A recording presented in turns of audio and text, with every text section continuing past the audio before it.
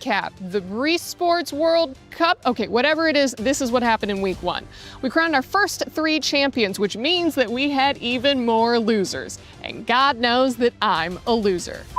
Wait, shouldn't this say that I love losers, not that I am? Can we fix this, please?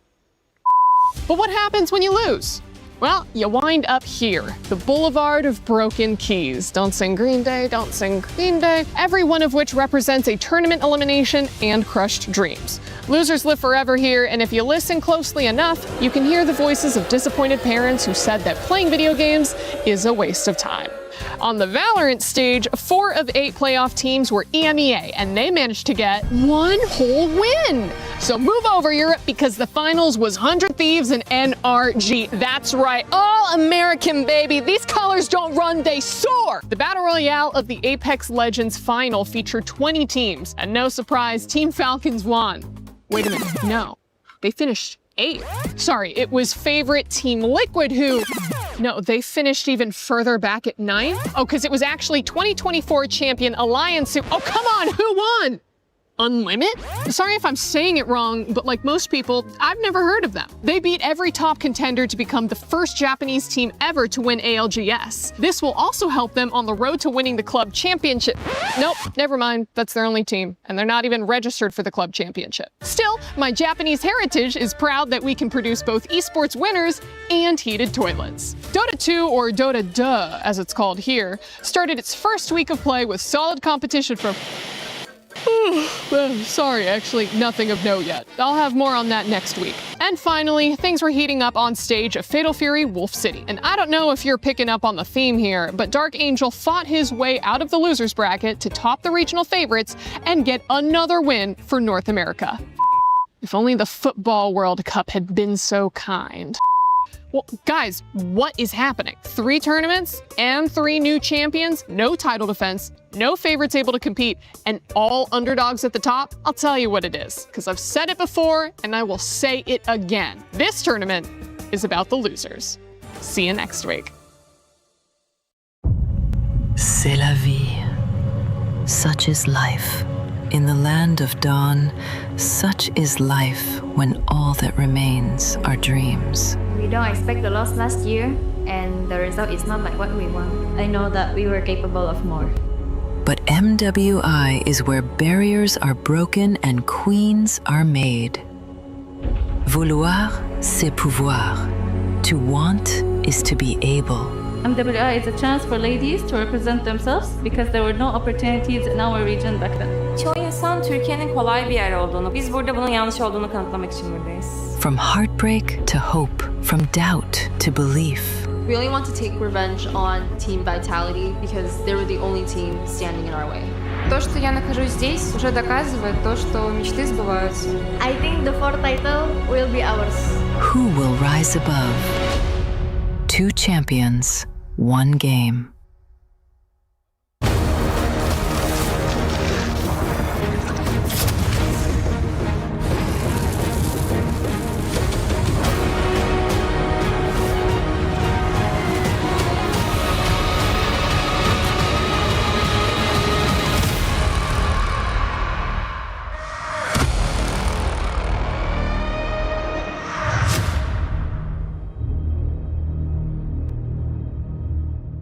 Hey, oh wait. Hey, hold on. Hold on. Hey guys, hold on. While we're playing this, I just gotta say, based on day 1, I feel bad for the team that gets Aurora, man. How is it that in Stream A and Stream B, only 1 win each? I mean, like, Hirara's cool, it's fun, but it don't get wins. What's going on? You know who didn't get a single win yesterday? What? Tournament favorites, Navi PH. They are on the brink of elimination as they face off against Falcon Daisies, who, by the way, I love as well. So today is a very difficult day for me. My heart is breaking, Lafel.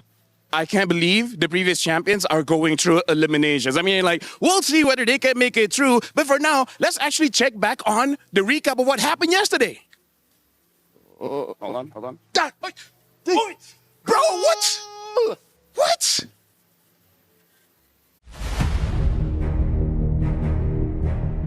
They turned pain into purpose and left no soul unconvinced of their reign. They're completely undefeated. Team of Vitality. Nothing was granted and everything I just want to prove that no one can do it better than us.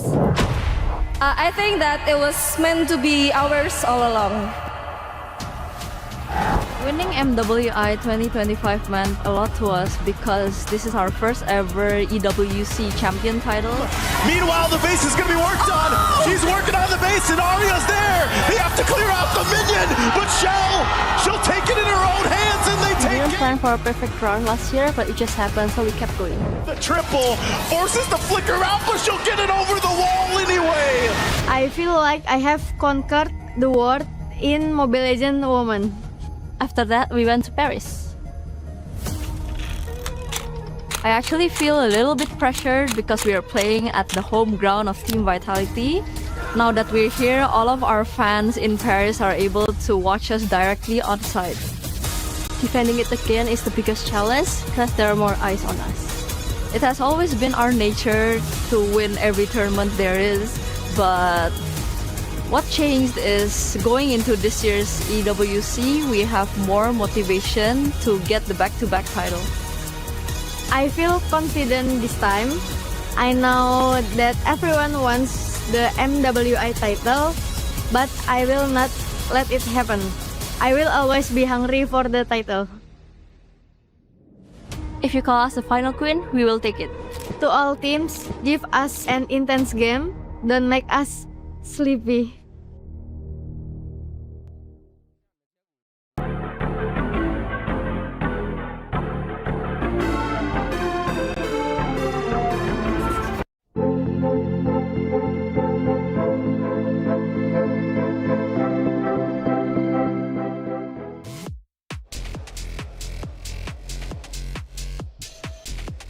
Welcome, ladies and gentlemen, to the Esports World Cup here in Paris, France. Today is day 2 of the MWI. We're talking $500,000 on the line, and most importantly, protecting your key. Today, 4 teams get eliminated, but if they don't, they continue to move forward to claim that very trophy. We have the biggest personalities here at MWI. These women are ready to play, especially what happened yesterday. We've got Genji, we got Vitality going head-to-head, and even better, 2 up-and-coming risers. Seda is looking insane, even though it's their very first time at an international tournament, but we cannot forget about Galaxy Phoenix causing the biggest upset so far here in day number 1. But with upsets comes the true reality of the tournament. And that reality is that 4 elimination matches are going to be happening today, ladies and gentlemen, after everything these ladies have gone through, from their preparations, from everything that led up to this moment. Unfortunately, here on Stream A, we will be seeing 1 elimination match.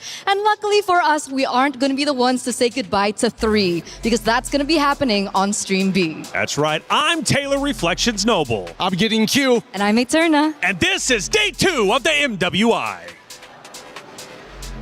Day 1 was insane. Welcome, guys. This is the Bear Bros. We're from Stream B, minus Fell. Alongside me is Leo. Yesterday, we had 3 2-0s and 1-1, man. The only stream to have a series that went all the way. That's how we do on Stream B. Here's the thing, man. Stream B, nothing's locked. The meta's open. Maybe except for 1 or 2 heroes. But, dude, today, we got 3 elimination matches, yo. These are world-class athletes. These ladies have worked so hard to make it here to Paris. But, again, the truth is, the knockout stage, we only get 8 teams.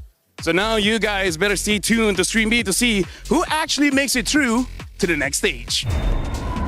$75 million, 25 tournaments, over 200 clubs, only 1 club champion. The club championship is the beating heart of the Esports World Cup. Over 7 weeks, Esports clubs send their players to compete.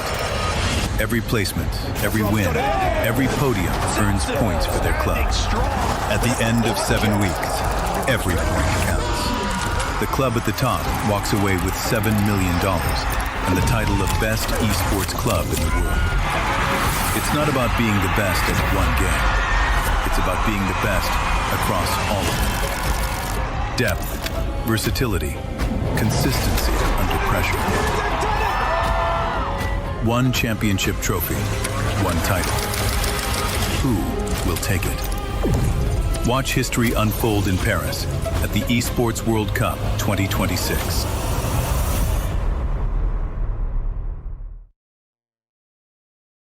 Play is in our DNA.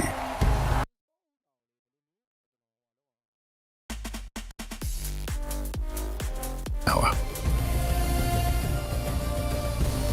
Now imagine an entire city being built to supercharge it. Kadir City, powered by Play.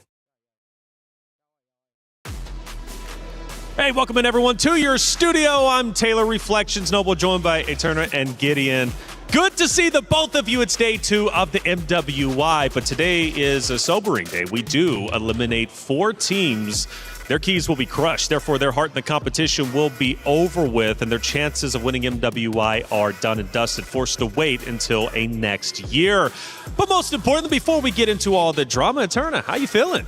I'm feeling actually quite good. I know things are okay. That's kind of a bad way to start things off, but I'm really excited, right? There were so many crazy stories that we saw yesterday as well, and I'm wondering if that will actually push through to today. And seeing that they have 1 life left. That's right.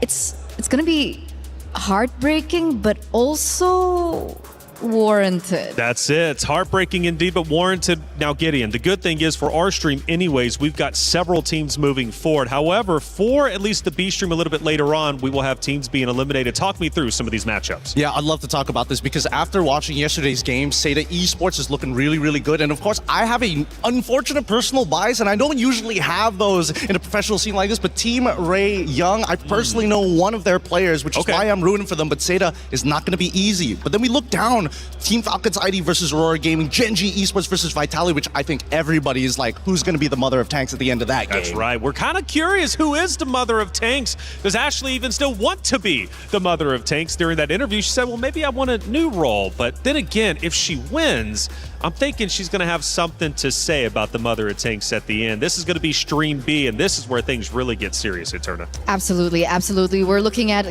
players and, of course, teams like the Geltec Cyber team. After such an amazing win yesterday, will they be able to go head-to-head against Twisted Minds again?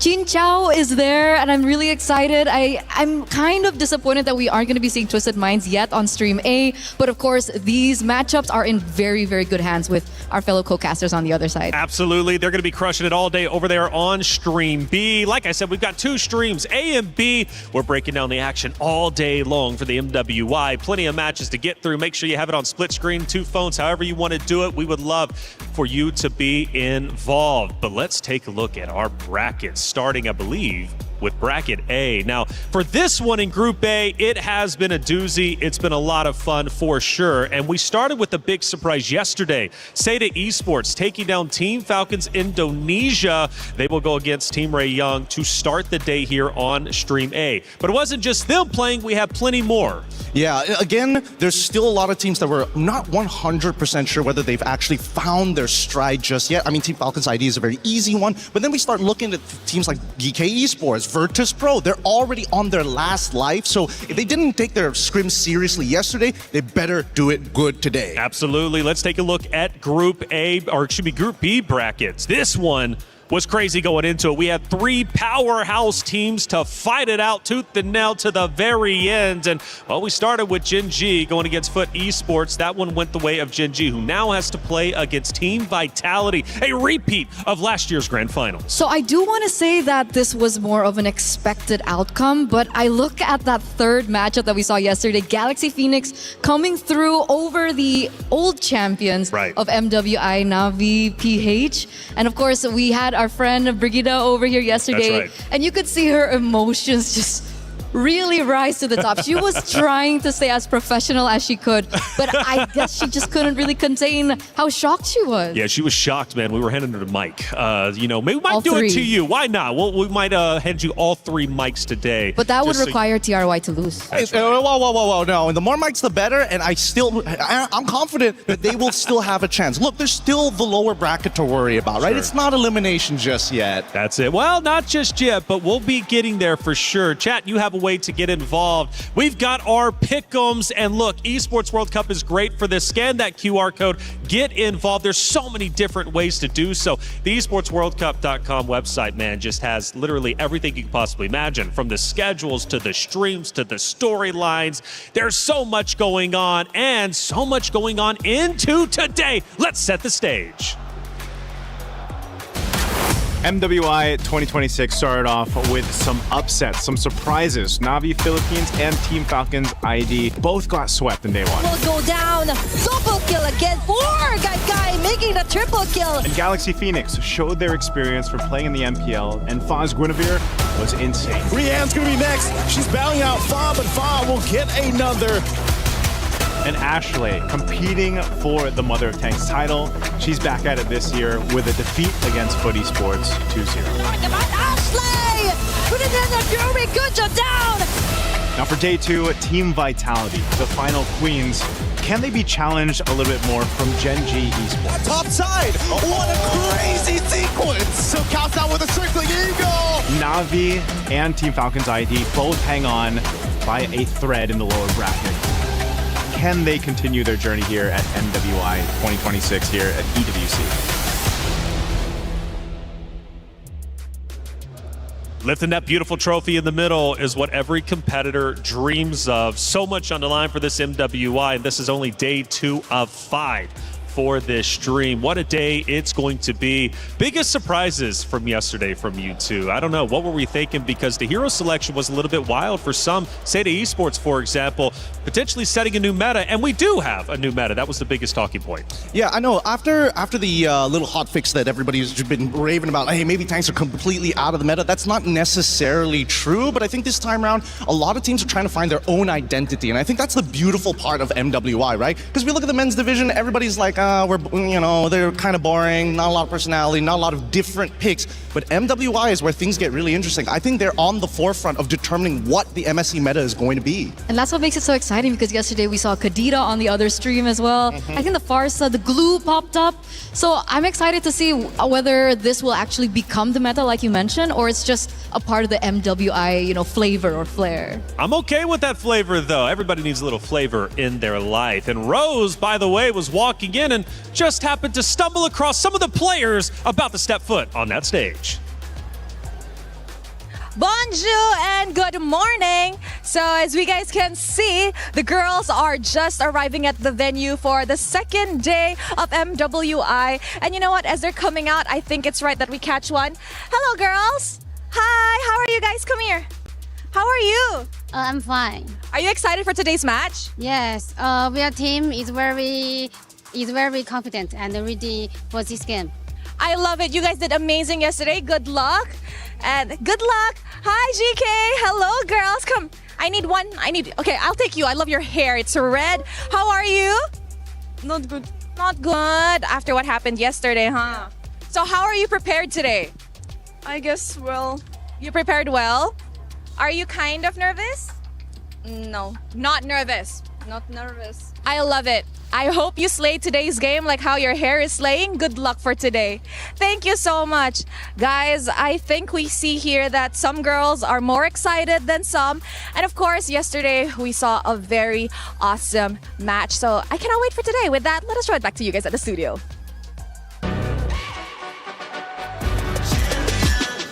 This ain't no regular thing. I came for the ring, you know what I mean.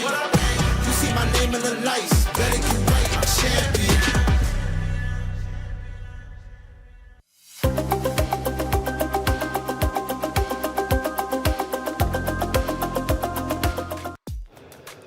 Thank you, Rose, for catching up with the players as they walk in. It always brings joy to my face to see the smile on the competitors, right? They're ready to go. It means a lot for them to be on that very stage competing for what could be the best trophy, right? The MWI trophy, after all. A lot of pride behind that, but let's talk about pride. Vitality.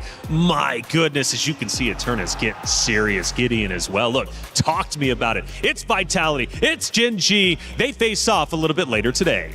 Yeah, so here's the thing about these two teams, right? After looking at last year's final, you would assume that maybe things are going to be the same, but I actually think the opposite. With how much the meta has actually moved, I really think that we're going to see a lot of great plays coming out from Vitality's side. I'm actually looking at Gen G. How are they going to adapt to it? Because there's a lot of similar plays, but they have their own flavor, their own style, most importantly, their own identity. That's what I want to believe. Like in an ideal world, I know VT is from Indonesia, and of course I want to see them triumph once again. But But what would be the story if Gen G are able to find their revenge today, right? That would be the number one thing everyone's looking at. And I think, though, I would actually argue something different. I think Gen G plays quite similar. You know, despite the change of Nicolette, obviously Rui has been stepping up as well in the jungle, but I do still think that one of the core members of Gen G, which is Ashley, still plays very similarly. Now, I think that is something that Team Vitality can actually rise above in this next matchup. Well, this is, in fact, our Crunchyroll story of the day, the grand final rematch, Gen G versus Vitality. Now, going back, getting into yesterday, Vitality played against MIBR Loss, and that second game was a doozy, went 26 minutes. It was the longest game that we had. But it did bring questions. Even though Vitality won 2-0 against their opponents, should that match have gone 26 minutes? Well, I think that unfortunately it had to go 26 minutes because the way that MIBR Loss's composition is designed, it's heavy scaling. It's all about the later the game goes, the stronger that I become. And unfortunately, Vitality was a little disrespectful towards the mid to late game, which extended the game inevitably. So I would say if anything, Vitality, they got to stay sharp here. Some of these teams, they're not going to let that happen. Well, Gen G yesterday also went toe-to-toe with their opponents, and I gotta say, Eterna, for Gen G's perspective, when I was watching them, I was impressed by the way they controlled the battlefield, and their games weren't nearly as long as that second game for Vitality and MIBR Loss. That's why they are a decisive team. They are a decisive team if they're able to get their hands on their comfort heroes, right? Obviously, Panda on the carry. We see Sayori also doing really quick work on the Valentina. But again, the one person that I'm still highlighting over and over back in Gaming Gladiators now as Gen G is Ashley. 2 times in a row she picked up the Minotaur. 2 times in a row she was able to initiate, counter-engage really well. And that's why everything just really coalesced in these team fights. But what happens if Ashley does not get her heroes? Then you get Sayori, man. You know, how many times did Sayori come in with a Valentina that changed the game? A tech charge upon tech charge upon tech charge from both sides in their matchup yesterday. Sayori having an 80% more accuracy rate and actually hitting multiple targets in comparison to their opponents. But the difference between Vitality and Gen G is Vitality knows what it is to win. They've been there, they've done that. In fact, 33 different times, and let's not forget 3 out of the 4 MWIs they've managed to secure a win. Sometimes as a competitor, you need to know what that feels like. And for Vitality, because they do, I feel it actually helps them keep calm under pressure. Some might argue the opposite. Especially seeing their game yesterday, right? Because they're so used to winning. I could have seen, or I could have sworn I saw a little bit of disrespect from their gameplay, especially in the early games. It was like Fumi Echo was trying to farm as many clips as she possibly could. And in the grand scheme of things, yes, it's cool, but it really doesn't win you the game. But they did win the game, and that's the big thing. While farming clips, what can they do if they're firing on all cylinders? Hey, Rose, we've got our first series of the day about to take place. From what I'm hearing, you got both teams ready to go. Hey guys, for our first match here at Stream A, we have Jessica626 from Seta, and of course, G-Boy from Team Array Young. Hello girls, how are you? Hello. Hello, I'm feeling good. Okay, amazing. Now yesterday we saw an amazing opener match for both of you girls. So what can we expect today? Let's start with Jessica. I'm feeling good. Our team is ready and very confident. They're confident. Any interesting draft or hero that will come out today? See the match. Let's see the match. What about you, Chiboy? We're also confident. And I think it's really going to be an interesting match because, to be honest, I didn't expect the results from them. And I feel like it's going to be an interesting match. So, Jayo. Jayo. Okay, now I have a question. Since you guys are 1 win away from the knockout stages, is there anything you can say to each other? Feel free to say it in Mandarin if you want. Okay, Chiboy first. Good luck, have fun. Jayo. May the best woman win. Hey, may the best team win. Yes, Team Ray Young is very strong, so we need a fight. So, 加油.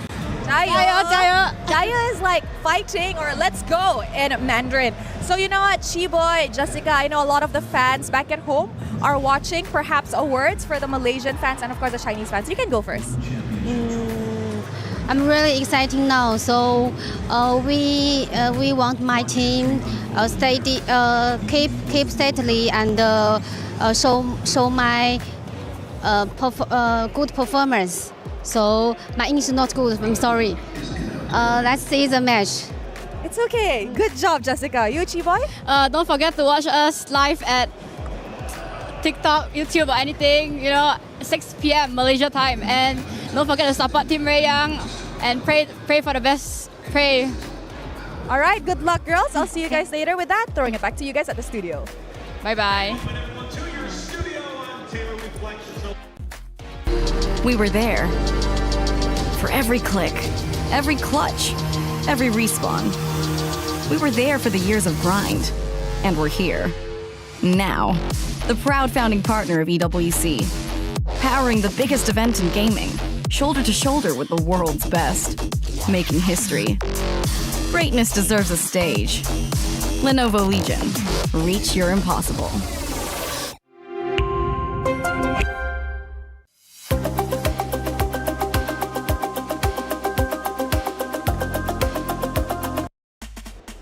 Thank you, Rose, as always, for that great interview. Both teams ready to Jayo. It's going to be a lot of fun, and it's about to go down. It's Team Seda going against Team Ray Young.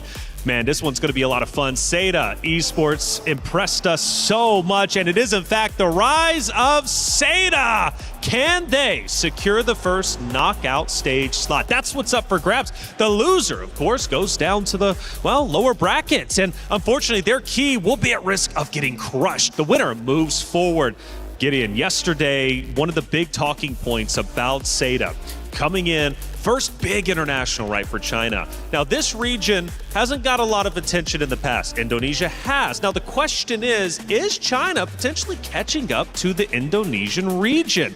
And I gotta say, I know it's a big talking point, but I want to throw it your way. Why not start it off quite spicy? Because look, let's talk about it. Seda did in fact beat Falcons Indonesia 2-0 quite convincingly, and they did so in an unconventional fashion.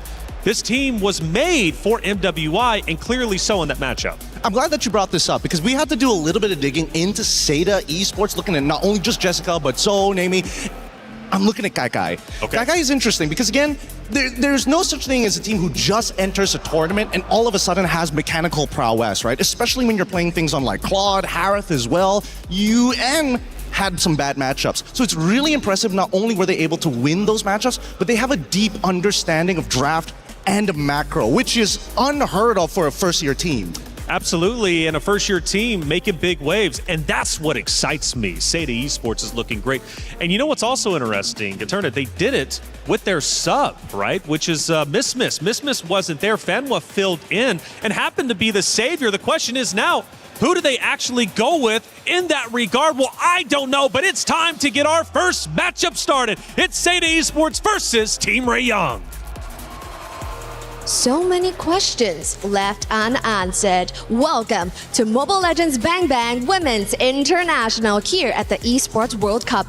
Yesterday, what a show opener it was that stunned us all. In their international debut, Seda grounded Team Falcons Indonesia, a team quite literally put together to challenge the throne. Over on the other hand, Cambodia, we see Galaxy Phoenix with their international debut as well, taking down Navi PH, former MWI 2024 champion, proving why Galaxy Phoenix are the first all-female team to compete in MPL Cambodia, and they're not here to mess around. And finally, the team that everyone was chasing was Swift, Silent, and Precise. With that taking 2-0 off of MIBR loss, they proved that that was just another day in the office for the V-Hive. And now, yesterday, nothing was granted. Let's see what's on today. But remember, we're here in Paris, the city of love. But don't forget, when there's love, there's also heartbreak. So Damascus, show us what heartbreak could potentially look like.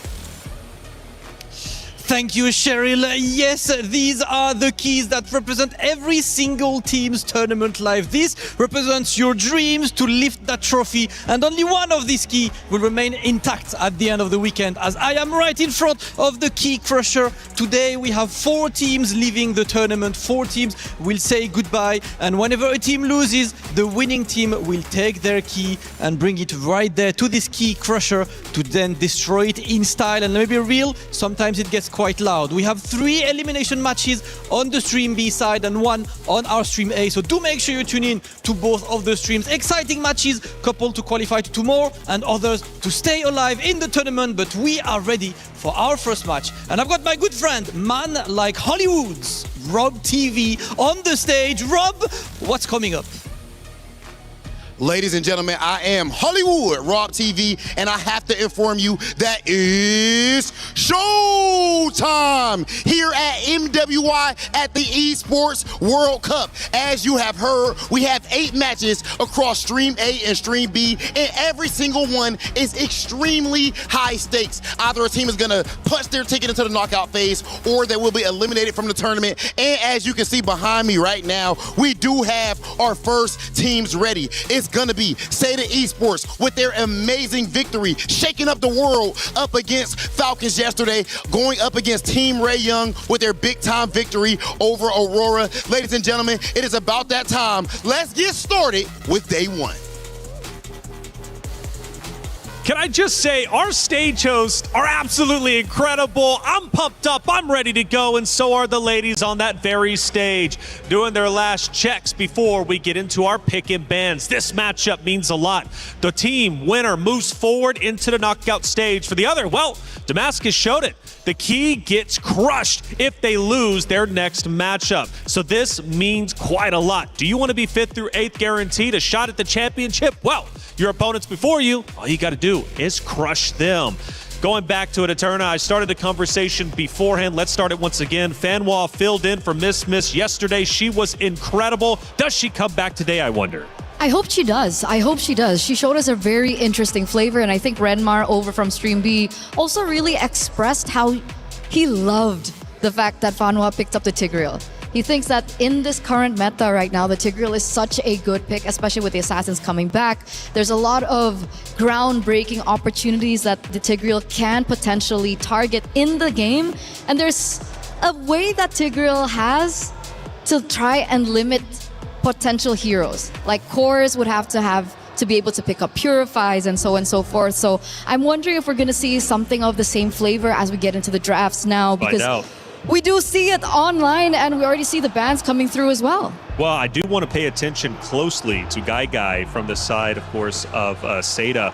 Carrie and Claude was the 2 heroes she ran yesterday and did it incredibly well. Does she come back again? Because the big story here is the battle for the gold lane. Who's going to end up taking it? Because Quinn on the opposite side is also incredibly talented too. So Guy versus Quinn, this matchup means a lot. I think both of them are pretty, as of right now, based on what we've seen in international play that's been live streamed, Quinn and Guy at this point, dead even. This match is going to tell us who has a little bit of advantages, what are some of their strengths and weaknesses, whether it's in the lane or in the team fight. But looking at the way that the bans have been going so far, it feels like Team Ray are like targeting really hard on some of the meta picks in Hirara in comparison to Seda, who is just like no big chunky people.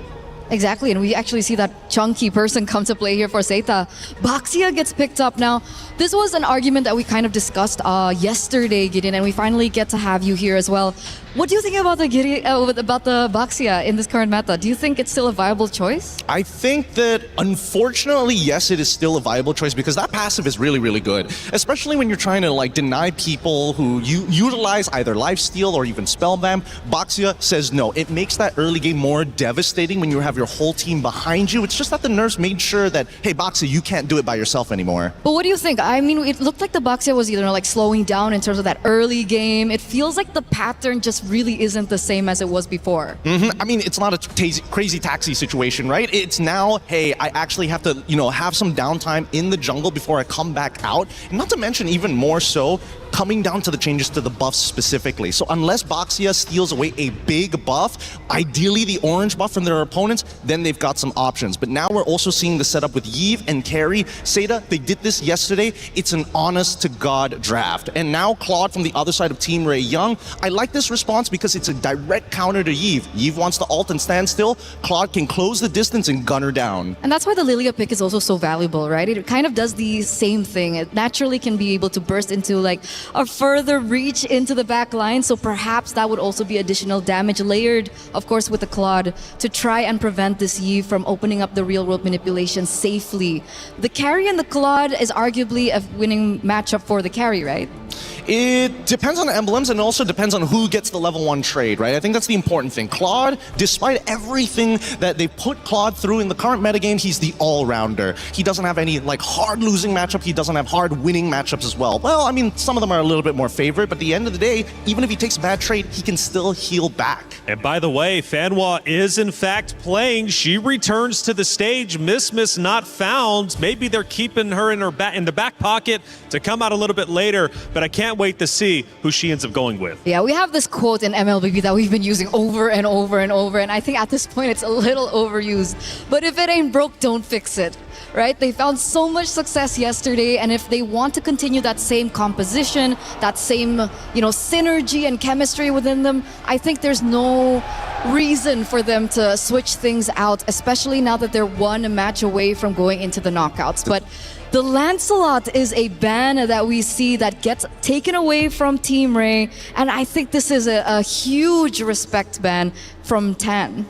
A lot of targeted bans here, really making sure that they don't want them to get like too ahead of anything. They wanted to set up a counter matchup initially for EXP, realize that as long as you take the Phoveus, you're generally okay, and now in the second half, because they didn't pick up their EXP laner, they axed out the big ones who don't interact with the lane. The Benedetta, the Alice. I think Alice is starting to become a little bit of a problem, but that's just me. I feel the same way. And especially we saw Jessica66, I think one of the key stakeholders of their games yesterday. It was actually kind of brutal to watch her on the Alice. It was really good. So it's a really good targeted ban coming from Team Ray, but what are the other options? Do you think that maybe the Paquito could come through? Is it too damage-oriented against the Phoveus? No, they're probably going to go Uranus here because, again, it's a direct counter. Phoveus can deal with the Paquito now that he's been nerfed a little bit, so his laning phase isn't as good. But same can be said about Phoveus, right? They also reduced his base damages early on into the season. But there we go. The Uranus already gets locked in, paired up with the Gato Kacha, and I like this pairing because now they have a way of,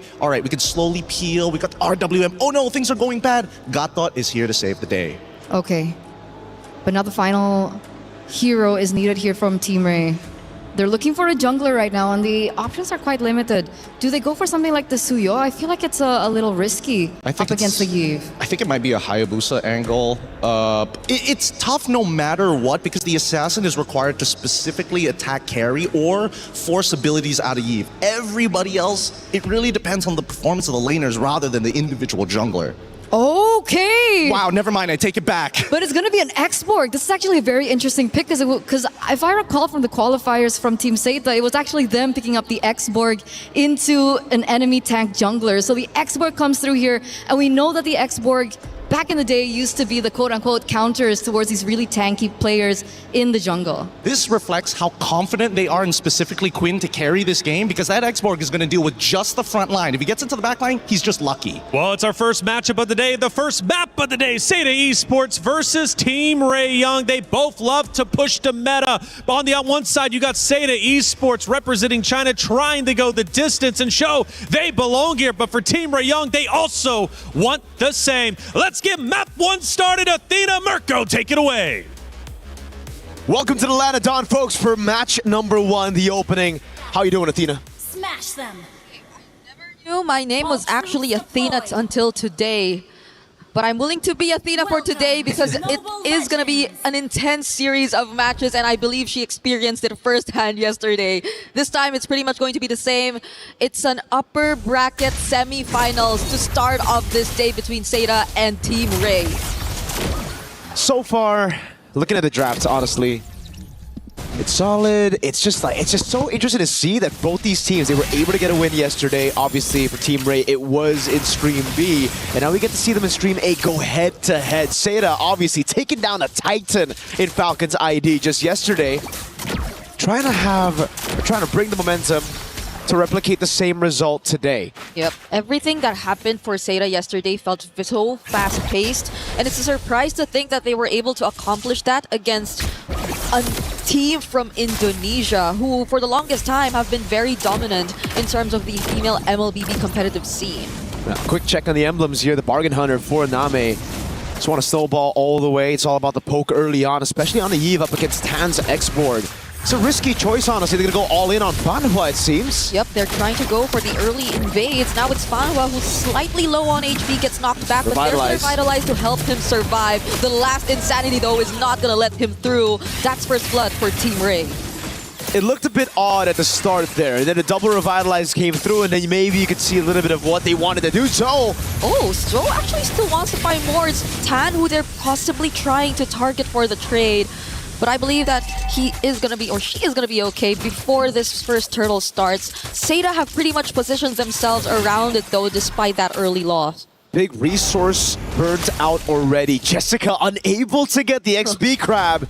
So that's tempo given over to Team Ray Young. Yep, it's a great start because Jessica was one of the standout players too yesterday. The X factors for Seda before or as they were able to secure that win, but now it's going to be Zoe on the back to Shield Unity. They're trying to look for targets, taking out the shields from Fanhua, and now they actually get to secure that ultimate, but the real world manipulation dropped down too. Team Ray, they do not seem like they're in a position to actually contest this confidently anymore. They're able to bait abilities. They were able to take one down. I think right now it's all about the reset, coming back to it again. Because you really need to rely on those cycles, right? Especially on the Expo. Once your Faraga armor's down, once you use that last Insanity, you cannot be in the fight for long. And that's why I thought it would be very difficult for this Xborg to play around this game, especially early on against Name on the Eve, who's been so oppressive in lane. With the Bargain Hunter, that poke will certainly do quite a bit of damage to that Faraga armor and to the main win con. But so far, so good. They got 2 kills at the start. It was all through the last Insanity, that blow up on the tanks.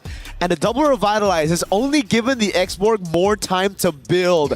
Stacks over for that full last Insanity damage. Yeah, they just gotta prolong this a bit more because they definitely will be back real quick for this reset if ever they'll accomplish that.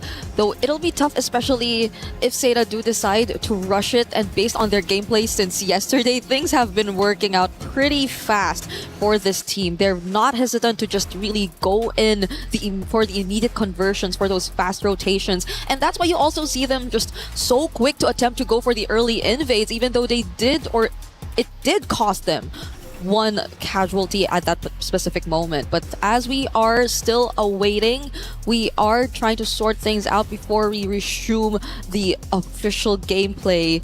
It does seem like there is a bit of an upper hand for Team Seda before that first turtle. They were already able to position themselves. They were also able to take down the Faraga armor. So if you're just tuning in, this seems like it's pretty much set up for success for Seda as of the moment, but nothing is guaranteed just yet. There is a chance that we still get to see them somehow prolong this dance before Team Ray, and being Team Ray, could actually still try and attempt to go for the contest. That's true. So it was a bit odd to see that early invade coming in from Seda. They're trying to utilize the fact that, really trying to punish the fact that there was no ult on the Phobius yet. But it wasn't enough, really. Yeah. Even with double Revitalize, they just also lacked a ton of damage. And I think it was also the lack of synergy, because Jungle Man wasn't there. Boxer was too far away. Only got 4, then started the Shield Unity, and then got in there late. Was able to get a camp out away from Tan, but other than that, it was just actually just a waste of Turtles' Poissons over for Turtle number 1. Now, we do have a pause, ladies and gentlemen. Please do be patient with us. We're going to, solve this ASAP. Let's talk a little bit about yesterday's games, though. Both of them were very impressive, right? We did, the panel did mention, no miss, it's Fanhua who's taking the helms. And so far, Fanhua's been fantastic. Yesterday on the Tigreal as well. There's been so many crazy moments that Fanhua's been able to get against Falcon's ID. Yeah, and I think it was also one of the first few games we actually saw the Gatot Kacha eventually come back, because it was also mentioned a couple times that it's not like the Gatot Kacha was really out, but we barely get to see him played anymore in the roam. But I guess there were several changes that took place in the recent hotfix. One of the first few users again being Fanhua, but even to this game that we're seeing right now, we're seeing it picked up, and a lot of the more tanky options too, since I feel like there has been so much attention towards how they really wanted to limit the assassin jungler options. Now they're being forced to see the likes of even the Xborg in the jungle, which again, so far we do feel is a bit difficult to pull off, considering that even when it looks, or even if you look at range, there will be a lot of ways for them to just poke and take away the Faraga armor. But so far it's Tan with 2 kills. So it's been working out relatively well for the jungler of Team Ray. And I think this is where we get to really see the buff, or sorry, the nerf rather, on the Baksha, right? Because usually at 1 minute 30, you already have the Baksha at level 4. You already have Zoe to actually rotate with you. The fact that an Expo can clear faster than a Baksha shows you exactly why the Baksha maybe lose a little bit of that, you know, pick priority later on in the stages, because Joe was just late every single time onto these fights. Yeah. Because it really seems like for Seda with a double revitalize, they wanted to go for the early fight. They wanted to take all that action onto Tan before the last Insanity was available. And that's why Name postured up so aggressively to a point where Nami actually had to leave a few waves. Yeah. That's why she was in 3 for such a long time there for Turtle 1. It's such a huge responsibility on Name now. If they just really want to keep that kind of aggression going in terms of the invades. And at that time, that position they currently were in felt like they had no choice but to just really commit to the bit. And I'm not sure if that's the way they really want to go for, because again, things have slowed down a bit, especially for some of the utility junglers. The Baksha seems to be more split between joining these early rotations and just securing the farm early on because of the changes that took place, and just so they don't feel as behind. And I guess that's also on top of the fact that they already had a slight advantage in the EXP lane, so maybe they were expecting a bit more to come in from Jessica26. But again, taking away that XP crab, we saw it happen, and so far Jessica26 hasn't been able to do much. Given, of course, it's a Uranus, so maybe you would not expect that much of the showy setup plays similar to when she was on the likes of the Alice or the Esmeralda even. Maybe closer to the Esmeralda though, because this is a very similar hero to the Esmeralda that she played yesterday. That's true. The Uranus is Esmeralda with less steps, I'd say. He literally floats around. Even in this matchup down below, by the way, something we haven't touched on, it's actually just really level. I thought Guy would actually be able to get a lead, and that's something that Seda can play with.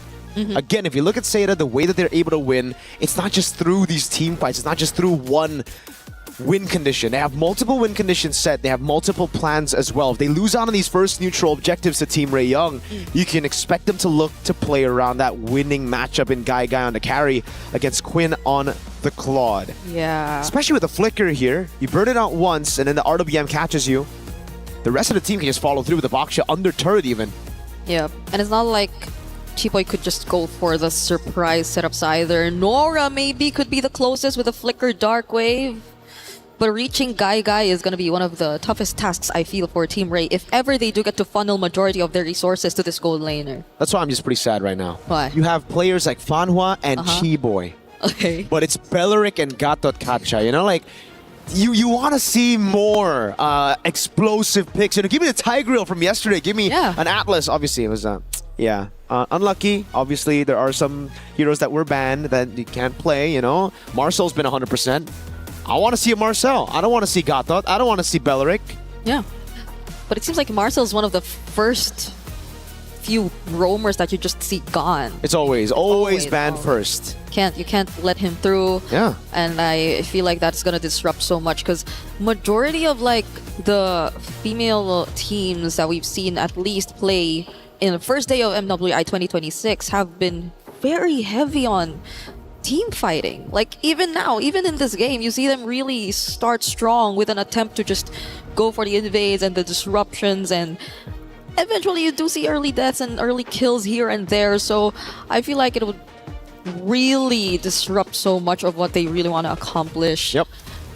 We are taking a bit of time, but we want to make sure everything is set before we proceed, because this is no joke. It's an upper bracket finals. It's actually a qualification match if you think about it. It's a qualification match. Yeah, you get to top 8 secured if ever you do get past this best of 3 series, and you do not want to go down there. Oh, Chiboy's serious. You see that? Yeah, glasses off. She's usually all smiles. She had a very funny interview yesterday on Stream B. Every interview with her is a funny interview. That's true. She's just a very funny player, you know? Not in a way that's bad, you know? She's funny in interviews, all right? She's charismatic. There you go. Yeah. Tournament bracket, though, let's take a look at this again. Just for you guys back at home who maybe missed a few matches of day one, Seita Esports were able to upset Team Falcons ID with a 2-0 sweep with Fanhua on a tie grill. Team Ray Young doing the same against Aurora Gaming. It's a clean sweep. And it was just all around clean sweeps for Group A. Geltech Cyber Team. We got Kyoe going ham with the Hirara and the Hayabusa, showing exactly what the assassin meta looks. And in all the other games, it's mainly Bakshas here and there. There was a Ling. There was a Ling yesterday. Yeah, we also saw the likes of a 1-1, a Kadita played yesterday. Twisted Minds, though, that was a signature Chin Chow, so I kind of like understand why they wanted to play the 1-1. I'm so confused with the meta right now. Like, I don't know if it's just an MWI meta. I don't know if it's like comfort picks for some of these teams, or if everybody just has lost the plot. Now it's just every woman for themselves. There you go. Genji also taking a 2-0 win against Foot Esports. Vitality with a very surprising struggle up against MIBR loss. That was a long game in game number 2. And even in game number 1, there were glimpses of brilliance from MIBR loss. Glimpses of maybe everybody else catching up to Vitality. Yeah, I think it's more of that rather than us just seeing a different Vitality or a different version of the more powerhouse teams that we consider quote-unquote overall. Because like even for the newcomer regions that you would consider, this is Seita that you're talking about right now, putting Chinese MLBB on the map. Even for the Cambodian representatives, and even great. for the recent Asian games that we just talked about on the panel as well, the SEA Games to be exact, right? There were a lot of upsets, surprises even. I think that was one of the most surprising that we've ever seen in terms of results, because it wasn't really Indonesia who came up on top, it was Malaysia. And to think that that lineup isn't even here. We don't talk about that. Eternal said the same. Why is it always like this? Yeah, don't talk about it. You know, we only talk about it when Indo wins. Remember, that's what the chat says, right? Is that the rule? That's the rule. That's the rule. At least when there's an Indonesian on desk, all right? Okay. We don't want to talk about our back.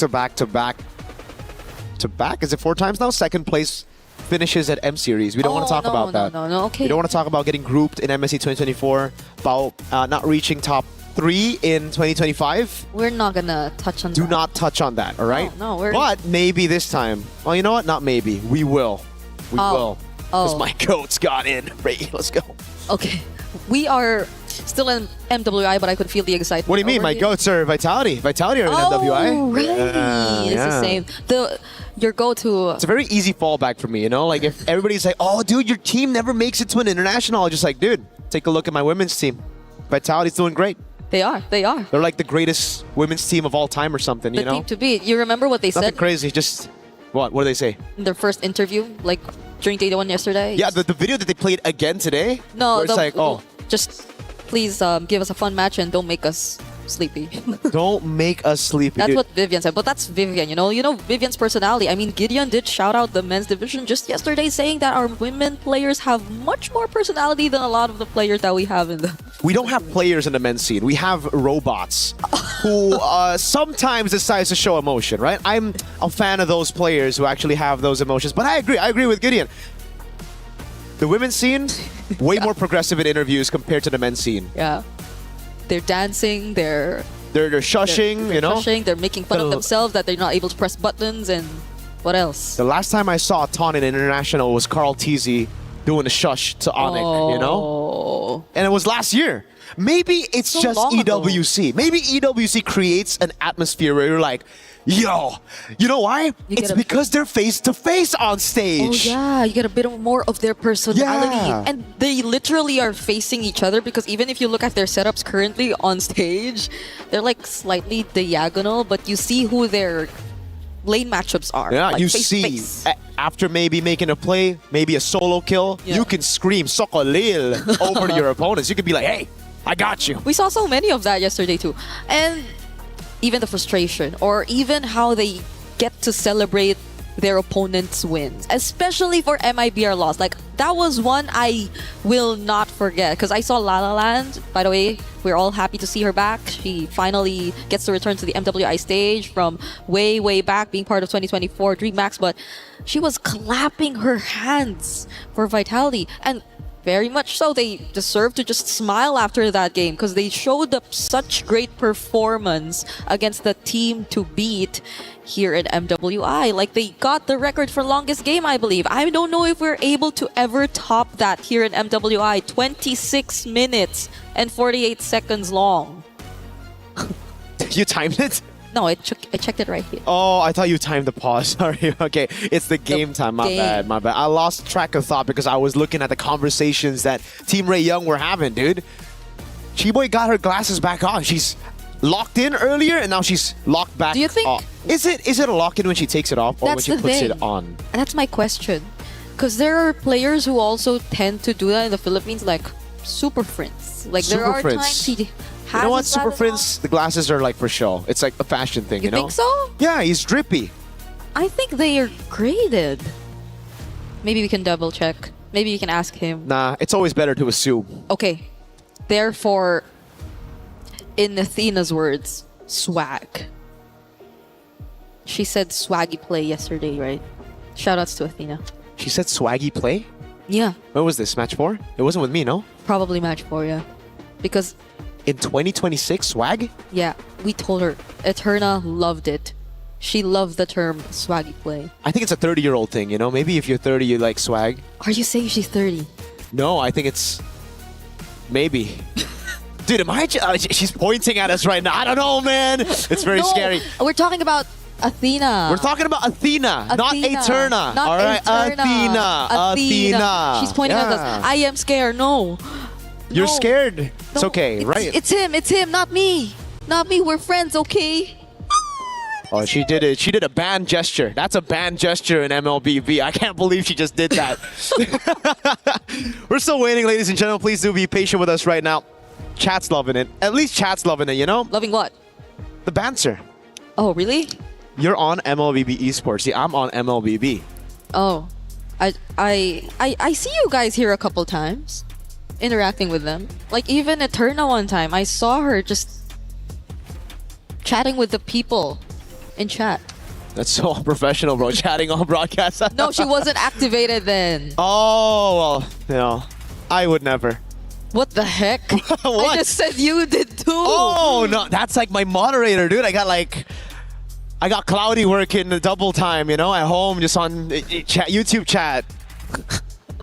Hello. She's downloaded my personality. Now people are questioning. Okay. Questioning what?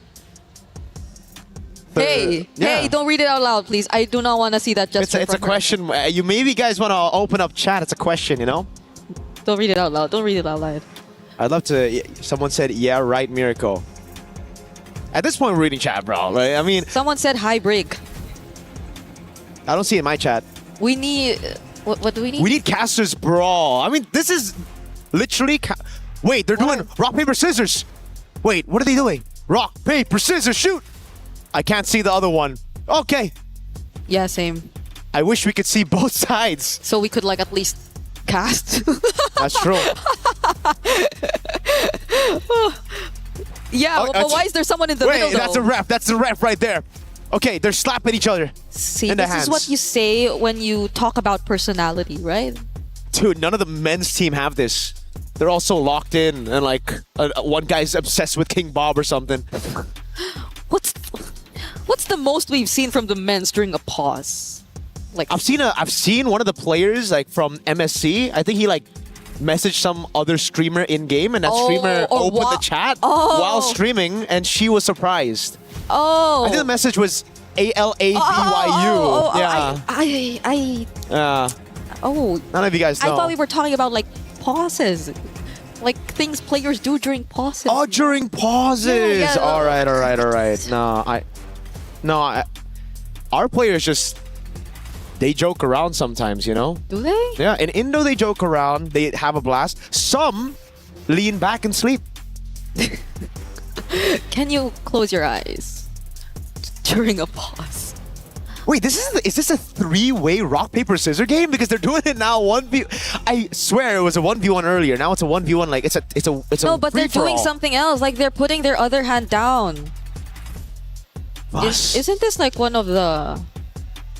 Dude, I got no clue what this game is. You know what this game is? Because we have some versions of this in the Philippines where you like put your hand down or like You smack tap it, the hands. smack it when you lose, or I'm not sure if that's the same or Is they this have what they something. did back without phones? I just play MLBB. Same. Same. I mean, I love that Gideon's. Dude, I'm just constantly looking at Gideon. That guy is my Were you guy. expecting dude. an answer Dude, from no, that? I just want to see a reaction, and I always see a reaction from Gideon. That's my boy. That's why he's my father. He made me in a bat, by the way. Long story. Long story. Yeah. You have a lot of like fathers here. No. Is Naisu not?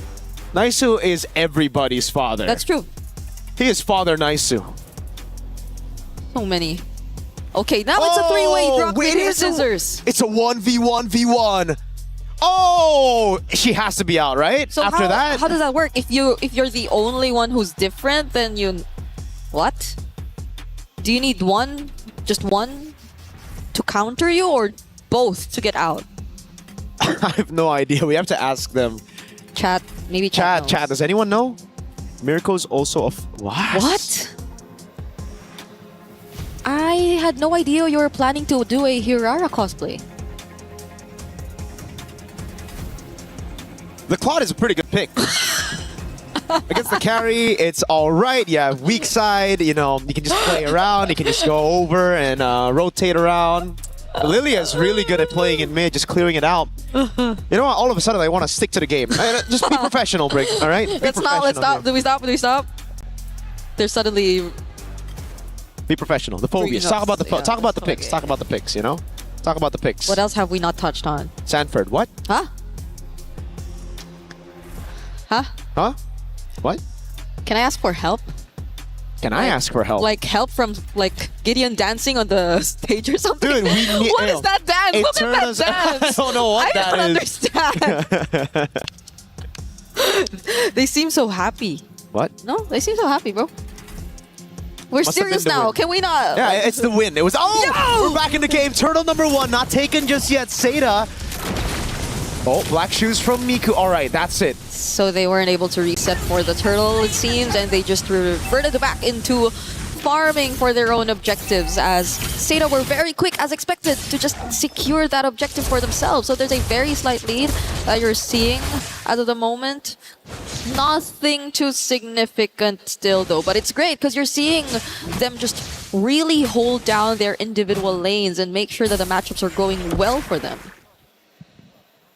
And it's all about Seda now just playing the slow game after getting the neutral objective, right? Yes, Team Ray Young were able to get the kill lead in this game, but it's just been kills over on Fanhua. Those are kills that you're willing to give out for Seda, right? So right now, play it slow, play quick when you have the neutral objective, and that's why the Uranus is also picked up here. It's all about getting tempo over your opponents, and as long as you don't group up, it shouldn't be too big of a problem to deal with these AoE damage dealers from Team Ray Young. Yep.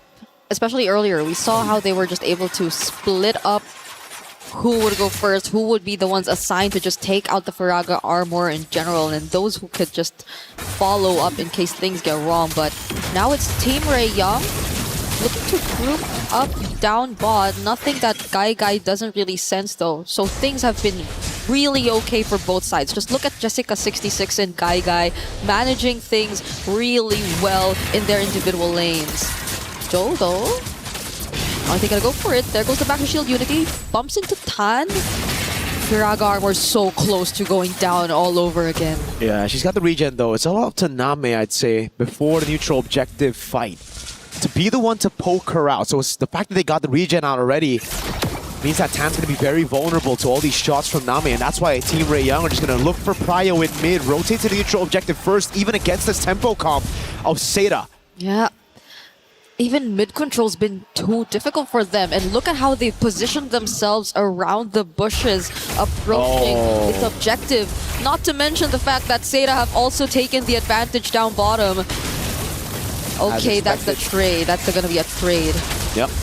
This is exactly what we were talking about earlier for Seda. If they don't get plan A, neutral objective, snowball out of team fights, they can just go plan B straight up, go into the bottom lane, play around this winning matchup, and put Guy into a winning to get into a good spot. Fanhua also holding these bushes, constantly giving vision to the rest of the team, and that's why, even though they haven't been able to get a single team fight win, they're ahead in gold. Literally not grouping up together, but maybe right now they decide to do so. There goes the AOG, but the response with the Wrath of Dryad, it's just gonna hold Seda in place and not allow them to push through with that attempt. They seem to want to take on that fight, but Team Ray were just like, no.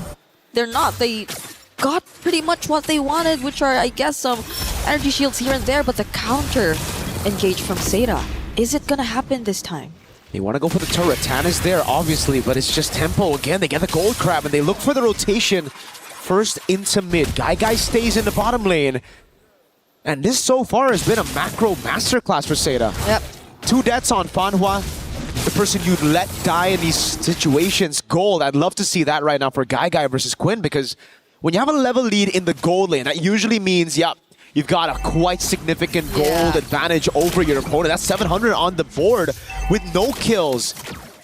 And possibly a turret. There you go. Turret tier 1 down below, taken by Guy. Yeah. It's been great for Seda. Wow. So good in terms of the macro discipline. You see Nora barely being able to join any of these fights, and it's not like they're even converted into fights, because Seda are just very picky with what they want to take on. Team Ray are the ones who seem to always look for these potential engages, but even this just now, Jessica 66, they'll have to pour in so much of their resources just to take this one kill. It eventually gets to become another kill for them though, but Seda, now it's Guy also joining the rotations for them. One thing's for sure though, they got the macro down to a T, but I think a lot of these individual mechanics haven't been shining too much for Seda in this game. It's just been Team Ray Young with the response.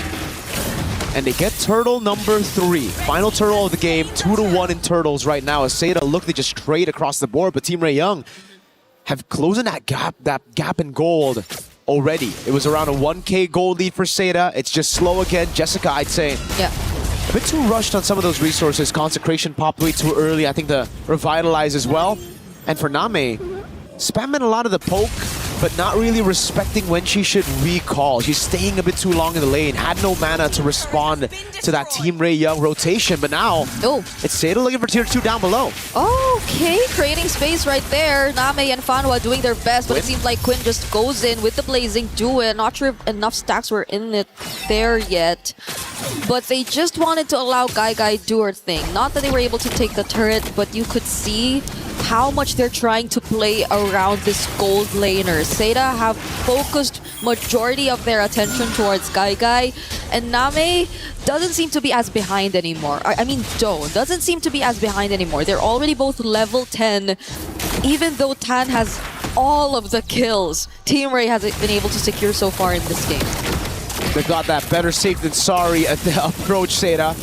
Even earlier, Revitalize and the AOG utilized straight up after they saw Chiboy and Quinn walk up.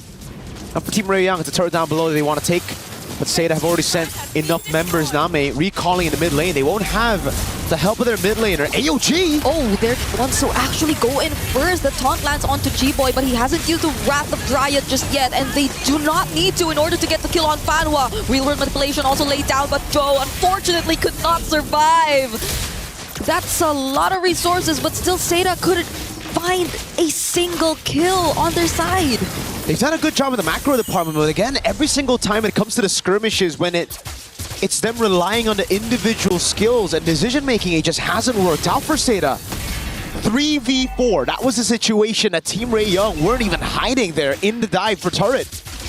But it was Seda who bit on that bait, walked straight into it, with Name recalling in the mid lane, and now it's Team Ray Young trying to utilize this advantage. Straight on the Lord they go. Okay, they have the retribution still.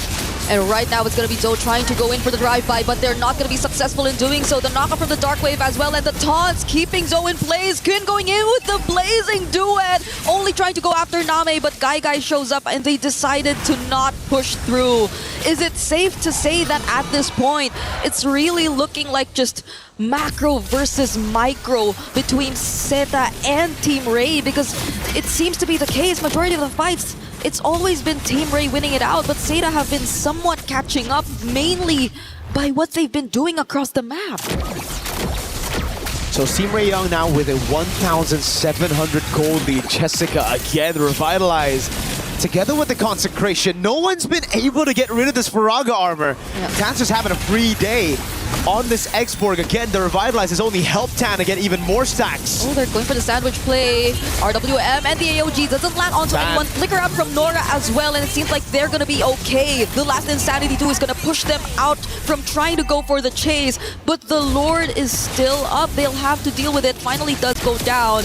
And now Team Ray are eyeing the mid lane. Jessica66 going down just like that, and Quinn with a Blazing Duet. Oh, gets stunned by the Backshot Shield Unity though. What an unexpected, at least Zeta gets some kills right now. Way too aggressive with the Blazing Duet. Got one kill, did not want to go out. She thought she had it in her to go for one more, but again, punished straight up with the flicker. Can't purify out of that one. Can't CC immune out of that one. Nope. Drag armor pickup for Tan. Right now, it seems like it'll be much more difficult to take out the Faraga armor at this point, because you pretty much expect the poke, the range to come in from Name, but even then, they're able to resolve that. Now it's Guy, who I feel like Team Ray would definitely put their eyes on. Oh, Jessica all alone here.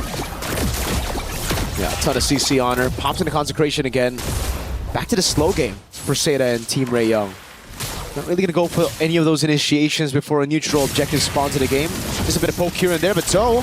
They want to take this fight? Fanwa now a bit too far from the rest of the members too, but Quinn is going to be okay dealing with the rest of the backlines. Still survives even though gets to receive the damage from Guy, but Guy still finds her though. Now there's the Wrath of Dryad in the last Insanity, a response from Team Ray all over again. It's just Jessica66 and Guy left. They're doing what they can to get away, but the slows and the glooms are not letting them through. A big win for Team Ray Young. Guy saving Zeta from getting wiped out now back to back. It's just the attempts from Team Ray Young reacting to the moves of Zeta. It's them who are actually walking up instead of utilizing the poke from the Eve. And you can see it all over here again. It's just misplaced AOGs, not with the RWM, and they pop the RWM way too early. They're playing this composition like it's an all-in comp when in reality they should be trying to get rid of the Faraga armor first. They should be the ones playing it slow, and it's Team Ray Young who on the other hand have to try to play it fast. So now it just, everything is falling under the win conditions of Team Ray Young. It's all up to Guy to turn things around as we get into the live view. All right, here we go. There's a Lord fight happening right now, but it seems like even before we get to that, they already take one down from Zeta. It's going to be a 1-for-1 trade so far, but Quinn going in once again. Does he have enough damage? Not enough to take Guy down. Top base turret, the minions are doing work. They'll get a base turret up top despite the trades happening. It's a 1-for-1 roam for XP. But now Jessica has to go back. They can't go for the Lord. And now it's Joe on Miku. Oh, all alone. Guy will be there too, but it's 1v3. Still, they do find the kill on Miku. And that's going to be enough. That's all they wanted before this next objective. And now it's a burst. Guy still has half of the duration of the ultimate. Goes straight for the Lord. Tan's getting zoned away by Name. Zeta. Whoa. It's actually Zeta who secure this Lord. After multiple back and forths between Team Ray and Zeta, those team fights which seemed like they were really well punished by Team Ray, now it's Zeta turning tables, and that's the real world manipulation they used just now, but at least they have the Lord on their side, so they will have another chance at taking much more map control. But are they willing to fight even before the Lord actually gets here? I'll say this though, when it comes to wave management, it hasn't really been Zeta's strong suit. Down below, they're going to lose a base turret for free again. Both the side turrets for Zeta have fallen to minions. And now it's Team Ray Young, who, if they are able to defend, will have an advantage for the next Lord. Yep. It's the far lane this time around on the base turret down below that they took. It's gonna take some time for that Lord to eventually make it to Team Ray's tier 2 turret. And before it even gets to that point, I feel like they've already managed pretty much majority of their other waves, so it's not going to be as big as a problem for them. Seda still, though, making their presence felt, but I feel like they definitely have to address this wave management issue. But instead, they're going for another teamfight attempt, possibly pick off onto Tan, back to Shield Unity, but they already have the immortality on their side. San's already forced out 2, and they successfully take that tier 2. Look at Quinn up top. Pushing already. They noticed the mistake from Seda, always grouping up for team fights. They call it a fight! And they're gonna commit to this fight. No one's being sent back home! Jessica. Guy finds a kill, but Team Ray are trying to hold them in this place. No one's able to recall. Joe finds another kill, but it's a double for Guy, and it's only Jessica26. Quinn's on but it. Quinn doesn't care! Revitalize already popped! But the minion goes down! And I think Seda will be okay and will get to extend this game. The dives here for Fanhua.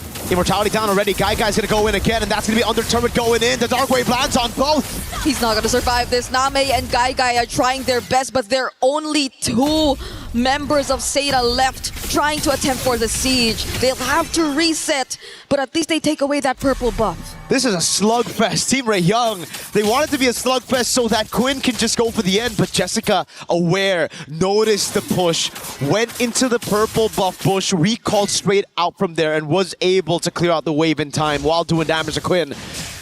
But this has been a big problem for Seda. They just let these side lanes go and push into their own base constantly. They have to remember that Team Ray Young have so many threats when it comes to backdooring, when it comes to going for those segue plays, especially when the Lord's up.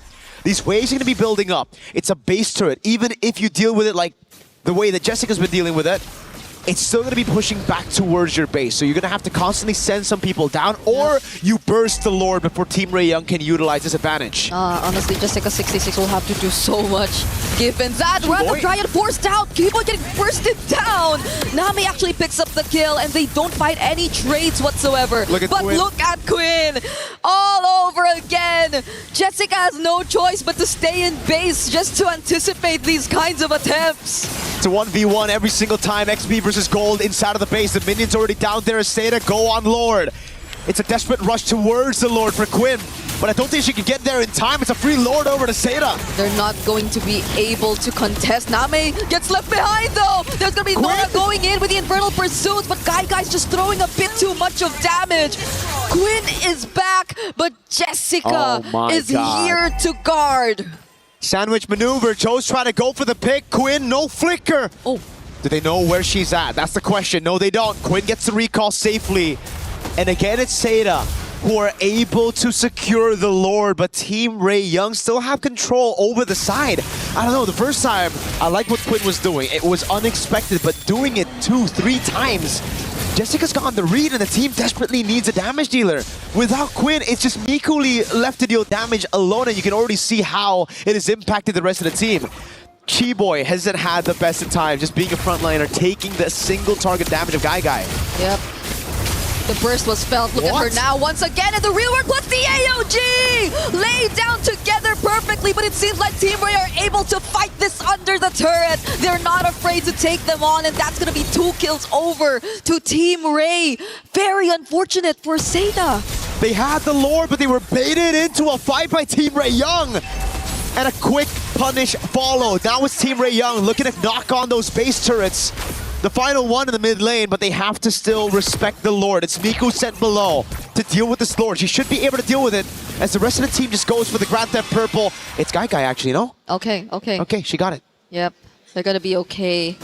Tan has her own purple buff in her hands, and the Lord is gonna be dealt with in just a bit by Miku all alone here in the bottom lane, but things have been a bit weird for both teams. I feel like it's somehow getting to them too, that we're reaching the 20-minute mark, and a lot of things are going to be much expensive, especially if you get taken out at this point. You will be having longer death timers. You see multiple immortality pickups too, but what is going to be the main task at this point for both Team Ray and Seda? Tan will not be as easy of a target to just take out the Firaga armor from. Guy too is 603 and doesn't seem like the best possible option if you just really want to go in for those pick-off attempts, because you really have to fight them head-on through team fights if you're looking at the composition from Team Ray.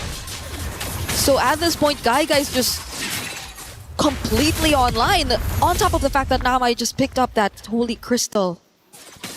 It's all about the late game now. Equipment built up, and we know when it comes to the late game, it comes down to how they're able to also utilize the macro. Though it's strange to say, Seda have shown really good macro this game. The fact that they've left open those waves in the bottom lane, that's an exception. But now it matters the most as to how they deal with the waves incoming. If Quinn... wait a second, Joe just went in. They're fighting it here, not even near the Lord Pit. The Revitalizers are being forced out yet again. The AOG just nearby, already forced to pop. But no one's going down just yet. A knockback onto Fanhua. Has the immortality, is going to be okay. No one goes down in that exchange. And this is quite beneficial for Team Ray Young if they're able to recall in time and get back up here, because the wave in the bottom lane is pushing towards Seda. And we know a common trend, Name getting the poke down on Tan, and she doesn't want to recall. What? Wave up top, pushing in, wave down below as well. This is where Team Ray Young make their moves. Seda are already starting the Lord. Oh, flicker forced out of Name. Mikuchu going in alongside Quinn, but he gets bursted down. Fortunately, has the immortality, and the rest of the members of Team Ray are going to catch up. Black Shoes already popped by Miku as well, but near the Lord Pit, Fanhua falls down first. Last Insanity coming in from Tan. Name still alive and fights Nora, but goes down too. Next, after Guy pops her own immortality, and it's looking to be a near wipeout for Seda, and Team Ray might not need the Lord anymore. They had to fight that one 4v5 because Jessica was sent to deal with the waves. Bot and top all pushing in. Now you add another wave in mid and 4 Team Ray Young members. It's a 1-0 in favor of Team Ray, closing out that game after 20 plus minutes of back and forth between macro and micro and team fights who did not look like team fights, but eventually they still got the win. It took them a while to get that though. You gotta respect the minions. We're going to throw it over to Damascus to take it from here. I mean, absolute insanity in our first match of the day. You cannot make it up. That was back and forth too. At the beginning, it was looking like Team Ray was definitely about to cook up. Seda showed exactly why they got that big old upset yesterday, but at the end, Ray able to close it out.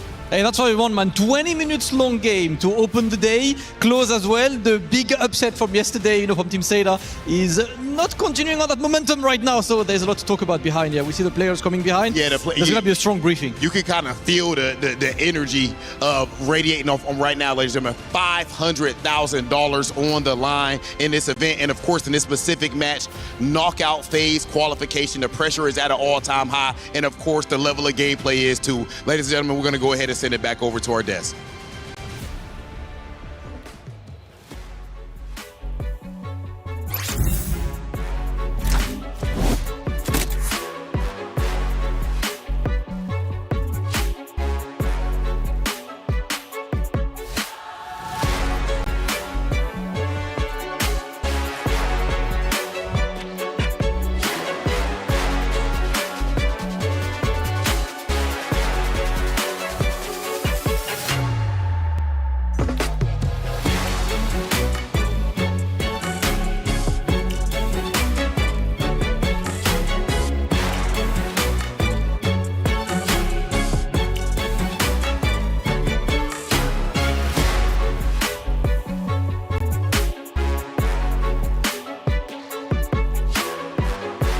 Is in our DNA.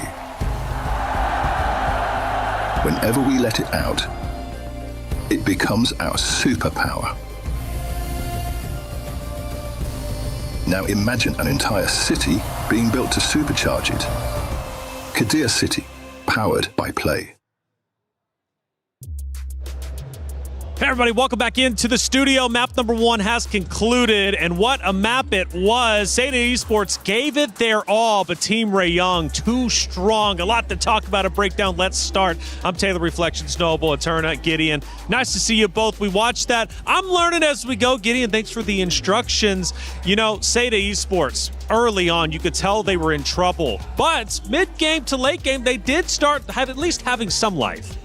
I think a lot of it just comes down to Team Ray not being a little decisive here in certain moments, and I think that's a little scary on my part because my bias is leaning towards them.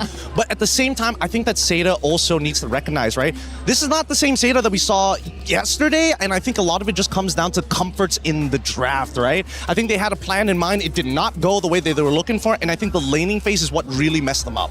And I think to add to that is, I think Seita maybe tunnel vision so much on these team fights and these objectives that they really forgot to stick to their fundamentals, which is housekeeping of the minions. Multiple occasions we saw that Quinn was able to look for opportunities to look for a backdoor. Sure. Unfortunately, she was unable to get them, but the fact that that opportunity was there in the first place, it's a big question for Seita coming in. And you know, let's go through some of these moments and take a look at the first one, because I want to piggyback off of what you just said in just a bit, especially with Seda versus Falcon Indonesia. But looking at this first point, Gideon, we are now 12 minutes in, and we've got a battle for the Lord. Yeah, a lot of these problems come down to, hey, who are the trigger men, right? And in this case, it's going to be Namin as well as Fanhua. They have the most important jobs to have the RWM and the AOG combined together to get this really big impact. The problem is that a lot of the heroes on the side of Team Ray, it really boils down to the draft, right? Hey, what are you going to do when Lilia just black shoes away? They just flicker outside of the RWM. There's not a lot of winning scenarios unless they're able to catch not only the Claude, but also catching the X-Borg. And I think that was the hard part. And let's go to the very end of the match where Team Ray ended up taking it for themselves. They end up pushing through, doing so after, I believe, close to that fight that we just witnessed, and then ultimately taking over the base and winning the rounds, which was, again, just a battle until the very end. Eterna, we're now 21 minutes into it, obviously getting towards the very end. A big team fight is won from the side of Team Ray, and they take advantage. And that's the thing, like we were talking about housekeeping earlier, you can see that this team fight wasn't really in favor of Seita at this point because they were in a 4v5 situation, because unfortunately Jessica66, which has been the main backbone, I would say, to most of the team fights, most of the games that we saw yesterday, was not even there to help. Like, she was forced to do housekeeping, she was forced to be back in the base to try and clear this, and unfortunately it was just a disadvantage for Seita in that position. And I want to go back to what you said just previously. You mentioned Seda Esports pushing fights, getting aggressive, at times probably even getting a little bit desperate. But if you go back to the commentary from Team Falcons Indonesia when Seda Esports ended up beating them, I felt Falcons Indonesia was doing much the same. I guess so. But for Falcons Indonesia, I felt like it was more so on like the execution, the troubleshooting that they were unable to look for inside the game. The adaptations weren't there. And I think for me personally, the targeting was still very questionable from Team Falcons ID. That's actually exactly what I wanted to bring up, right? It's target priority here, right? Not only is it at a high level, it's a lot more difficult to do, but I think the interesting thing where we see these teams in particular play, it's not just about pushing, it's the constant push and pull, right? It's constantly adapting and changing on the fly. Hey, I may have an opportunity to backdoor. If it doesn't work out, maybe we force a fight. They need to make those decisions quick because, as you see, if Quinn is walking back and forth, nothing is happening. Yeah. Well, hey, there was a lot of team comms. Obviously, you got to communicate well if you want to get the victory. Let's listen in to some of the team comms in map 1. Kurang orang, Cak. Ni. Aku cari nawa. Aku cari nawa, guys. Carry. Nice, bro, guys. Thank you, guys. Kita boleh menang. Main. Bodoh, nice, team. Thank you, Rotan. Thank you, Rotan.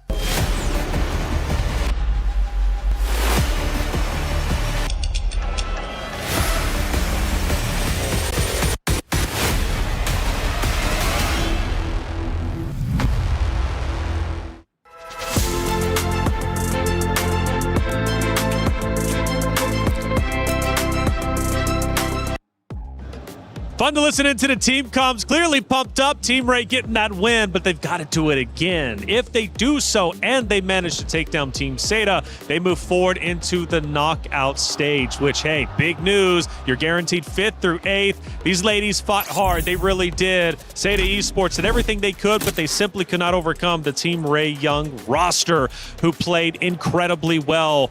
Talking about shortcomings, again, learning a lot from you, Gideon. Let's go through some of the shortcomings from the side of Seda Esports, because the commentators, they ended up mentioning, look, the macros were actually quite well for Seda Esports. So what ultimately ended up falling apart?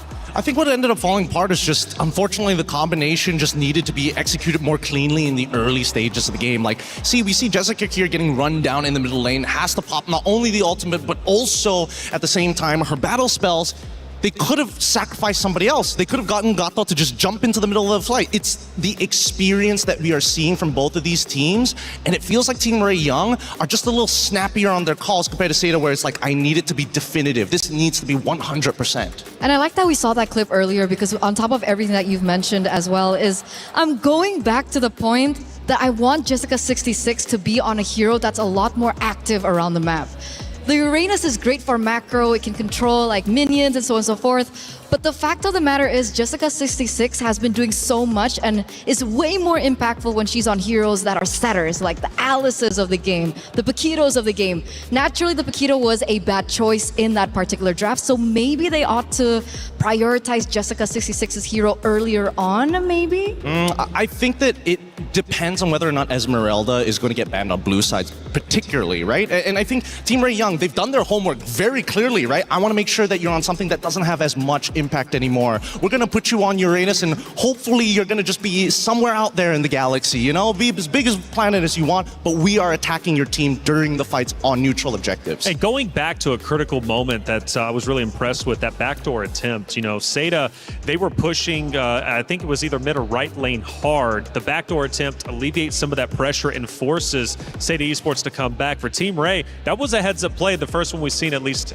on main stage. I think, all right, so yesterday, I think their backdoor attempt was a lot cleaner in terms of execution. This time, I think Quinn tried to force it a couple of times, like very clearly, and it costed them a team fight because of that. A better team would have gone all the way into their inhibitor at that point. So I think that Team Ray Young, there are a couple of things that they're going to have to work out upon. Are they too reliant on that? Like Queenie, Claude, backdoor.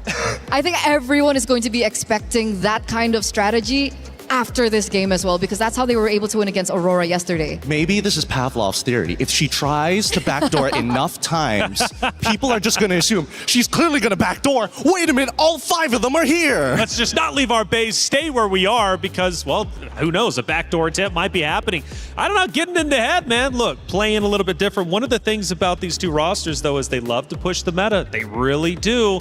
They're tricky, and you know what? It seems to be paying off, at least for Team Ray Young so far.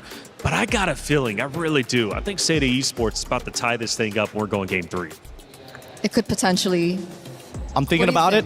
Because if we're going back to the drafts here, Gideon, it was Seda, they were the ones that banned the Esmeralda, and they were the ones that prioritized Boxia. So could they go for something maybe differently come game 2? You know, you got to keep the answer simple here. They just go red side, because really the priority, the only thing you care about blue side is that you get that first pick, that one power pick that will kind of determine how your team composition plays, or a flexible option that can be spread out in different roles. Now that Seda is on red side, they get to react. They get the power 4 position here as 4th pick, where there's not much they can do about it. And I just want to bring this up. So many people have been banning out the Hirara. It's kind of an up and down here, and If a team on red side is banning out Hirara, sure. But when you go to blue side and you ban it out, it's kind of showing something here. What do you think? I think that the jungler can't play Hirara. That's probable? Look, I'm not... Maybe she's not comfortable on it? That's the thing. I feel like it's hard to say because we've seen so many different options from these ladies. They've shown us everything from Hanabi to Leslie. Okay, I mean, if that's the case, where we are going to have to just work with it for the moment, because the Boxias now is going to be banned out. There is still an opportunity for that Esmeralda pickup. We've been talking about how powerful the Esmeralda has been, especially in that EXP lane after the buffs. The Glue and the Lilia gets eliminated, so are they signaling that they themselves perhaps want to pick up an assassin? right? But the Lilia ban to me is what I find quite intriguing. I agree. I totally agree with you because their first two bans are similar to what they did literally just now in game number 1, right? They got rid of the Atlas, they got rid of the glue. But they decided to change it this time because Hirara is already gone and Zushin is going to be the first pick, followed up by Yves on the opposite end, and they're still thinking about what else to pair it with. Are you looking for supports here to guarantee your mid trio, or do you want to show your jungle early? I mean, if they want to go back to the same thing that they did, earlier on, they could go for maybe another setup with a Yves, with a Gatot Kacha as well. There were moments that it worked, and obviously maybe game 1 was an adaptation period for them, so if they do want to work with that, they can. Or perhaps they want to prioritize their gold lane, right? We've seen that becoming, the fundamentals, especially in the first phase. Maybe a Claude that they want to pick up first, take that away from Team Ray. Actually, that's a really good idea, considering that Quinn has been like the main driving force of these backdoors and major decider of damage. I'm surprised that they actually go for the Khalid this time, but the follow-up is fast, super quick from Team Ray. They get the Esmeralda, not a lot of counterplay to her, especially if you're thinking about Phoveus and Paquito. Getting the carry as well, just to make sure that they don't have another way to kind of deal with the heavy tanks. Absolutely. I think this would show like maybe another, a dead lane. Do they want to go Esme-Uranus matchup? But then that's more, well, I guess Uranus eventually outscales her, but for like the most part, Esmeralda is going to control that side of the map. Which definitely is a problem here. And of course, Jessica26 really needs to get her hero down, and they are still going to leave her hero into the second phase. The first 3 picks coming in from Seita, I don't know, with the Khalid and the Yves as well, it's signaling to us that they really want to play that mid. They do, but what jungler would make sense? Like, they could set up for so many different things, right? In this position, based on the next 2 bans we see for either of these teams, for Seita, I'm thinking the classic Fredrin Arlet type situation. But again, you know where Esmeralda is going to go, and Arlet is going to struggle a little bit, so they might need to have a little bit of force up on that EXP lane. So maybe that's what they're going for, right? Like, okay, we'll play that as a weak lane, and then they utilize that later in particular team fights afterwards? Possibly. There's many different angles that they can go for, right? I feel like the Fredrin makes a lot of sense now that Baxia is gone, but then there's still Akai as a potential problem. You see the Belleric actually getting banned out here. Looks like Seita putting a lot of respect. I feel like it's an assassin. In the jungle for Seita. Like a Haya? That's the thing. We don't really know so far just yet. She's picked up the Baxia in the past. She's picked up the Hirara in the past for, Zoe. And both of those are actually banned up. You know by what? Team Ray. I think let's just make it real easy here, right? If we're going to guess jungle picks, all we really have, you are dead right about this, Eterna. With the Kaja ban as well, it's got to be an assassin. But what assassin? I'm thinking it's got to be one of the ninjas, right? It could be Nolan, though. Nolan into this? I mean, they have a strong duo mid in Yves and Khalid. They can work with that. Nolan clears very fast as well in the enemy jungle. I think they can save it for the end. I think they don't have to show their jungle pick here right now and wait until Team Ray reveal everything, because you can immediately take an EXP counter matchup against the Esmeralda. I'm thinking just throw them off the scent a little bit, put in a Yuzong and say, hey, we have diving capabilities. What are you going to do now? What do you think about the Terizlas of the world? Might be a little tough, actually. Mainly only because there's carry on the opposite side. That's really the determining factor. Ooh, Yi Sun Shin. Okay. Semi-assassin. That's, I think we saw a YSS in Stream B.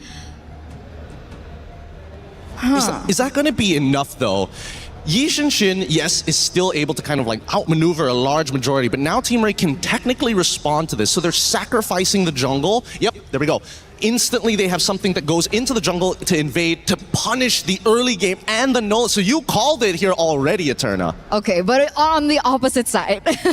The Nolan does come through, and luckily enough for Team Ray as well, that they are playing on dangerous grass, so the Hilda is going to be able to be a lot more aggressive. I love the Hilda-Khalid matchup in particular for the mid. It's going to be a very interesting matchup, but the last pick now, it's going to be for Jessica26. It's going to be as vital as ever for this to be a power pick for her too. This last pick, again, are you liking Team Ray's composition so far? Do they have your favor, or is it the Seita side now that you see the Phoveus? I like the Phoveus against the Nolan. Okay, because for me, it's going to be down to the junglers. I don't know about you, Taylor, but I'm looking at either the Korean commander of their naval army or the time traveler. I'm thinking time traveler. Time traveler for sure, man. You can do a lot if you could travel in time. You could do that, man. You could get the winning lottery numbers. Check it out. It's going to be a big matchup for sure and a big comeback needed for Seda Esports. Will they be able to do it? Or will we have 2-0s all again here on Stream A? Well, let's see what Team Ray Young has in store. They are one round away from moving forward to the knockout stage and potentially securing a championship later on. Brigitte, Mirko, let's get it started. Thank you so much, panel. Yet again, man, we are into the matchup. And just as Gideon mentioned, or asked around the panel, I would like to know your opinion. Brigitte, whose draft do you like better? I will have to go for the Esmeralda. Mainly because it's been such a great time for her, and I like how they've been trying to resolve the issue of scaling for Seda head on through the Hilda Jusin mid duo that you're starting to see right now in the hands of Chiboy, just making sure that Joe is not going to have a great time farming in the early stages of the game. Fortunately, has a bit of help from Guy, but that's where I'm really going to put my eyes on. If they're successful enough to keep this early game momentum going, then it's going to be tough for Seda to scale into a position where they want to be. I agree with you, especially considering, again, this Nolan pick is just so good at invading early. Nora's already got the prio. Bottom lane, they go for the dive, but there's damage reduction under that turret. And if you look at Nora's emblems, it's a bargain hunter.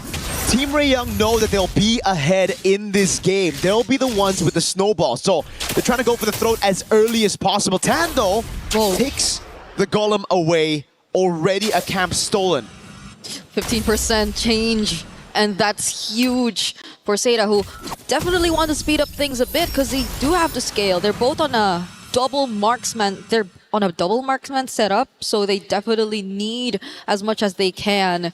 But fortunately for Team Ray, they've been controlling majority of their lanes so far, and the carry Claude matchup is pretty much something you've seen happen time and time again. It's been an okay lane for them.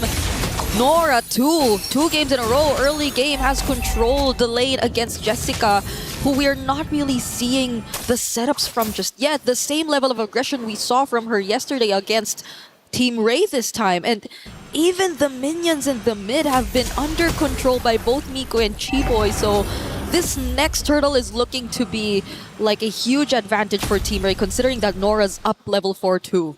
Yep. They're not actually going to utilize this level E just yet. Zoe gets level 4 with the Lizard down below. Nora up top against Jessica. Both level 4, but again from Miku. She's going to be delayed a little bit from getting that level 4. Very soon, though, she'll have it. And Nami is actually still behind. This looks great for Team Ray Young. Tan is just going to focus on the turtle as Chiboy and Miku are going to be in charge of zoning out Fanhua.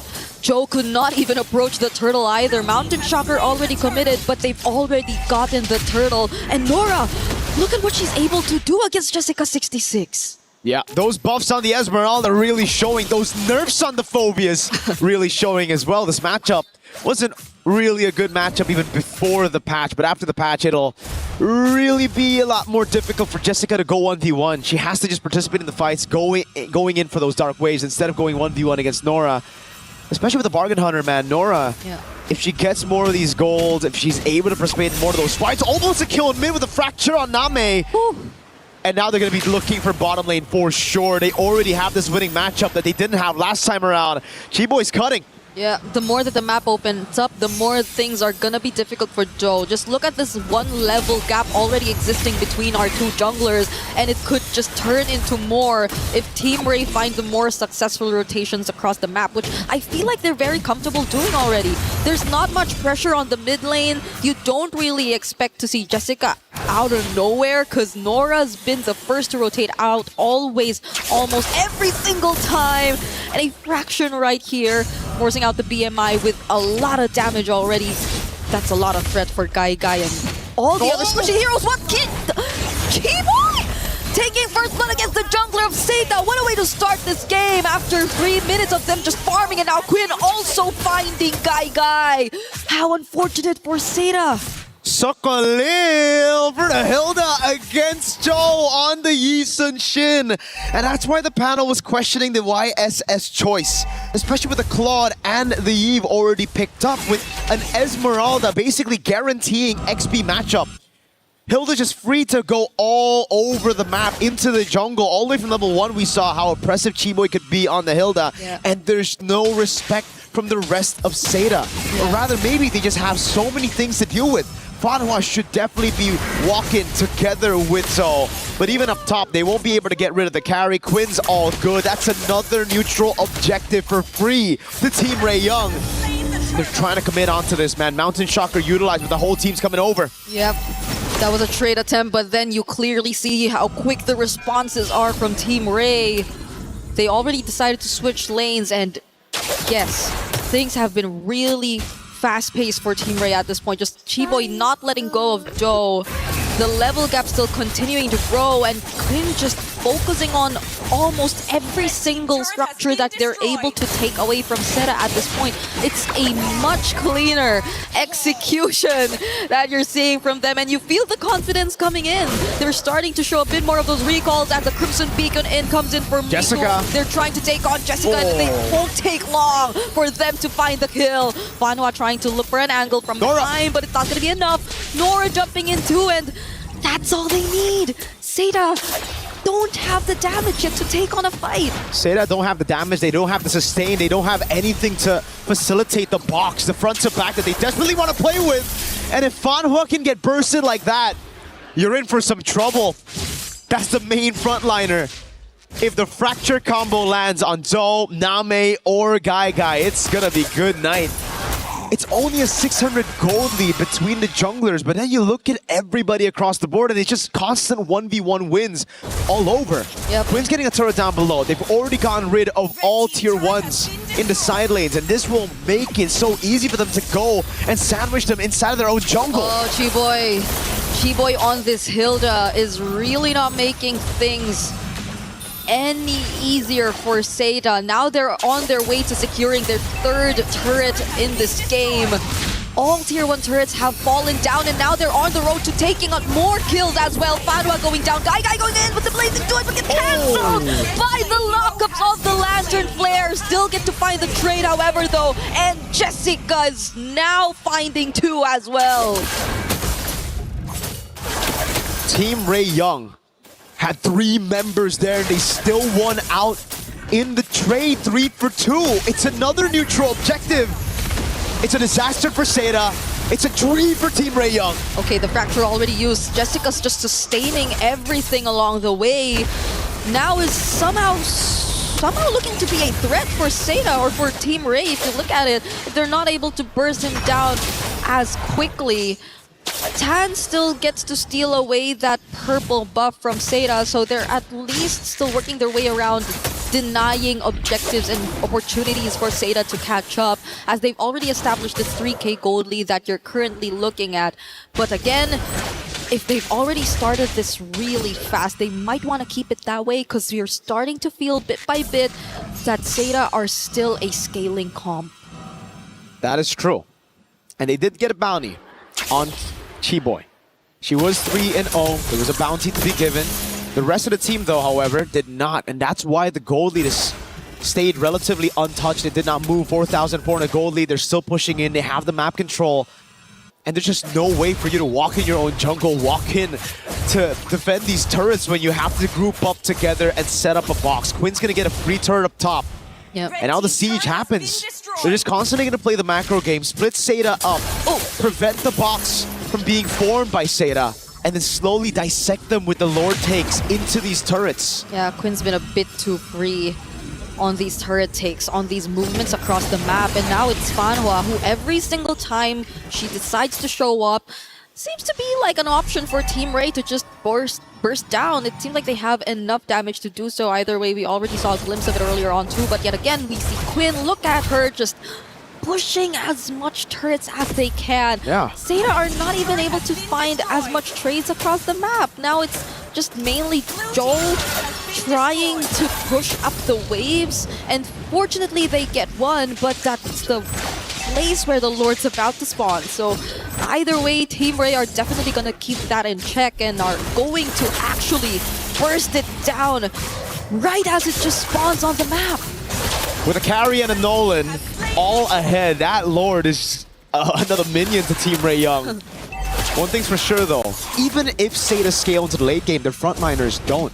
Jessica, Fanhua, they're on heroes that just don't scale into the late game, and the fact that they're just so behind early on. Look at that level lead. Jessica to Nora. Oh my goodness. Yeah. That's a 3-level lead between the XP lane. Nora's just having a blast in that lane, and if we even look at the roam right now, it's a level advantage for Chiboy. Every time I think I've seen Fanhua Raging Sandstorm out away, it's been defensive. It's never been aggressive. Yeah, never been aggressive. Sorry, I made that mistake. They can afford. No, it's okay. People make mistakes. Yeah, they can't afford to. You can't afford to. We're waiting for a perfect opportunity for them to actually either isolate a member or not just really get counter engaged enough by Team Ray, because Chiboy, everyone else, Quinn are just all too free to find the targets that they want, and now they've synced up all their waves and are on the verge of taking out all these holy shields from Seda just 10 minutes into this game. They also have incoming waves yet to come in the mid lane. Seda are just really forced to play defensive at this point. They can afford to make plays later on. They can start things off with either Fanhua or Jessica26, but do they have enough resources? Because at that point, we just saw it now. Fanhua was struggling to stand in front of Team Ray for more than 2 seconds, but Jessica actually tries to go in! Whoa. There goes the real-world manipulation, but Chiboy actually still finds the kill. Okay, Jessica26 is finally going down, but from behind, Tan actually finds Name! Fanhua trying to sustain everything up against 3, but they're just all too tanky. Nora picks up the kill, and that's 3 for 1 in favor of Team Ray. Again, Team Ray Young, they look for the fight, they get it. Quinn died. Again, this time Fanhua able to connect on the Raging Sandstorm, and everything just played out the way they wanted. Unfortunately, there's still no bounty, and that's the thing. Team Ray Young can constantly take these gambles, can constantly go for these sieges, and they'll go and take these desperate fights from Seda because they know they have the lead. They have the win condition as well. As long as they don't fight under the RWM, they are good. As long as they're able to break the box, or rather play around the box, it's A-okay. And Seda, we know this. They have good clear. It's about how long they can extend the game, how long they can delay the end. Yeah. Because if they're able to get to, let's say, 16, 17-minute mark, that's where their composition should shine. Thing is though, there's still some legit threats into their backline. Chiboy and Tan, we saw how much damage Name could take with a fracture combo. It's an insta delete button. Yeah, the only good thing out of that was it's really Quinn they got to take down first, which I think gave them the slight advantage in terms of just committing to the fight, because you wouldn't really expect any further damage from Team Ray when it came to that point. But other than that, there was still Tan, there was still Chiboy, there were still other members who could just play around the angles, and just as you're looking at it right now, Team Ray are not going to waste any time and burst down this next objective that spawned. It's an enhanced Lord that we're seeing in their hands with no energy shields left, so it's looking grim for Seda in terms of their remaining base turrets. A quick item check as well. Look at how far behind Jessica actually is in terms of gold. We saw the XP diff, now we see the gold diff. That is a whopping 3,000 almost gold advantage between the XP. And ladies and gentlemen, the Esmeralda is a scaling pick here compared to the Phoveus. The Phoveus is the one who needs this lead early on.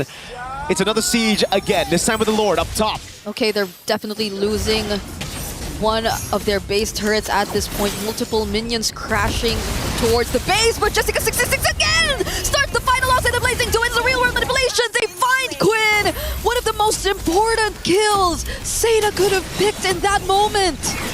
And it's back-to-back kills on the gold lane. Quinn Paul and Tan waiting in the bush with the fracture combo. Fanhua starting to scale up as well when it comes to the tankiness. He's able to withstand a little bit more punishment from Team Ray Young. And this is exactly what we were talking about. If Seda can wait, prolong the game, extend it all the way to 16, 17 minutes, this is where the composition will start to really tear Team Ray Young apart. they have a pretty good comp to fight around outside of the base. But once they're kind of stopped into playing, when they're forced to play in the box of Seda, we see how easy it is for them to burst Quinn down. And this is where, for Quinn, that glass cannon build isn't working out. We're going to have to see a little bit more defensive items from Quinn here. Either win a crown or an immortality, or heck, maybe just a straight up rose gold to deal with Name. It really makes me wonder how it happened twice in a row, though. Like, them just really getting to pinpoint where the gold laner of Team Ray is and making sure that their resources are enough to take her down. Because essentially, that's the most crucial part of the game. Like, they take her out, there's not much push threat, but now it's Team Ray trying to start up a fight. Fanwa getting knocked up, and now is trying to escape. Quick Sandguard trying to survive, but Miku finally picks the kill. And at least a successful attempt from Team Ray this time. We cannot take away the fact that this is still an almost 10k gold lead. It's just that they're not able to close it out. And Seda are doing such a great job at just prolonging this entire game. It's an unstoppable force versus an immovable object right now. And Seda, they're the ones inside of their base, immovable, holding on for dear life, having a composition to do so, clearing it out so quickly. But anytime they step out of their base, it gets really tough. Team Ray Young are the ones that can cut, again, with Tan, with Chiboy, through the jungles of Seda. Just because Seda have no map pressure. Anytime they walk up their own jungle, they don't know what they're walking into. A possible trap by Team Ray Young. And again, even if they want to walk up to Lord, they will never be in time for the contest. It's a carry and a Nolan. Every time it's up, it just gets bursted down. And this is the third Lord of the game. 6 neutral objectives, this time around, all going to the hands of Team Ray Young. But as long as Seda play it clean, as long as Name, Joe, and Guy inside of their own base turrets, force those RWMs, punish Quinn on these siege attempts, they'll be able to defend. They have great wave clear.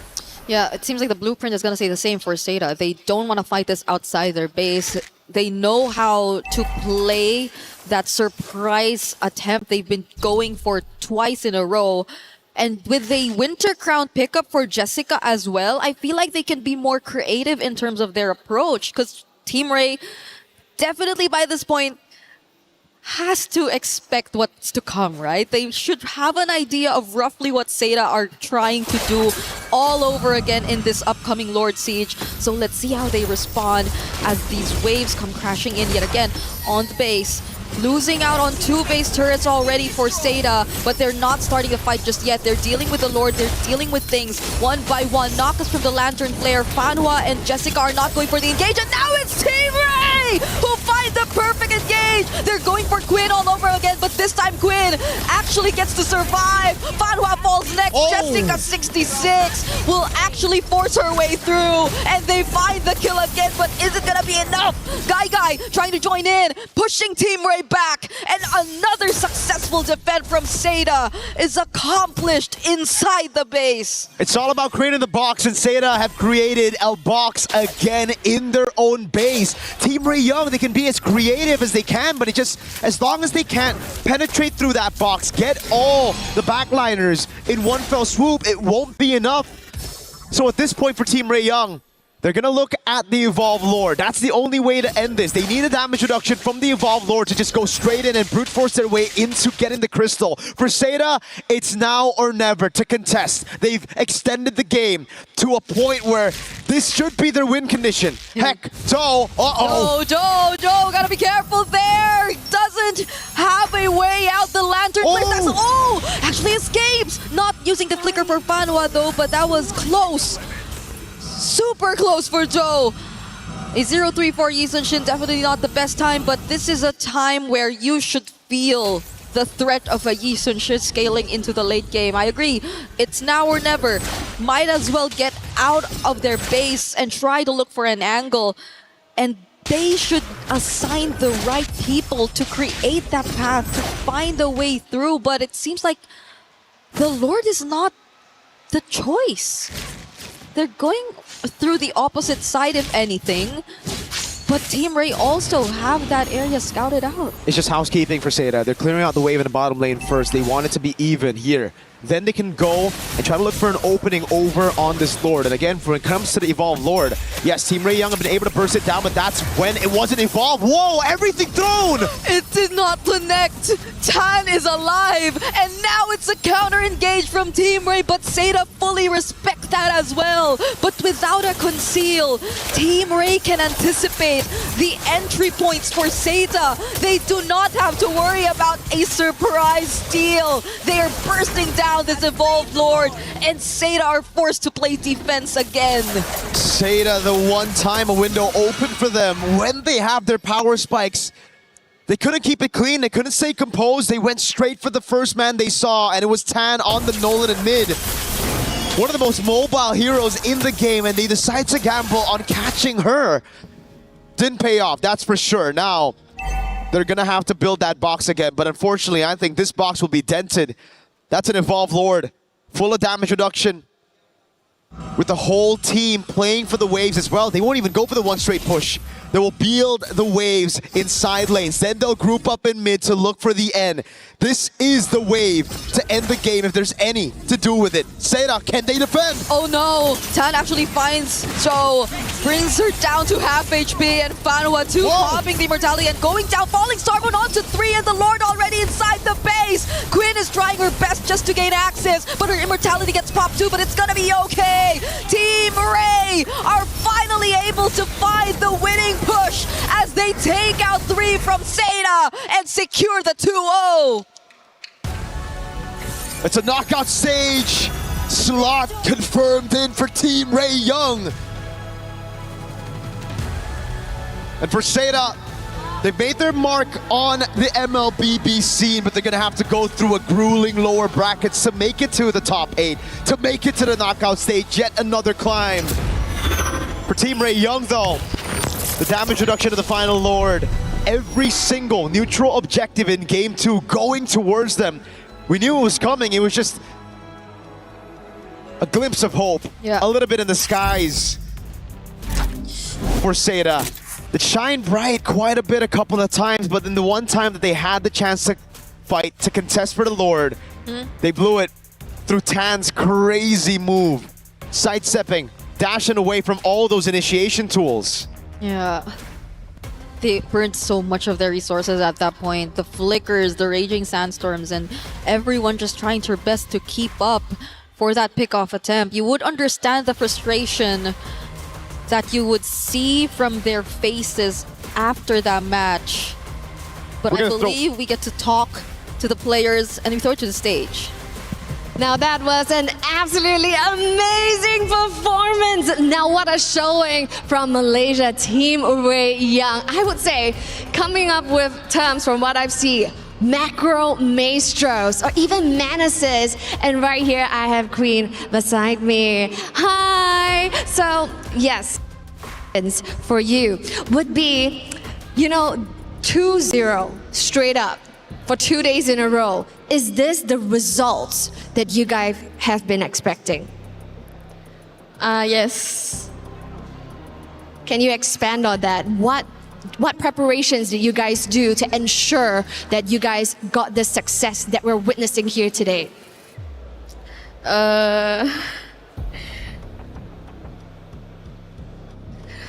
Like, what do you guys prepare? Before you guys prepare, we Was there a lot of scrims?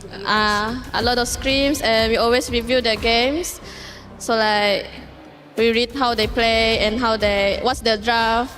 That's where we do our own draft and try to counter their draft lah. Like specifically on Seda or on every opponent that you have been meeting? With Seda.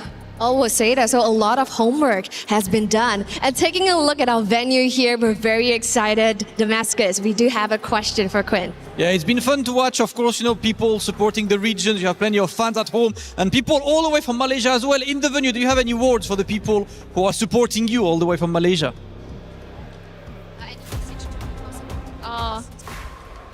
Thank you for supporting us. Thank you yang datang. Can I speak Malay? Thank you yang datang dari Malaysia. Keep supporting us. Kita orang akan buat yang terbaik. Okay. Thank you so much. Please, can you make a bit more noise?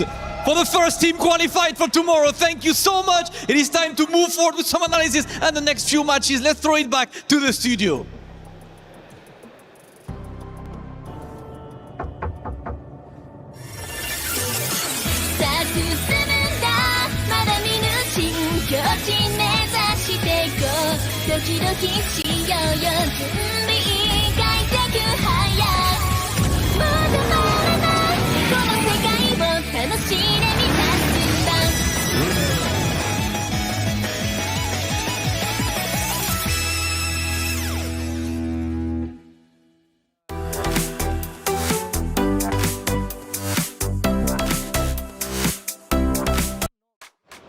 There it is. Our first game on stream has been done and dusted with. Of course, it was Seda Esports putting up a tremendous fight, and they really did. But Team Ray Young gets the victory. They push forward and are officially our first team in the knockout stage. Hey, welcome back into our desk. I'm Taylor Reflections, Noble Eterna, Gideon.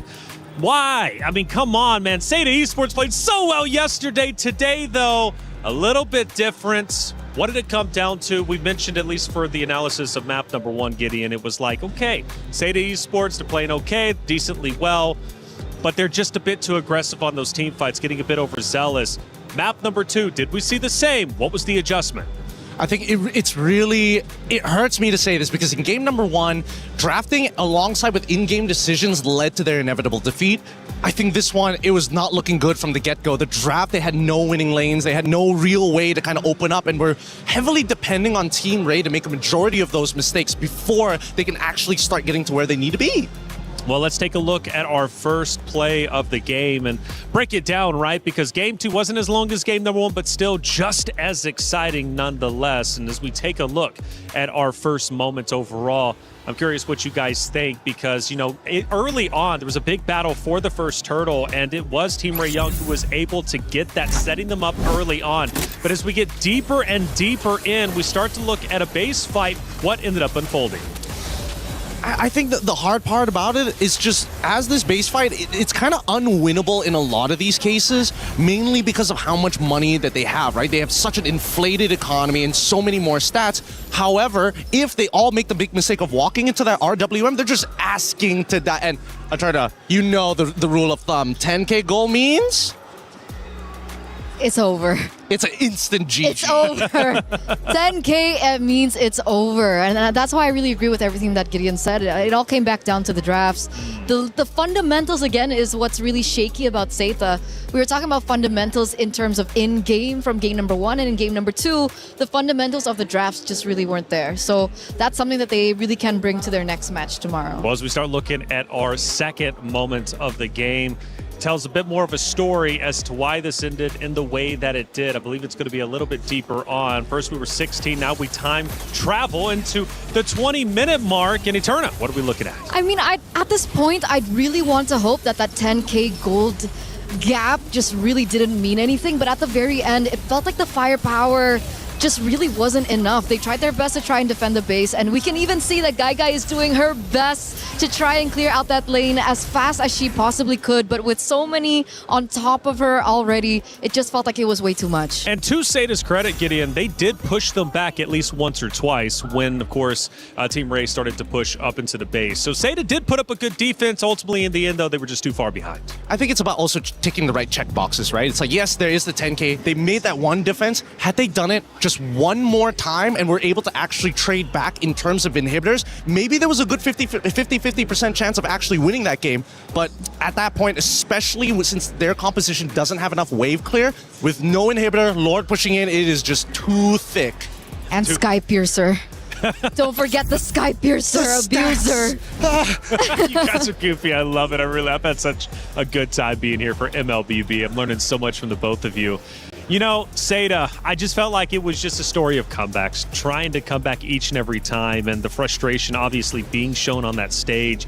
I wanted to root for them, I really did. And let's face it, they do drop down to lowers, so they still very much have a chance, and they showed us a lot of promise against Falcons Indonesia just yesterday. But for Team Ray Young, we didn't have a chance to watch them, at least on A stream yesterday. They were on the B stream. But man, they played well, and clearly they know what they're doing heading into the knockout stages. Because look, I believe they go 4-0. They don't drop a single map. That was one of the main things that I heard from Stream B. Like, they kept talking about the experience coming in from Team Ray. Over and over, they kept saying veterancy, veterancy, veterancy. And we finally get to see it here as well. There are so many moments in the game when you can see that they can adapt on the fly. The fact that, okay, we tried this certain scenario, it didn't really work out, and they try and repair that come game 2. We're not talking about the multiple times that they tried to go for the backdoor. I think that's something that they I was about to bring that up again. Much. But come game 2 on a different hero as well, we saw Quinn finally being able to, focus more on the rest of the team other than, a sneaky backdoor push kind of strategy. Yeah. They just go to the bread and butter, and the bread and butter works. At the end of the day, that's gonna fill you up more so than just a gimmick, little snack. I like it, man. This is the end, obviously, of map number 1, where it finishes off, and Seda Esports unfortunately dropped down to the lower. Team Rayong, again, moving forward, and we do have a post-match interview with Rose with Team Seda. Hey guys, Rose here right now with Guy from SETA, and although they just faced a 2-0 defeat, but I think it is still right we talk to them. So Guy, 2 days in a row, you played exceptional, and although you guys lost today, I want to know, how would you describe today's loss? 那么今天呢，我们和该在一起，在过去的2天当中呢，你的比赛打的是非常棒的。虽然说今天这个比赛有点失利，但是呢，我们知道你是很强大的。我们想要觉得看一下你目前对于这次失败是什么样的看法？其实也还好，主要还是享受舞台吧，然后心态也是比较稳定。I think I was doing okay, and I would enjoy this platform for me to have this opportunity to play, and I hope I can do better next. Yes, definitely. Now, speaking about your next match, tomorrow you guys will be going up against Virtus Pro, who has just recently won in Stream B. So what are the problems that you guys have to fix tonight in order to secure a win tomorrow? 是的。那么说到下一场比赛的话呢，明天你将会进行一场非常重要的比赛和 ROW 进行对决。那今天晚上还有点时间，有没有什么地方有一件事情说可以改进一下，来提升一下明天的比赛？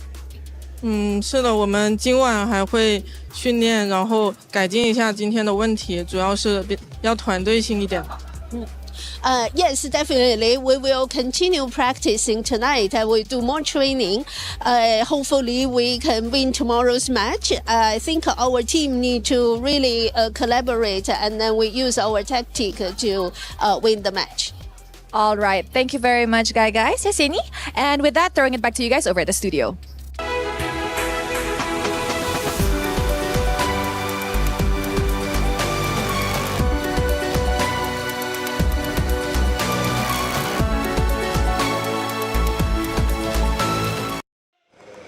Good to see Seda still in good spirits after all. They know that they still very much have a chance for revenge. They're going to have to work hard, though, especially fixing up the errors as they move into the lower bracket, because it doesn't get easier from there. Your life is on the line, and the pressure will be at an all-time high. Again, a great matchup, though, for both of these regions and great teams.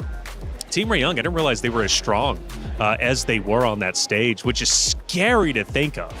It's just building up to this inevitable destiny that all these teams are moving towards. I can't wait for this playoffs already, because we're already seeing superstars not only being made, but making sure it's like, hey, I am known. You gotta know me as I'm knocking these teams out and they're getting crushed. Crushed indeed. And speaking of crush, unfortunately on the B stream, one of those teams will have their keys crushed. GK Esports falls 2-0 to VP as VP moves forward. They haven't made it to the knockout bracket just yet, but they still stay alive, and that is what they want to do. They want to stay alive so they can thrive later on. Here we look at a couple of moments from our B stream, and hey, it looks relatively close, Gideon. I want to say that it is relatively close. I see a Freya already there, but again, a Joy showing up this late, especially a 23-minute game as well. Looks like I got some homework to do later on. I think we all do, especially after the new meta. And you talked about it, though, Gideon. I mean, look, you love MWI because you get to see a whole bunch of different team builds you normally don't get to see. Eternal, was that... Did I just see Ling for a second there? Yeah, I think they subbed... We've been seeing a few links actually on Stream B. Really interesting. The games I casted, I didn't get the opportunity. I know. It's so uncanny. I really want those assassin plays here in Stream A, but we haven't really been getting them. But I'm actually really surprised about this, and I feel like it's a huge loss for Geeke. I mean, they did so well against Geltec. I know that they lost it 2-0, but despite it, I could see the moments and the brilliance that they had, the potential that they had as well. With Electa there, Yui there as well. There was just so much promise from this team, and also bringing in experience as well from that region. It's really sad to see them go today. I'm hoping that maybe MWI, their format changes, and we're going to get round-robin group stages. That's what I want to see. Well, maybe next year. This year, we're just going to have to deal with our groups, but it has been fun nonetheless. For Virtus Pro, that is a big win, especially in regards to the Club Championship Trophy, which is fought very hard for not only the competitors, but also the orgs themselves across multiple different esports happening here at the Esports World Cup. We're talking 24 different games, millions of dollars in prize pools, and that Club Championship Trophy is definitely worth earning for your org. I mean, we're talking millions of dollars going in player development, team houses, whatever you would like to do. It's definitely worthwhile. And for Virtus Pro, they need those points. It's only week number 2, but the weeks are going to catch up fast. It'll be week 7 before you know it. It's been a fun time, and it's going to continue to only increase in the fun. Let's talk about our next matchup. It's coming up quickly. Falcons Indonesia versus Aurora Gaming. This one, much like B-Stream just witnessed, is going to be an elimination match. There is going to be a player losing their key, much like you just lost your cue cards. Yeah, I'm losing. I'm losing everything. I'm losing everything, and I might be losing a representative here. Team Falcons on the brink of elimination, and I actually got to talk to another coach that's in MWI. He's the coach of Falcon Daisies, and we were also both wondering, like, what happened to Team Falcons ID, because it feels like very different to how they performed in the qualifiers. Well, let's talk about it, right? Falcons Indonesia coming in was a true contender for the crown, and we were definitely hyped up to see them. They go against Seda, Gideon. The series, it's rough though. Doesn't look good at all. And we question Seda Esports, especially the setup for them that we just witnessed, and even yesterday. They love to push the meta. It's a new meta. What are they going to throw out there? Maybe it threw Falcons Indonesia off a little bit too much, because even going into round 2, their hero pick, and I think it was Brigitte mentioned, like, look, this was just thrown all together. Their heroes were looking wild, like they were wanting to win a best of 1. But I mentioned the club championship. Trev, what's happening with it? Hey guys, Raimundo here from Team Falcons ID. And as we enter an elimination match today, how are you feeling? A little nervous? A bit. Okay, so Raimundo, I think I'd like to ask you, how is the team's mindset approaching today's elimination match? Because this is the last match, right? If we lose, so we will play as best as we can, because the yesterday is, I think it's so bad lah. The gameplay is so bad, our comms still bad, so yeah, we will do the best today. Okay, now I gotta ask, if you said yesterday the comms were bad, the gameplays were bad according to you, so what did you guys do at night in order to kind of fix the problem? We talk with each other, and we fix every comms, every miscommunication from out game in game, and so I hope we can do the best today. All right. You know what, Raimundo, I'm pretty sure a lot of the fans back at home are supporting you guys. Is there anything you want to say to them? Thank you for supporting us until now. So I hope we can do the best today and show you guys that we can do it. We will in the final. All right. Semangat, Raimundo. Yeah, thank you very much. And with that, back to you guys at the studio. Is in our DNA. Whenever we let it out, it becomes our superpower.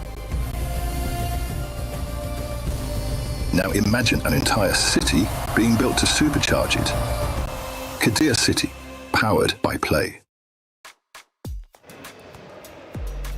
Rose, as always, thank you so much for the interviews, catching up with Falcons Indonesia before they head into the matchup. And it was a great interview to kind of get a bit of an insight as to what went wrong yesterday. And Gideon, it seems like team comms right now are a little rough. Yeah, I think understandably so, you know, having not only to fly all the way here into France and then afterwards you just have to acclimate as soon as you get here. This is why when I'm looking at that format, it's so brutal. You only have 2 opportunities to try and qualify to the playoffs.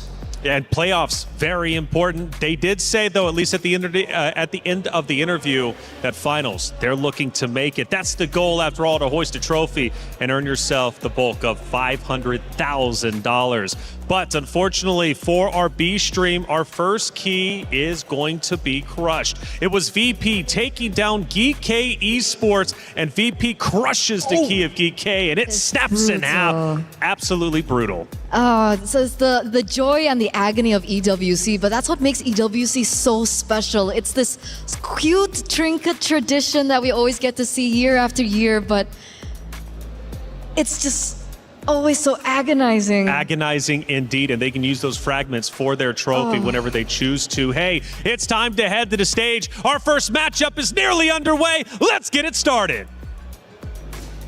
Thank you, Taylor. It is time for our first elimination match here on the stage, on Stream A. Sorry, as Stream B already had their fair share of keys being crushed. But right now, one of the dreams is going to have to go to bed. And one of the teams here on the low bracket, a surprising one with Team Falcons taking on Aurora Gaming. Now that's absolutely right, Damascus, because Team Falcons Indonesia is actually known to be one of the favorites right here in this competition, potentially contesting the throne from the Indonesian counterparts. And they find themselves here in this position today. Whereas over on the other hand, we see Aurora Gaming. They had a loss yesterday, but they went down, not without a fight. So, can Falcons Indonesia actually clean up their act, clean up their communications, because they need to do it stat? This is a do or die. Or Aurora Gaming, over on the other hand, light up the skies and light up the exit path over for Falcons Indonesia. Let's get to it and let's head back to the studio.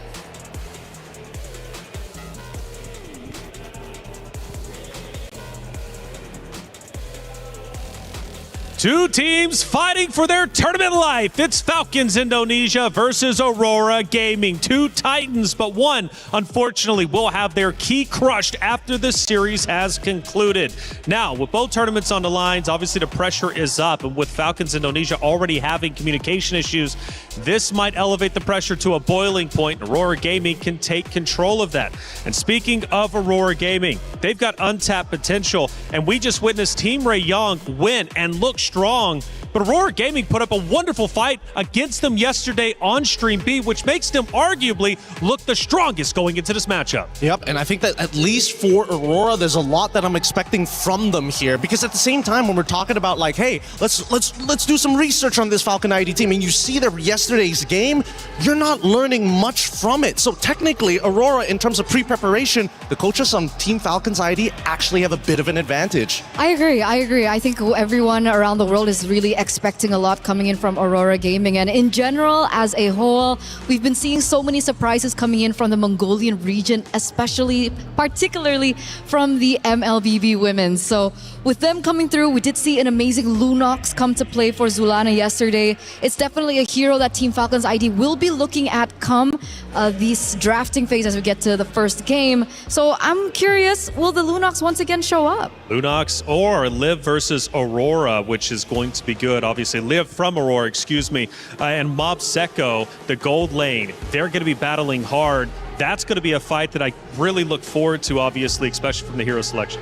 I mean, considering everything, like Aurora, we saw that they can brawl. They can really get scrappy with some of these ladies. And I think I need to see some of the mechanics, right? The individual mechanics, individual prowess of each of the Team Falcon ID members. Because if they want to make that statement, they have to win the lane first before you even start thinking about going above and beyond. Absolutely. It's going to go back down to the fundamentals once again. And as we take a look into the drafting phase so far, we are seeing quite an array of bans. We do see the meta bans come to play. The Marcel, that really hasn't seen the light of day, come MWI, especially here on Stream A. Phovius and Guinevere respect bans, I believe, especially for the Guinevere. They are trying to eliminate that because it was one of the win conditions coming in from Aurora.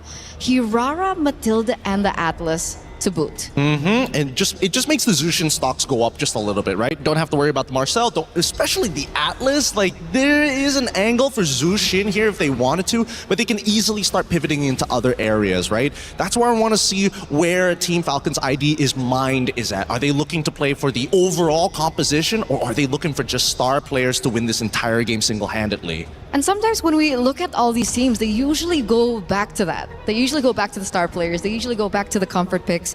But it does look like the Yve is going to be prioritized here instead of that Jushin. Technically, the Yve is an easier mid laner as compared to the Jushin because of the nerf towards her range. So understandably so that they go for that prioritization. But what will be the response coming in from Aurora? I'm guessing, they can go for the safe old Claude if they want to. But the question is, what do they want to pair it up with, right? They could just answer, mid lane for mid lane, but usually when you're on that red side, you kind of want to like dictate something. You want to say, hey, here's a new question that you have to answer this time and waste your options to get it solved. And there's definitely time to do so, right? Oh, yeah. You can totally leave the mid lane for later. So we're thinking about what? Maybe do they want to go for a prioritization into the jungle? It looks like the Belleric and the Esmeralda. Understanding the Esmeralda is and was, even before the buffs to her, a really good answer towards the Yve. It does make sense. The Belleric, though, is what I'm kind of questioning here. Are they anticipating more short-range heroes coming in from Falcons? I mean, we see the carry. Maybe. This is really uncanny. From like a stable base point of all the professional games that I've been watching within this year, this is a very interesting opener because you don't usually get to see these other picks. Now they go into Sora, which is a much better matchup this time. And the question really is, now that they've locked in these Esmeraldas so early on, does this bite them in the butt?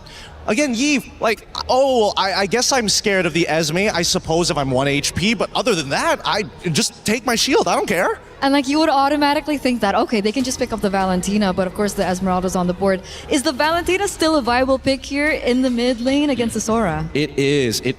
Especially since you already have 2 good ults, it might force Team Falcons to say, you know what, we have to overload this Valentina with ults. So again, big influences on either side between Lucky Boy as well as Ethan, but they decide, you know what, if we have to choose one, we're going with the Claude. They're covering their basics. They're covering their fundamentals here. They want these winning lanes to come through. Sure, the Claude isn't as great, so we are going to see that the Claude is going to be the losing lane compared to the carry, but at least they do have the Esmeralda in a sense.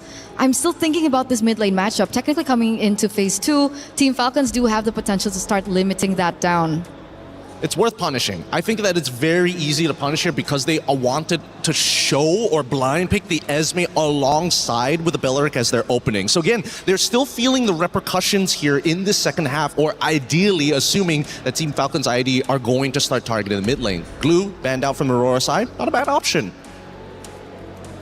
Are we expecting a weird pick? I feel like you already have something in mind.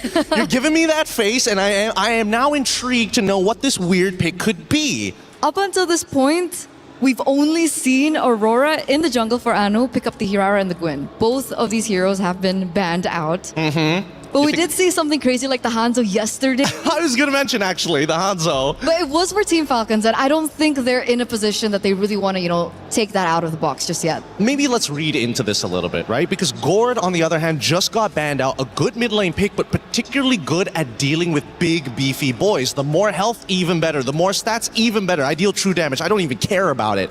I think that Falcons want to get more beefy boys on their side. All the quote-unquote anti-tanks aren't really there, and you're going to have to wait until Claude gets the 3 items before he can actually deal with the tanks. Yeah, so we're thinking maybe like heroes like the Akai, we've seen it yesterday. Fredrin and Baxia are still potential heroes that can be picked up here.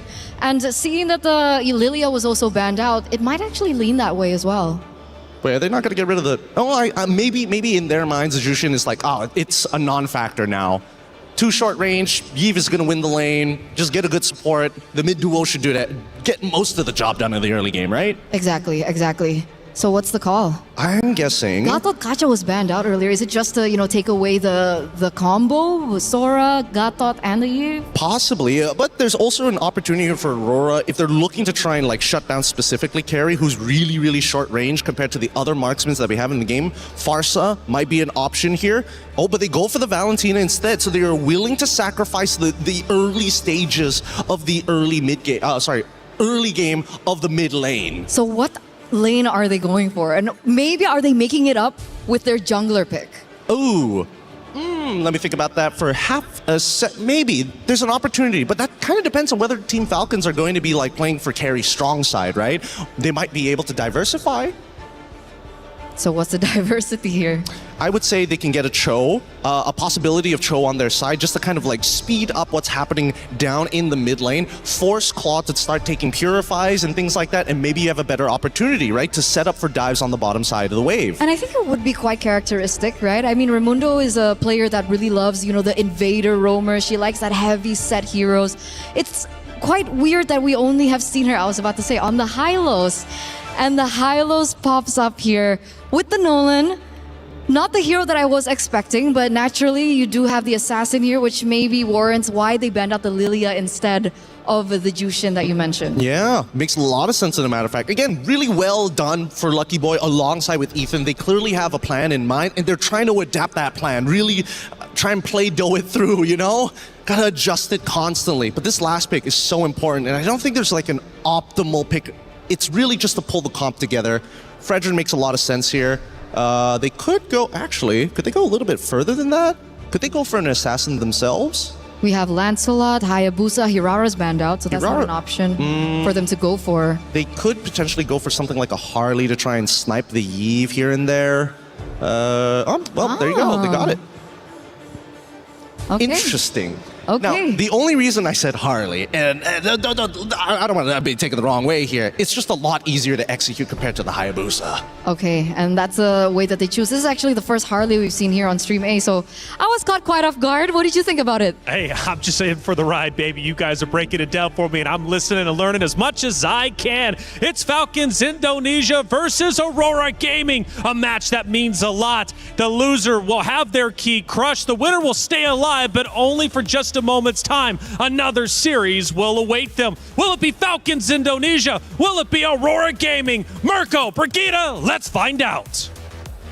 A really thorough breakdown of potentially what to anticipate heading into match number 1 with these drafts, but a lot's at stake as mentioned by our panelists. The first elimination match here in Stream A, and we are about to witness it right here and now. Welcome to game number 1, and we will have to sort a few things before we officially start the match, but we're seeing the drafts in front of us. It is indeed the first Harley game we're seeing in Stream A, but against a Nolan and this composition in general, how are we feeling about this Harley pickup that Aurora Gaming decided to go for? Wow, wow, wee, wow. Wow, wow, wee, wow. Yeah, that's the first thing I gotta get out, you know, for the for the Harley. Harley's good, you know, against the carry. If she steps a bit too far in this winning matchup, we've seen, you know, tendencies for gold laners when they're in a winning matchup to go in, they want to bully harder, and they end up getting punished. So the Harley can actually take advantage of that. And I think it's the same for the mid lane. If Eve walks up way too aggressive, you're going to get punished by the Harley, so it's all about that. Meanwhile, though, if you look at Falcons ID, it really seems like, you know what? We're going to go back and play the simple game. Yesterday, we saw them try to, like, play very difficult, high skill ceiling compositions where they need to do everything perfect. Now it's down to just win these lanes, utilize those winning lanes with an assassin in the jungle that has been great, even in the losing games. Falcons ID, Chef, has always been great. Against Seita, Suyo, and the Hanzo, both were, I think, the two shining picks in that series. So the fact that now she gets her hands on, I think, a more meta assassin, you know, especially compared to the Hanzo and the Suyo, who both didn't do too much. Yeah. It's going to be great. We saw exactly how a Nolan could take control of a game last game. Earlier, Team Ray Young, Tan, fantastic performance on that Nolan. Yeah, I like it. I like how they are no longer over complicating things and keeping it simple. Yep, simple is best. Simple is best. Like We were talking TLPH. about this yesterday. Their drafts are very, very... I wonder now, though, that we have a new patch, how much of that will change, especially in terms of their jungle. But yeah, now it's a bit easier to expect what's to come from this draft that we're seeing right now. I mean, even like generally keeping it safe, the high loss, and just a more systematic approach paired up with the Eve. So I think it wouldn't be that hard of a task to even just looking at the matchups, right? That the way they were able to secure even the carry against the Claude and now managing the Sora against the Esmeralda, which I like to think, especially in terms of pace, should be fairly the same for both of these teams. It's just a matter of who gets to find the aggression earlier on first. And we are, I think, just a few moments away before we actually see this game begin. Because, again, we do not want to really compromise the experience that we will be having in this tournament. So please stay tuned for and hold on for a bit. We are going to get in the game really, really soon. There's a lot at stake, especially as it's an elimination match. So, you know. Yeah. It's a big one. You're going to have to pay attention to this one, folks. We already have one team eliminated. Earlier, we saw their key crushed. Unfortunately, it was in Stream B. And now for Stream A, our first and only, I believe, elimination match. All the others will be promotion matches, and all the other elimination matches will be found on Stream B. So if you want to check out Stream B, you know, there, I heard they got like some other casters there. Those are their names. Stream B. I think it's Reptar and a young man from the Philippines, Leo. But they say Stream B does stand for B as in better stream though. So could also stand for the boys. Because we do have some bears. Bear boys, yeah. They call themselves the Wee Bear Bros plus LaFell. So you don't count LaFell as a bear bro? Is it just because now? No. You excluded him from the group. You're like Bear Bros and LaFell. No, like, LaFell is just the okay. I'm used to seeing the Bear Bros as 3. Yeah, definitely not LaFell. If you add LaFell, that's 4, but we can add another one. Nah, you should have added the other one at the start. Now it just feels like a pity slot, you know? I'll have to explain myself to him again after this. I'm gonna tell the story to LaFell. It's like the Bear Bros and LaFell. This is side character. He's but a what side if it's piece. one of the Bear Bros who said that? Then it's okay? They would never. How could they? How could they? Why would they do that? Okay. I will explain. But it's over the Bear stream. It's GCT versus Twisted Minds, if you guys want to check that out. And we got a Hanabi, so yo. And an Aulus. And they are doing okay. No, they're down 5,000 gold. Why don't we cast Stream B right now? I mean, I have it up actually. I don't know if we can pull it up, but no, we can't pull it up. But yeah, a Hanabi and an Aulus in the same game. Which one? MWI. MWI. It's fun. At least it's not a Popo and Koopa jungle. We've seen a lot of that. Here. Yeah. When we've been playing in the EU server, yes, a lot of the Popol and Koopa jungle. I'm trying to recall what other pick we've been seeing a lot. I think it's... No, it's mostly just the Popol and Koopa, really. Like, they really like playing it in the jungle or in the roam, wherever they want to do. But now we are officially starting game number 1 between Falcons ID and Aurora. Yep. So it is, again, as previously discussed, a Nolan versus a Harley, which currently is being... Okay, he got to steal that camp, at least before they got to him. This is one of the good points of having a Nolan on your team. You can invade so early on to a Lizard take, or even, again, in the Golem. It's very surprising he was able to snatch the Golem away out of all the different camps that you'd expect. Anu, though, won't be too far behind as she gets her hands on the lethal. Will actually try to go for the invade herself. Spot Sev, but Sev knows it too. The Bargain Hunter this time for Luette just seems like it's the common choice for the Esmeralda now. We saw 2 back-to-back Bargain Hunters on the Esmeralda. They have the exact same emblem as for Liv, though. Roamers. Liv as Mystery Shop. On the carry, interesting choice. The PYT for Zulana as well. I wonder what ultimate they'll mainly prioritize to as the Valentina, right? Considering the lineup that Falcons currently has, you have either the Shifting Skies or maybe even the RWM and the Glorious Pathway. So they'll have a lot of options if they just really want to set up for the team fights. I think it wouldn't be as much of a problem for them to find an ultimate that could complement the Veleric. Because the Wrath of Dryad too, I think it would be really useful if you pair it up with another AoE battle spell that you can pick up from Team Falcons. And both are seemingly setting up for this upcoming turtle. Yep. Good position held down by Shev here. Not too sure if she'll be able to get the flank on Anu. That's the walk up. Valak goes in straight on towards Anu. Already with a hat. They're going to go all in with a fracture everything. Oh my goodness. together with the shifting skies, bursting through Zulana and Luet like they're nothing. Straight to the turtle, and it's free. Yeah, Zulana, understandably so, but Luet even. Yeah. Barely being able to do anything as the Esmeralda in that scenario. Not even with a sprint. There was just a bit too much slow. Oh. And if it weren't for that flicker, Nika would have been next. Yeah, she got away in time. Sev now looking to capitalize on this early lead. A 1,000 gold lead, 2 kills and a turtle. This is a dream start for Falcons ID. Something that they haven't been able to get throughout MWI, and that means just the one match yesterday. Yes, so that's what you get when you simplify things and make it more easier for your team to just execute the lineup overall. They need not worry about trying to follow a perfect setup or sequence in order to win out on fights. And it's not like they just chose to focus on the fights. They were doing that all the while they were also securing the objective. But Anu, wait.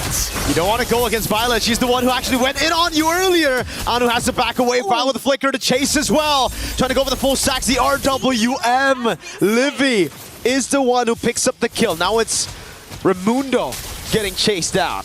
Wow, okay. They really made sure that Anu would go down at that moment. And now it's Sev taking her own purple buff away from her as well. Oh no, the buff! Yep, greedy invade. Buff didn't get taken. Retri was down, and the falling star moon from Luet was enough to take it. Luckily, Turtle will be spawning in 20 seconds, so they won't lose too much. It's just a bit of that momentum taken away, and Anu, surprisingly, a level ahead. Yeah. He gets a Nolan. Did she actually get the orange buff earlier? She was able to steal it away, right? During that previous, we'll have to... She did. We have to double... Wait. No. I believe she did. Yes, she took the orange buff and then she died, right? Yeah. Could have been what happened here. Luet. Okay. Back in the mid lane, stunned down by the Law and Order. Violet just walking up, and it does seem like right now Mob Psycho is waiting to catch Liv in an ambush. Sev blitz it, as you would expect from the Nolan. Liv there, utilizing the Bargain Hunter really well. Corrosion side already done as Raimundo rotates over, pops in the Glorious Pathway. Living now with a jump as well. That's with the RBM on RBM action. Zulana in the back, gonna be caught by the damage. Rather try coming around Liv with a flicker in. Forces Nika to go back, and now it's Anu in the midst of it all. Chase coming down as well. Anu gets away with a hat trick. Liv gets the gold crab. How is no one taken down in that entire sequence? They were all there. They got flickered away. It was a 5-man rotation even from Aurora just to take that purple buff away from Team Falcon's ID, but nonetheless they get it, and even more as they take down that structure up top. And Anu is just as difficult to catch on this Harley. It's been a tough task for Falcons, and she's been very sneaky with the plays of trying to find trades across the map. That's been happening unknowingly for Team Falcons. So I guess that's how they're actually able to keep this slight advantage, but it's nothing that Falcons can catch up to. They've actually already catched up. Sev's already level 8 as well, and the gold lead's already on their side. It's just so tough to deal with Anu. I mean, for Anu to deal with Violet and Sev, there's so many members that can just walk her down right now.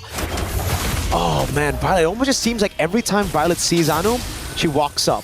Now Nick is trying to zone. Oh no, everybody's just gonna go all in. Glorious Pathway as well, forcing the Wrath of the Drive from Nika. Sev with the kill. Okay, there was no way Nika could have walked out of that. That was 2 members onto her, Sev! Forcing out the BMI from Mob Psycho, but that's another turret that Falcons are actually going to take for themselves. But again, Anu doing what she can, trying to find as much trades across the map. They're trying to keep this lead very small. Oh, goes in deep. It's a bait. Mob Psycho pops into BMI. Sev is in the base. Chased down by Nika. Can she get away in time? No. Nika takes her out. Meanwhile, though, Luet's caught all alone, isolated down below. And she's taken down as well. Falcon ID soaring in the skies here in their first game of the elimination match. Okay, Sev's down. They won't immediately get to go to the turtle, but it's not like Aurora are planning to transition to that either. They're going to focus on securing their purple buff first, and it's actually Violet who starts off this turtle, and it might not be the plan for Aurora as it's an immediate burst for Falcons on this objective. They'll take a bit more of their time. I believe even earlier we saw a slight advantage in terms of the gold towards Liv compared to Mob Psychos. A bit expected if you were to look at the matchup, but now it's Aurora just really trying to move as a unit this time. Uh-oh. They go with the flank on Violet. Doesn't seem like they're going to pull this off. Violet clears out the wave in time. Everybody backing away. It's just too risky to dive Asura. Violet's been on point, though, so far. Yeah. Every time with the chase as well. The Glorious Pathway on Nika. Law and Order as well. They're catching. Flicker out, though. Okay, gonna be alive. They will try to defend this mid turret, but Falcons might want to go for it. Real World already used. Oh, Shifting Skies on 2, brings her back as well. Zelana gets away in time, but has the RWM, now pops it down, but Violence in disguise doing damage. Gets away, there's just no damage. Nika cannot get the flicker, it's down on cooldown. Oh. Rather than try, catches 3, they're gonna go all in, almost a pick. Nika gets away with a sliver of health. Raimundo's still alive too. The deadly magic wasn't enough to actually burst him down, and Falcons ID are able to retreat safely. Imagine being able to force them under even your tier 2, but them still eventually getting away. I mean, everything that Aurora did as a response felt very defensive too either way. Even the clutch pickup on the Real World. Oh, Liv did not. Whoa. Liv did not recall. She didn't. She's gonna have to flicker out of the Falling Star Moon. Big resource spent and nobody here but Aurora. They don't want to punish even further. They're thinking of ways that Falcons can actually ambush. All this time, it's built up. That's the frustration that's built up. Liv really making the most out of that Bargain Hunter, man. Already 3-item power spike. Flicker down for Liv. Can't catch up with the RWM. Catches Anu. That's a killing spree already. Great taunt by Nika. Oh no, everybody just walks her down though. It's a bit too much for them to handle. Not enough damage to retaliate to that play. And that's the target that they want. Anu finally going down. Moments just before you could have expected a Lord fight between Team Falcons ID and Aurora, which is why this is likely going to be a free objective over to their side once again. And it's something that they could greatly utilize, as Aurora have barely made successful movements enough to take control of the map too. It's always Falcons finding these turrets, and it's always them just forcing Aurora to put down their ultimates and the most... Oh no! Okay! She just got back. Oh my god, Raimundo with the Law and Order trying to catch her. Won't be able to get it down. That's kind of crazy though. Now a siege up top. No Lord just yet. They're gonna crack. Oh, an attempt by Chev down below. Mob Psycho able to react in time with the Blazing Duet and a flicker out. The Lord took a while before it spawned, but going back, it's again Falcons just always forcing out the reactions from Aurora. It's not like Aurora are able to set up anything for themselves, not even with a Wrath of Dryad, not even with a Falling Star Moon. They really have to play counter-engage at this point, considering that they're significantly behind too. Falcons are barely doing anything to take out these outer turrets, and now Aurora have lost all of them. It's only the Holy Shields and the base turrets that are left, and we're only 10 minutes in the game, and they also lose Luette. Complete herself, Violet with the play! Shifting Skies in the back, the Wrath of the Dryad locks him down, but not enough to take anyone out. Falcon want to go for the end. Anu in the mid lane, with the help of the Holy Shield, gets rid of the wave, but there's another wave down below. Now it's Anu and Mob Psycho. That's a wave spawning back in as well. They're gonna go for the instant clear right now as Anu tries to go with the poker trick. Mob Psycho with the BMI and the Blazing Duet. Violet trying to zone in the back, and it will just be Falcons locked in on the crystal to secure game number 1. Violet on the Sora has been insane. Those last minute clutch setups, the Shifting Skies, and her targets have always been on point. If it's not Anu, it's her finding these 2 to 3 man setups that are very much crucial to the team, and that is also one of the biggest things that led them to securing this relatively quick game. It's only been 11 minutes of gameplay that we got to see between Team Falcons and Aurora, and it's looking very grim as they've secured match point and Aurora are on the brink of elimination. They'll have to find and do what it takes in order to equalize the series later on. But look at this setup from Violet. It was crazy. And Violet, that's why I've just been highlighting her all throughout the match. Every time when she sees Anu, she goes in for the damage. When she sees everybody already there and some people just grouping up a bit too close, goes for the cloud form instantly. Violet knows exactly how to use the Sora, and that's why it was prioritized so early on. And now we understand what works for Team Falcons is to simplify everything. And execution-wise, it's not a problem for them. Now let's throw it over to a quick break before we jump into the next game of this series.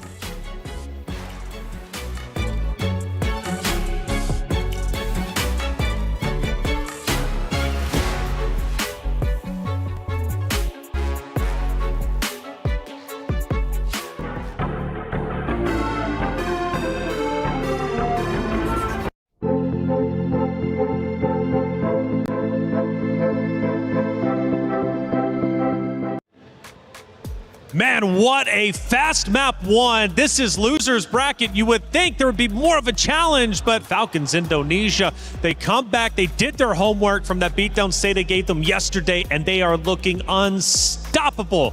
Hey, welcome back into the studio. I'm Taylor Reflections, Noble Eterna, Gideon. What a map one. I guess there's a lot to talk about. First off, Falcons Indonesia coming into it, Eterna. We knew that their communication was a little bit rough yesterday. Today, though, it seems like they had no problems talking it through. Which is why I was so surprised that was a problem in the first place, right? Because a lot of these girls that are on the team, they've been together for a very, very long time. Sure. We even have reunions coming in from the same team. So the fact that they were able to, iron out the kinks overnight, it's an expected result, I would say. For sure. Well, they were one of the contenders, right? One of the heavy hitters. Let's take a look at one of our great moments throughout match number one. And I want to see if it was at the very start. So it's actually a little bit later on. We're getting towards the base. They start to break through in regards to Falcons Indonesia. Yeah, it's a pretty unwinnable situation at this point, right? Again, once you have carry, all the tanks just kind of don't matter. And as long as Raimundo doesn't accidentally hit the wrong targets to stun, genuinely, there's kind of no way out of this, right? It's an unwinnable situation since early, right up till mid-game. It's just continuously in favor of the side of Team Falcons. And look at it, only one missing turret. That was it. They absolutely dominated, and it started at the very beginning of Eterna with the first turtle fight. You could really see Falcons Indonesia were playing very, very well together. Violet with the Eve was just unstoppable, trapping everybody in, and they did not waste any of those moments. And this is the moments that we've been waiting for since yesterday, because I think you were the one to hype her up, right? Violet, one of the backbones of the team. She's been around for so long. The experience is definitely behind her, and we finally get to see her shine. And I'm so grateful for the coach as well. Finally, they were able to find a draft that can really accentuate their gameplay, and therefore being able to be as dominant as they were from the get-go. We are seeing that this is one of the, I would say, shorter game durations, 11 minutes and 21 seconds. Yes, and this is why Team Falcons are so, after, this is a complete 180, because this Falcons is a scary Falcons. Sure. They give you almost no chance to kind of escape the death trap that they've set up for you. Every little bit of gold that you see, and especially, look, most haven't even hit level 15. All of it was being funneled by the two side laners in Zev as well as Live. Wait a minute. That's not 100% correct. Well, either way, the three turtles are. I know that for sure, man. And the 10K gold difference between the two obviously is quite significant. And one thing that I learned, if you're 10K gold down, it's hard to come back. It's pretty much done and dusted, as I keep continuing to learn from the greatest and the best MLBB has to offer. But hey, man, it was definitely a tough series for sure. And Falcons Indonesia, again, looked absolutely incredible. And from start to finish, and it finished in 11 minutes, our shortest that we have seen yet.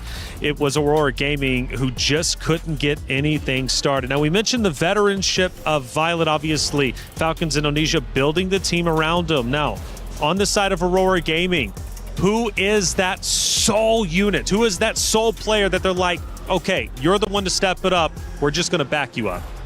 I think that's really hard to tell, but when it comes down to impact and how she's been able to carry through the game, I think a lot of that really has to do with both Anu and Zulana. That's specifically for me. You can have a different opinion later on, Gideon, but Zulana was forced on a hero that is great because obviously a Valentina gives you so much versatility in this particular team fights depending on how creative you are and how much grasp you have over the other heroes, specifically for the opponents. But the Valentina up against the Eve early game is just so difficult. Like, what do you expect her to do? Even Anu in this particular situation, you did mention the Harley pick as well, but it looked like the Harley was so pressured in the early game that there was barely enough time for her to shine as well. I agree. It did look a little bit uncomfortable here, and that's why I was thinking that, man, these Falcons are like so different. Truly, being able to kind of just walk into the enemy jungle. And not only that, they also perform some really complex dives with two people already underneath the turret. They look to kind of break open a lot of different ways. So some great high-level stuff that's actually being implemented well now by Team Falcons. Well, as we head to the stage once again, one more round loss from the side of Aurora Gaming means their key will be crushed and their Esports World Cup run comes to an end. Aurora Gaming must fight hard to force a game number 3. If they can do so, well, they have a chance to continue to move forward. But Falcons Indonesia, a contender coming into this tournament, might have stumbled day one, but right now they are running full speed ahead, looking incredibly strong and looking to make quick work of Aurora Gaming unless something catastrophic happens and Aurora Gaming is able to come back in map 2 in a dominant fashion. But one thing that I realized again, that early game, Aurora Gaming, they've got to lock in and they need to shut down the teamwork of Falcons Indonesia quickly. And I know they can do it. I know that they can do it because as we were watching their qualifiers, they had to go through so much pressure, right? They basically went back to back elimination matches, so their mentality has definitely been tested. And in this particular situation, perhaps that's exactly what they need. Maybe they need to be on the brink of elimination to have that additional pressure, to have that additional motivation to eventually step up. If we're talking about motivation, we got to talk about the information they now receive from that game 1, because previously we didn't know what Team Falcons was going to do. Sure, a couple of picks here and there from yesterday's games, but now they see the playstyle, they see what they want to implement. I think Aurora has a better base to actually adjust in the draft now, because that opener on that red side just was not it. They didn't get the right answers in that first phase, which really hurt them in phase 2. It's Liv versus Mob Saiko. I mentioned that in the very beginning, and clearly Liv got a ton of value in game number 1. But Mob Saiko, where is she at? What can she do to improve in game number 2?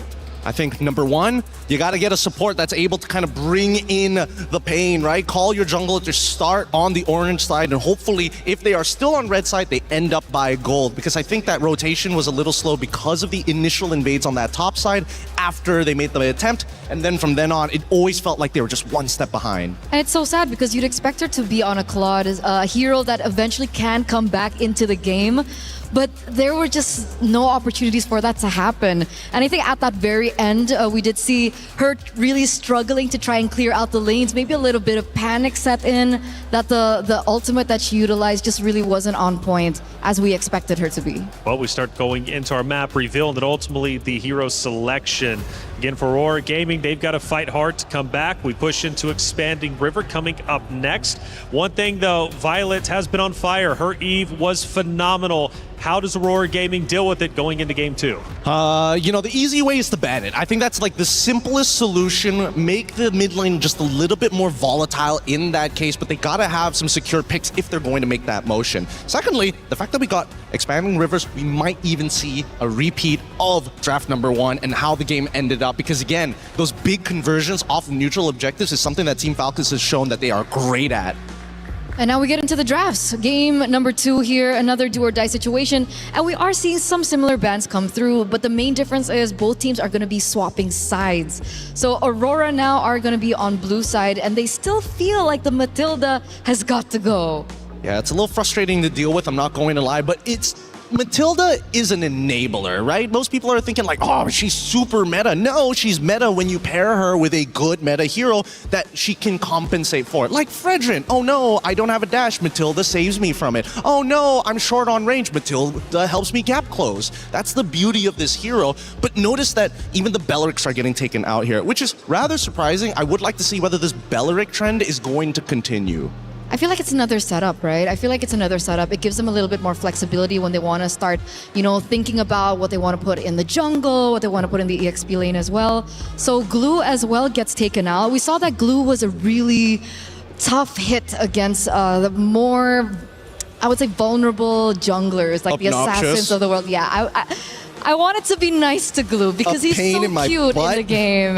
What do you mean he's cute? Patrick! Okay, fair enough. Right? I can't argue with that. Okay, but he does get taken out, so it does give a little bit more leeway for Team Falcon's ID to kind of think about it. Freya and Guinevere and the Hirara also gets taken out. Now, do Aurora this time around want to solidify that mid lane? Do they want to pick up the Eve themselves here in the first phase? No, because Marcel is open and they would rather... Don't worry about it, because they would rather say, you know what, we take Marcel and we'll let you decide what we get. Oh, are we going to get the Jushin? Are we going to get the Eve? Because no matter what, I think that's going to be the big trade-off here until we see the second half of the bans. We finally get the Marcel though. Yes, finally. I am excited for this one. So what do we usually match up against the Marcel? Because we've always seen the Marcel banned out in the Land of Dawn. Are we thinking about heroes like the Hilda and the Khalid? That's the thing, right? Because there's also the argument of like, if you get the Marcel, should I necessarily take the Valentina so I can steal the Golden Hour, right?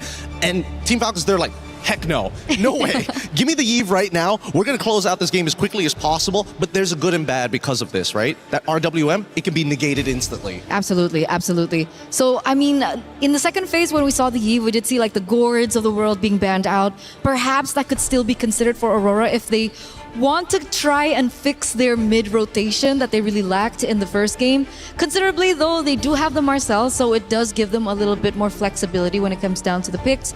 But the carry early here, again for Falcons. That's a very, again, just a hard read here. Make them feel, make Aurora feel just a little bit uncomfortable, and at the same time, just tell them, you know what? No tanks for you. Yeah. It's limiting. It's limiting. It's about keeping them within the box without actually having the Eve apply it. And at this point in time, would you just focus on picking up the Claude here? Actually, I would, because we saw what happened when it got to the second phase, right? And then, you know what? The direct answers that they had initially gets axed out straight away. Looks like we're going to go on a bit of a pause here. Hopefully, our marshals, of course, best in the world, they're on it straight away. But it looks like the Eve is back. What do you think about the Eve? Well, I'm clearly worried, and Gideon, you mentioned that we could in fact still have another mirror matchup from previous, which is a big worry. 11 minutes is so incredibly short that fundamentally something fell apart for the side of Aurora Gaming. If you give Falcons Indonesia their comfort picks from game number 1 now heading into game number 2, I think you're going to have a lot of issues. Aurora Gaming could very much be in trouble. But what is the justification for Aurora not to just ban Eve outright? Well, I think the justification especially is when you have the option of Marcel still available, you don't really want to break that trifecta just yet. I mean, it used to be a trifecta. Now the duo purple mid laner mages. And the fact on top of that is the fact that Zulana is so versatile in the mid, and she really has some unique picks that you normally would not think would work, but has worked out for them in the past. And they have that pocket Lunox for Zulana.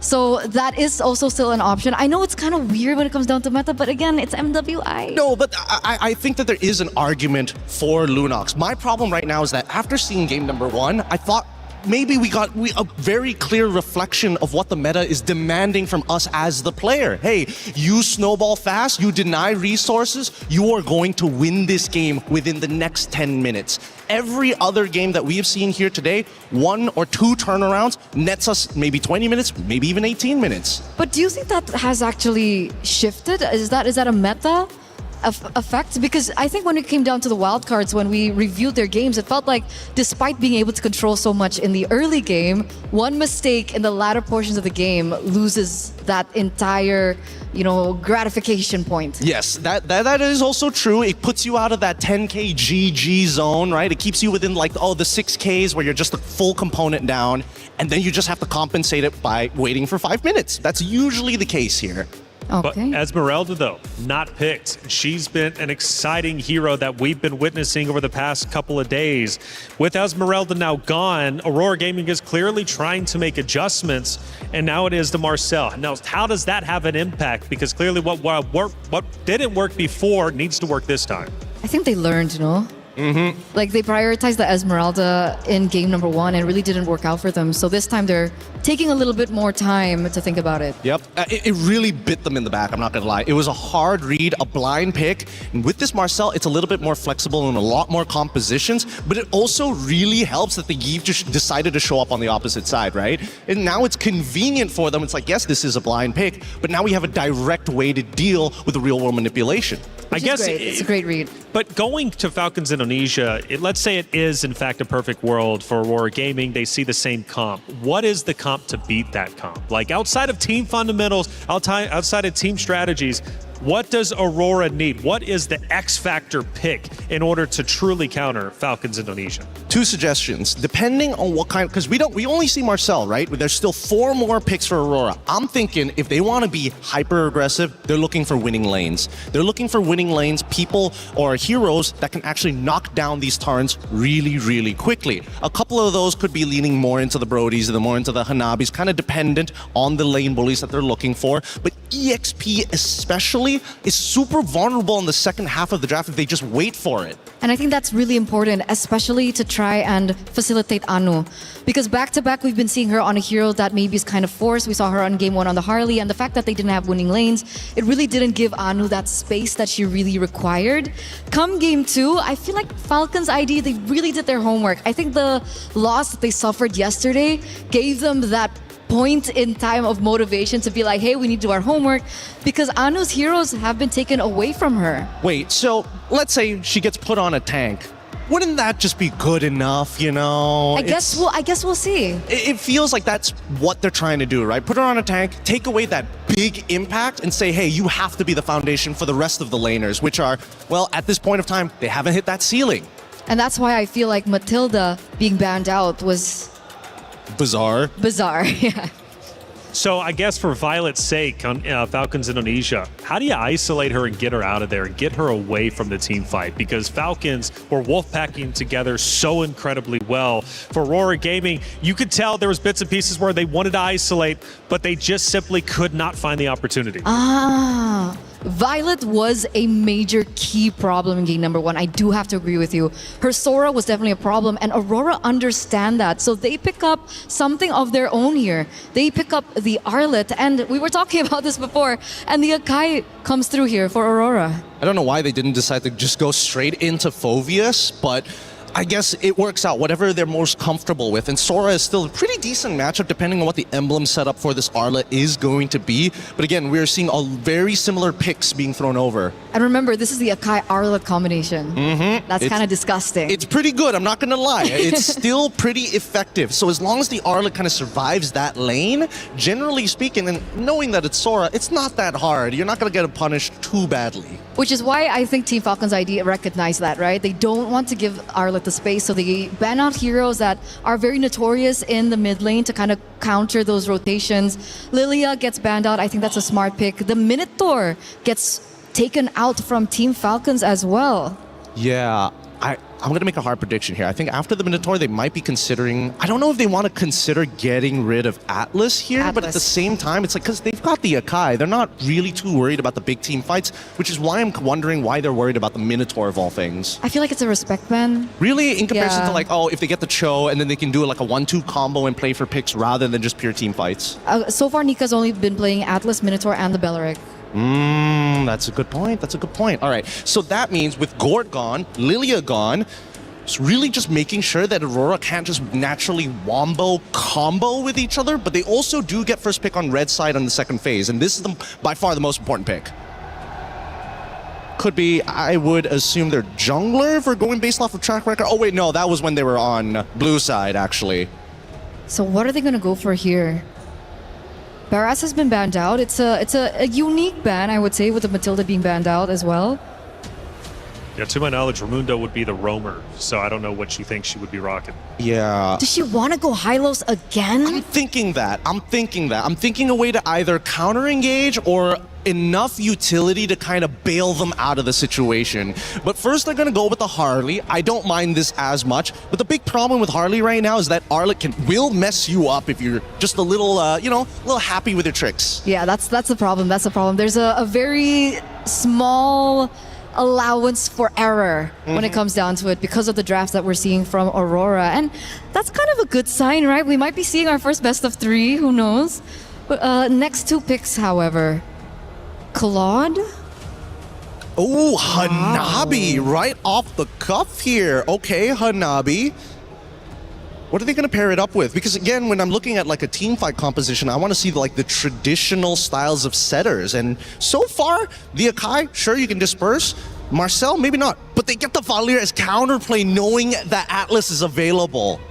I think that's smart. I think that's genius. The Hanabi, however, is an interesting pick. It's definitely one of the unorthodox picks that we've seen here at MWI. We've seen it a few times, I think, Stream B, but we finally get to see it in action here. I think my main concern is how volatile and how vulnerable this pick is, especially in the early stages of the game. You know, from the side of Ray Young, though, going back in time onto that side station match that you mentioned, Quinn ended up picking out Hanabi and going 8-1-8. So it does have an effect and can truly impact the game. It's definitely interesting. Yep, no, that's actually correct. I was casting that game and I thought maybe the Hanabi isn't going to do as much as I thought, and then it did. Now the final drafts have already been complete. An early style composition that's very magic heavy on the side of Team Falcons in comparison to Aurora, who again, I think they have to play around the Hanabi as well as the Valier as the main anchors of the team. Valier especially. If he doesn't have that Seer, they're going to be in a lot of trouble once they break through the back line. Well, there's been a couple of changes on both sides, but was it enough for Aurora Gaming to take down Falcons Indonesia and force to Game 3?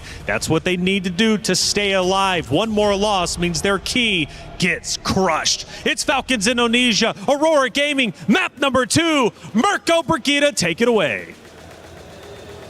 The Marcel makes it way to the Land of Dawn in Stream A finally for the first time, but so does the Hanabi. It's back and it's about to prove whether or not this could be the key to securing that 2-0 sweep for Team Falcons ID, or for changing the course of Aurora Gaming's fate.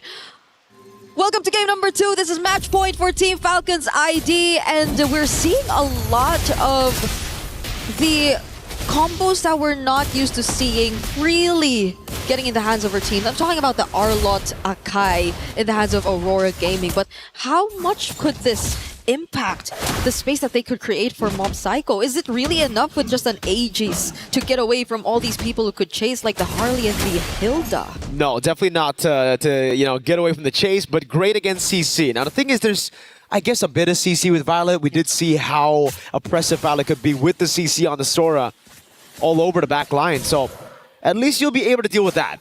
Now, I know the panel also mentioned the Hanabi finding success. It just also got a game win.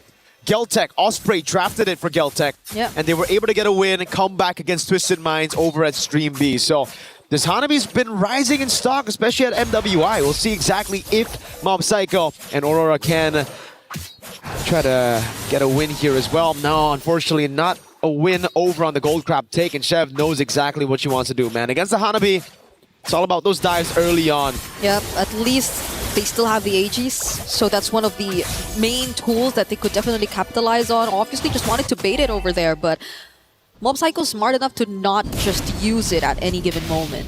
No, Nick is gonna have to recall here early on already. It's all about the level 4 start here, and it's coming down to Luette and Violet. Anu with the help. The XP grab given to Luette. Still no level 4 though. She's been zoned, I believe, in this lane. She's actually quite a bit behind. Down below though, Chev with the gank. The Aegis procced already. Mob Psycho stays alive, but on the other side of the map. This is a win for Aurora. They have control. The jungle's down below.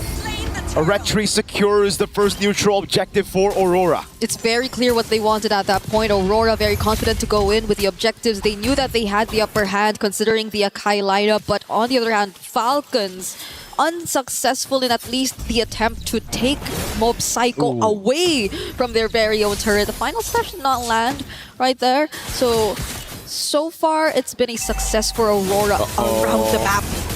There you go. They're gonna go for a Higanbana.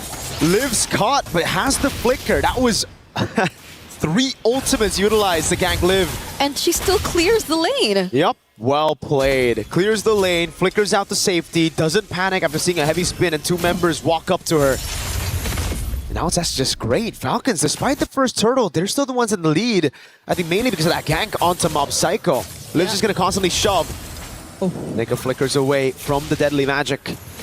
Okay, those are more resources burnt from Aurora rather than Falcons in that instance. It was just a flicker from Liv that we saw used at that moment. And I believe they're really keeping everything in check.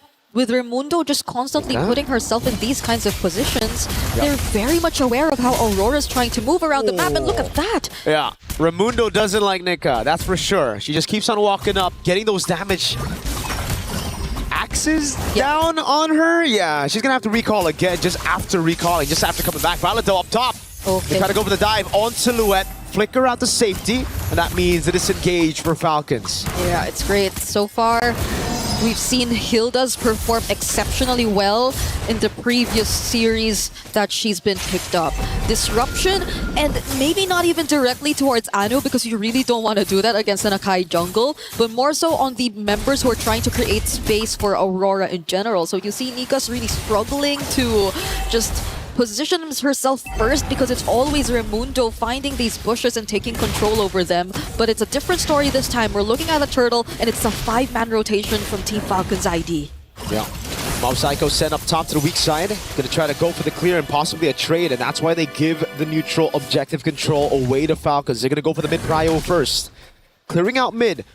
Zulana in position, the turtle resetted by Raimundo. Well played, Sev. Trying to get level 4. Final slash coming down as well as they go all in onto Raimundo, but she's able to flicker around. Now Violet comes in for the back line. Good heavy spin to this engagement. Liv is tearing them apart and flicker forward. Liv gets first blood. Luette now next to the chopping block as Nika's able to pop in the golden hour, but gets very low. In the end, it's Luette down. Anu has to walk away, and the neutral objective won't even be in the sights of Falcons. They're going to go straight for the turret in the mid lane. That is one of the very few warranted flicker forwards you get to see from gold laners. Liv, confident enough to put herself in that position because she very well knew that they would be winning the fight anyway, that they would be finding the most important targets and they would eventually get the right amount of support from the other members right after the objective, which they took just now because, as you mentioned, they prioritized map control. They prioritized faster conversions into objectives they felt were more necessary for them to just ramp up the pace of this game, and it's working wonders for them so far. It's already a 2K lead, and with this, I think you could really maximize the threat of Sev just surprise attacking these members of Aurora who are just very vulnerable to the deadly magic. There's so much to look out for if you're Aurora, like you mentioned, Zev, with these deadly magics, with the creative angle she's been able to get onto Aurora, especially with this front-to-back composition falling flat early. It's a good stun. Now with the final slash as well onto Liv. No flicker. Good cash by Aurora. Finally on the board, but look at Falcons straight with the response. Conceal. Okay. Good disengage by Zulana. Zev up top though. 1v1, deadly magic and the damage. The Aegis comes around. Now Nika's coming in as well, providing support. Zev needs to run away. And Mob Psycho somehow survives the assassination attempt up top. That Aegis is actually making a difference, no? Like survivability-wise. I didn't expect that. It's really helping Mob Psycho keep herself alive, even when Sev just found the perfect opportunity to potentially take her down. So it's a bit unexpected. And yes, if it's just that, then you don't really need to worry. But Raimundo! Final slash and the max range of that skill 1 to get her stunned, forcing the flicker out. But Falcons again are the ones proactive on the map. They see Aurora making moves to get a gank, to catch a member. Falcons go straight for the objectives. They're gonna go and get another structure, so all tier 1s down for Aurora. It's actually Raimundo's handling the sides, no? Okay, she will be in a very dangerous spot there though. In exchange of maybe a bit more control on the other sides of the map, courtesy of her teammates. But then, Aurora, at least bit by bit, they're finding kills here and there on crucial members such as Liv and even Raimundo. They're still going to have to dig deep though. They are a game behind. This is an elimination match. Nika's walking up, trying to open up for Anu, but she's going to get chunked down now. Oh, even through the heavy spin, CC Mute.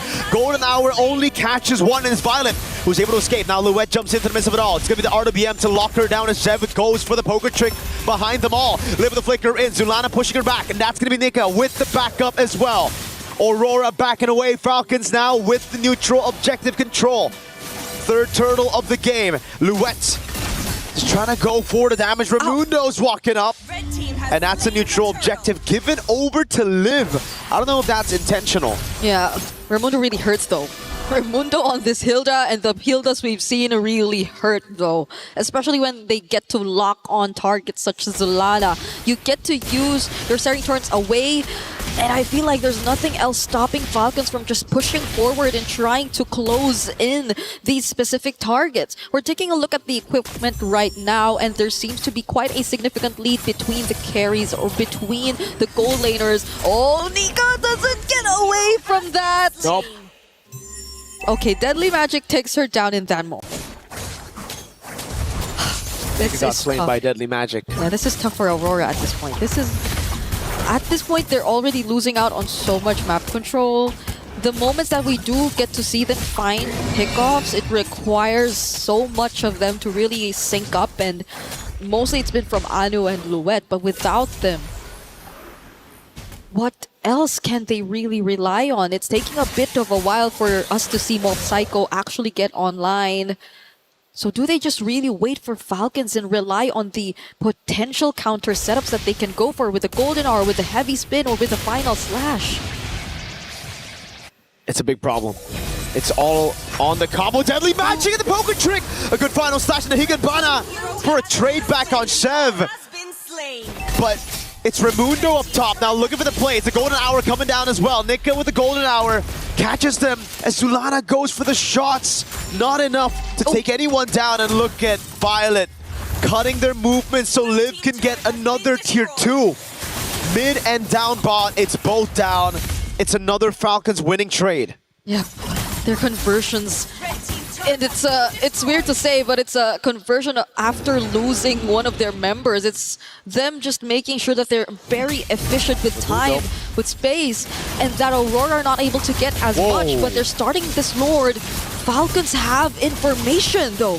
Anu has the heavy spin. They might be looking for that. Now it's going to the shifting skies, catching 2. Heavy spin, pinning her down right now as Nika's still able to survive with the Deadly Magic sticking down on her. That's the rest of the team, guiding back on Luette. As Nika's still able to survive right now as that's going to be Violet on the skies. Nika's waiting in the bush, gets the hit in the end. Liv flickering forward, getting onto Mob Psycho as Zulana gets caught by the poker trick. And it's the Void Blast of Livy to claim a double. And it's just Nika left alive. One member, it's the roam. There's no chance of a steal. Falcons are gonna get a free neutral objective on the Lord. One of the most aggressive carry games we've seen this entire day long.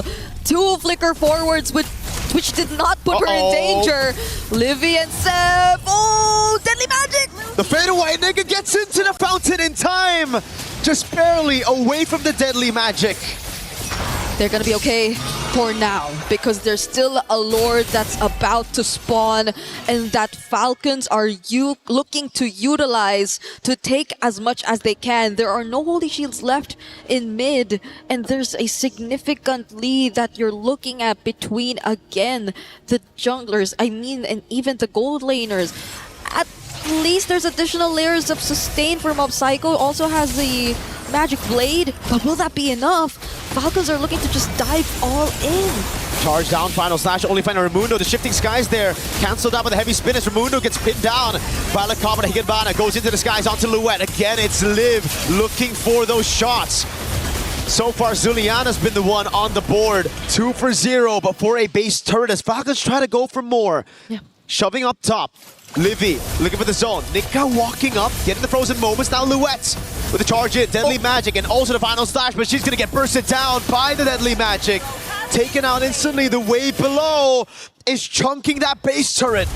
The first part of that team fight looked really good for Aurora, but it was a bit too obvious that they wanted more. That final slash forcing Falcons under their turrets instead of them willingly trying to go for the more calculated engages.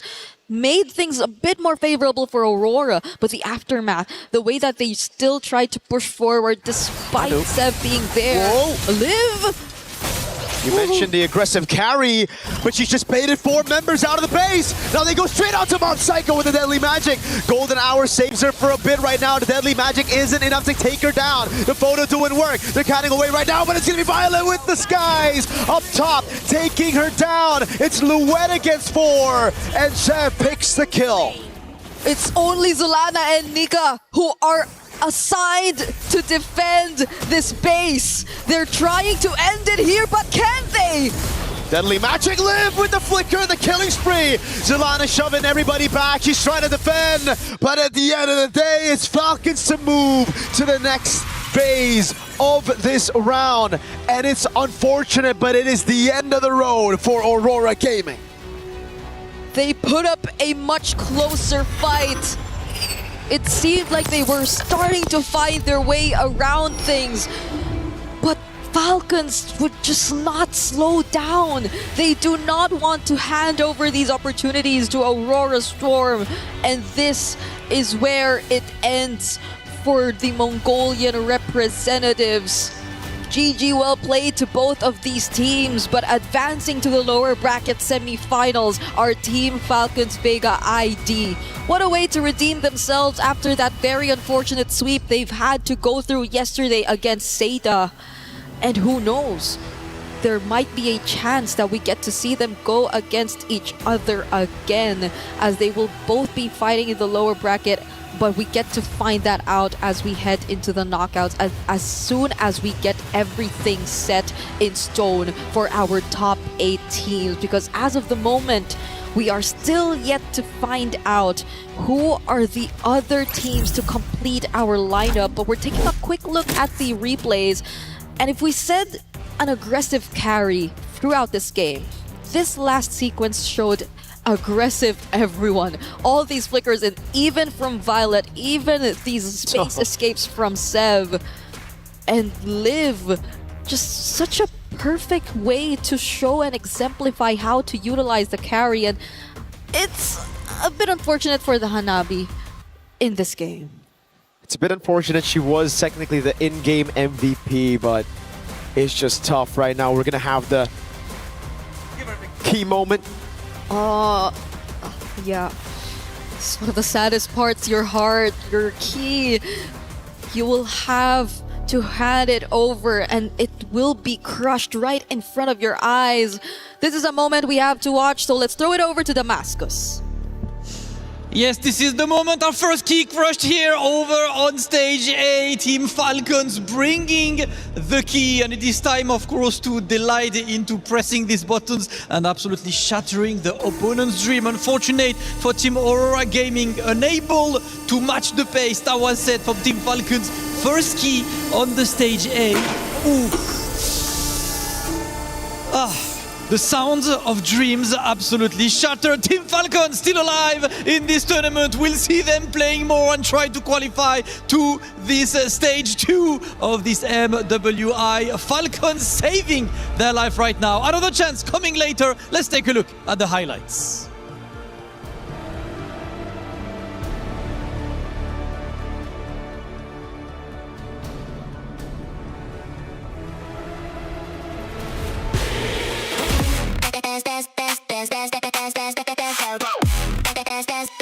We book Esports World Cup up.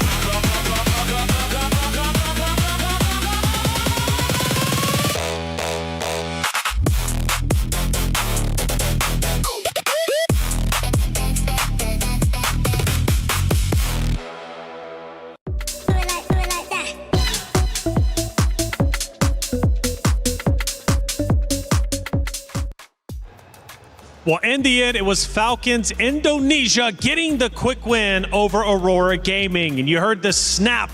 The key was crushed. Aurora Gaming, it was great they made it to the stage, and they should, in fact, be very proud of that. To make it to the MWI stage is a massive accomplishment. But their run cut shorter than they probably wanted. They will not see the knockout stage. But Falcons Indonesia will continue to move forward. Gideon, another quick map that ends within like 10, 11, 12 minutes.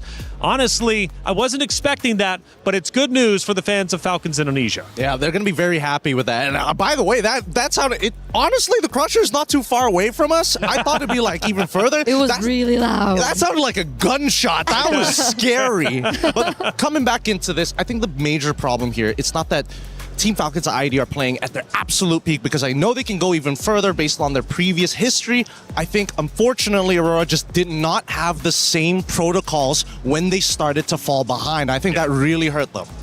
I think it did too. We mentioned during the hero draft, we might see much of the same. For the most part, we did for Falcons Indonesia, but they did throw in a Harley. Now, I know for you were kind of questioning, was the Harley the right play? Would this open up an opportunity for Aurora Gaming? Well, it looks like it didn't. Here's the thing. I still feel that the jungle is very interesting. Okay. It's like I'm still undecided. Do we still want to say that the tank jungler meta is good, or is the assassins better? But for the most part, the Harley has been very 50-50. Sometimes it works, sometimes it doesn't. It really depends on the composition of the rest of the members of the players. And that's why I feel like in this particular matchup, Team Falcons, again, did their homework so well. The jungler picks were shut down, all of them. Well, let's end up seeing how that Harley ended up working out in one of our first plays of the game. And clearly for Falcons Indonesia, they run Harley. Whether you're a believer or not, it seems to work out. We're now 4 minutes and 50 seconds in. This is towards the beginning, Gideon. Yeah, no, this is where, Zev initially, again, Zev doesn't necessarily want to always be the one initiating. He's looking to clean up. He's looking to really isolate a target. And when you isolate that target, it kind of affects the 4 other members who are around you, right? So again, instant reaction once the deadly magic comes out. Unfortunately, I think that this is where we start to see like the big differences, right? For tanks, it's a lot easier to show your impact by saying, hey, nobody on my team died, compared to an assassin who's like, what's your KDA? Sure. It's a bit rocky, isn't it? Eterna, what are you thinking going into this next clip? Obviously, another great moment as Gideon starts to catch his breath a little bit. Dude is flabbergasted. He needs 3 mics. Are you feeling good? Oh, he needs 3 mics as well. That's very good. Look, Harley in this game had no reason to be able to find the picks that he did. Look, all these heroes have either CC, a way to push him back, a way to kind of like dodge the initial deadly magic, except for the Hanabi, of course. But other than that, it's just, I can't believe that they got away with it, to be fair. I love that moment, by the way. Because I was questioning in the early game. I was like, why isn't Harley being as aggressive onto the Hanabi? Because technically early game Hanabi, not as powerful, not as strong as well. And then we finally get to see the moment. The Harley goes up into the top lane and tries to get the Hanabi down, and she instantly goes Aegis. Yeah. First skill. Yep. I mean, dude, the fact that she is going for shield max is crazy. Most people want to focus on the wave clear, the second ability where she throws out a projectile and bounces around. She went straight for the defense. Well, here we take a look at our bracket for Group A. We continue to move forward. As you noticed at the top there, Team Falcons Indonesia did take that early loss yesterday to SETA Esports, but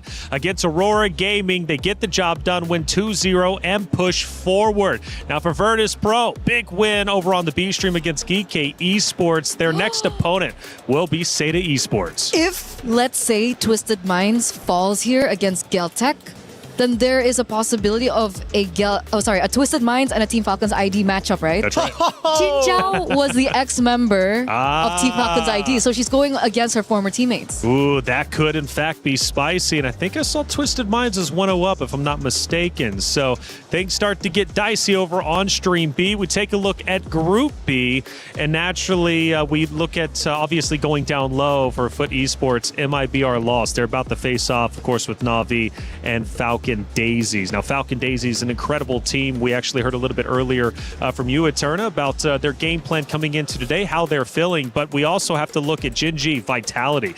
That's coming up next on this stream. It's a rematch from last year. 2 powerhouse teams. We could very well be getting a bit of a preview of what the grand finals is going to look at. But we do have an interview set up for you from one of our teams from the last matchup on the very stage. Rose, who do we have? Hey guys, Zev here from Team Falcons ID, surviving 1 elimination match today. Zev, how are we feeling? We're feeling pretty good, actually. I love that, and I'm pretty sure you also feel relieved because you guys survived the first elimination match. Now, I gotta ask, what actually happened yesterday? Yeah, kita karena ini pressure tinggi kan di turnamen, jadi mungkin kayak ada hal yang mungkin ternyata kita abaikan aja sebelumnya, tapi ternyata setelah kita temukan there's a problem in our team, so we're going to fix it, and we already did, so yeah, we're pretty good now. She said that yesterday was more towards the pressure of being in any tournament that got to them. Hence, they lost their first match. But they saw the problem. They worked on it last night. And I think we could see the result today. Now, congratulations on that 2-0 clean sweep game. We see that you guys are back on track. So what else can we expect from Team Falcons ID moving forward? Of course, we're not trying to survive here. We're going to be... Of course, we want to be a champion. So that's our hope. I think that's a pretty banger line. They're just not trying to survive, but they want to win it all. You know what, Zev, since you guys survived your elimination match day, is there anything that you want to say to the Indonesian fans back at home that are cheering for you guys? Terus dukung aja guys. Kita akan terus ngelakuin yang terbaik kok. Kita nggak cuma main buat cuman surviving gitu. We're gonna try to win the game. She said to everybody back at home, you know, just keep on supporting us because like she said earlier on, they're just not here to survive, but they are here to win it all. Thank you very much, Zev. Congratulations. With that, throwing it back to you guys at the studio. Play is in our DNA. Whenever we let it out, it becomes our superpower. Now imagine an entire city being built to supercharge it. Kadir City, powered by play. Not just here to play, we're here to win. Love that mindset. How far can they go? Obviously, it's up to them to decide. But it's not just the current players on the rosters of Falcons Indonesia. We also have Funi, ex-Falcons player, to hear from Rose. Let's hear what she had to say. Hey guys, Funi is here in the arena. Hi. How are you? How's Paris treating you? So far, Paris is such a pretty country, and the people here are so humble, right? Oh, they're so nice. I agree. Yeah, whenever I enter everywhere, people are like, bonjour. Bonjour, merci. Yes. So, Funi, let's talk a little bit about the game. What happened to Team Falcons ID yesterday? Because that was a shocking loss. I think it's just because they were nervous. Because I think they were playing good, very good, but I think they were just nervous to be in the international stage because they skipped last year, right? Yeah. Okay, you mentioned that they were nervous yesterday, but today, after watching Game 1 and Game 2 is looking amazing. Yeah. How do you think they will be after this? I think they learned from yesterday already. I think they will bounce back even more. I think they will make it to the playoff stage. Let's go! Let's go! You know what, Funi, any words for your Indonesian fans back at home? Should I say it in English or Bahasa? Up to you. Oh, maybe I will just say it in Bahasa. Because, guys, jangan lupa buat dukung tim-tim Indonesia karena mereka butuh banget dukungan kalian. Dan semoga tim-tim Indonesia bisa bawa pulang pialanya. She said to all the Indonesian fans out there, please don't forget to support your Indonesian representatives as they do need your support. And hopefully they will be able to bring back a championship back at home. Thank you very much, Funi. Thank you. And with that, throwing it back to you guys at the studio.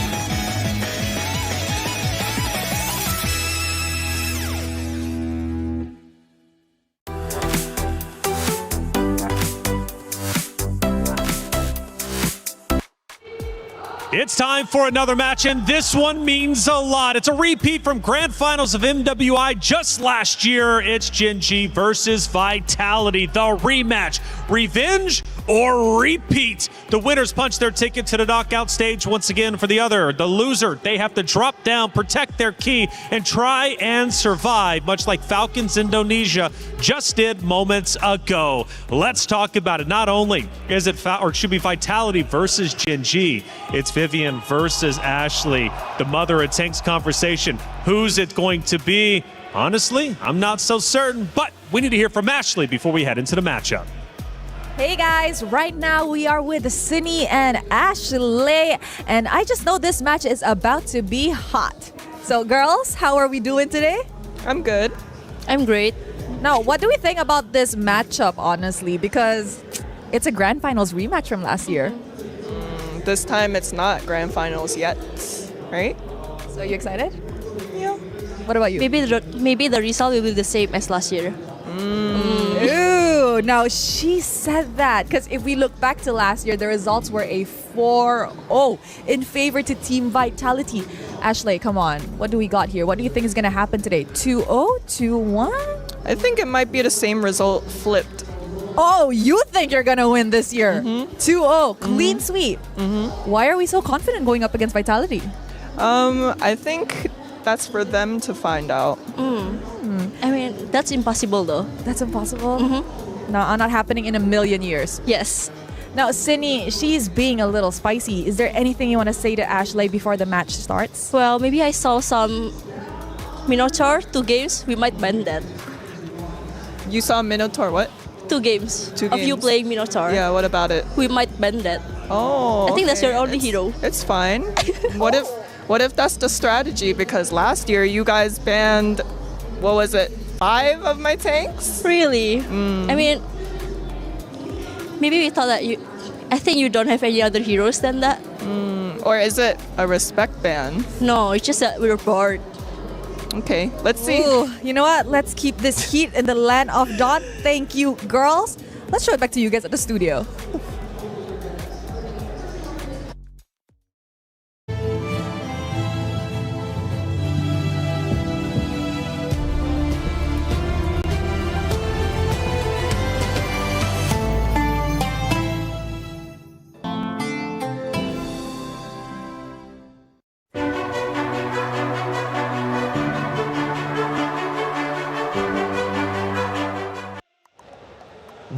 Wow, that was the first Spice we have seen yet. I thought it was going to be relatively tame, right? Because Ashley was like, we'll see how it goes. But Cindy was like, no, this is how it's going to go, 2-0.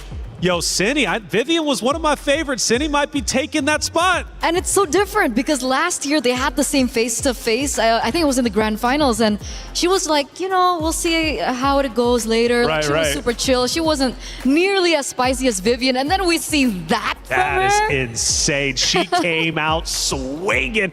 But rightly so, because after all, Vitality is in fact the returning champions. They've got all the confidence in the world, but they did have a close series against MIBR loss just yesterday. Will that have an effect going into the series? Well, of course, we need to find out. It's Vitality versus Gen G. Let's go to the stage to set it up.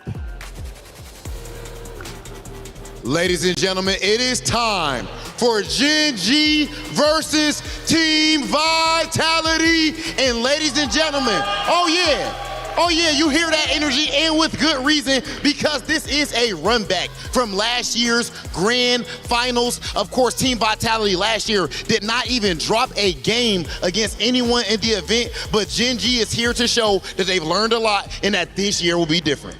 That's absolutely right. Now, yesterday, we have seen the hype being tested.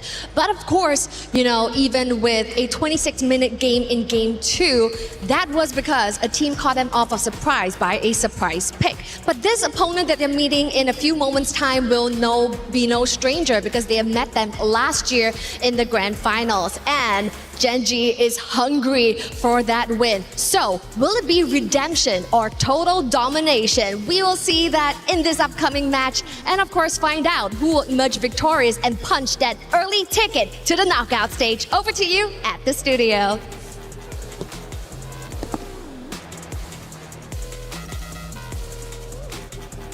Ooh, it's spicy indeed. The stage is set. The players are ready to go toe-to-toe with each other.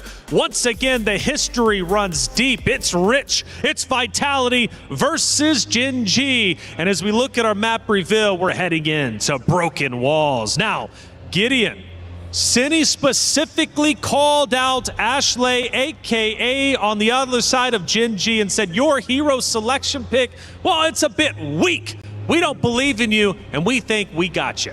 Well, I mean, if they want to commit to 5 tank bans, 5 support bans, by all means, go for it. We've seen too many times where there has bitten somebody in the behind. And I think right now, it's less about what tanks are you going to get and what's the best composition you can achieve here, because I'm looking at the side laners who are going to make the difference in this game. I agree, but there's definitely a warranted feeling as to why they're being so focused on Ashley.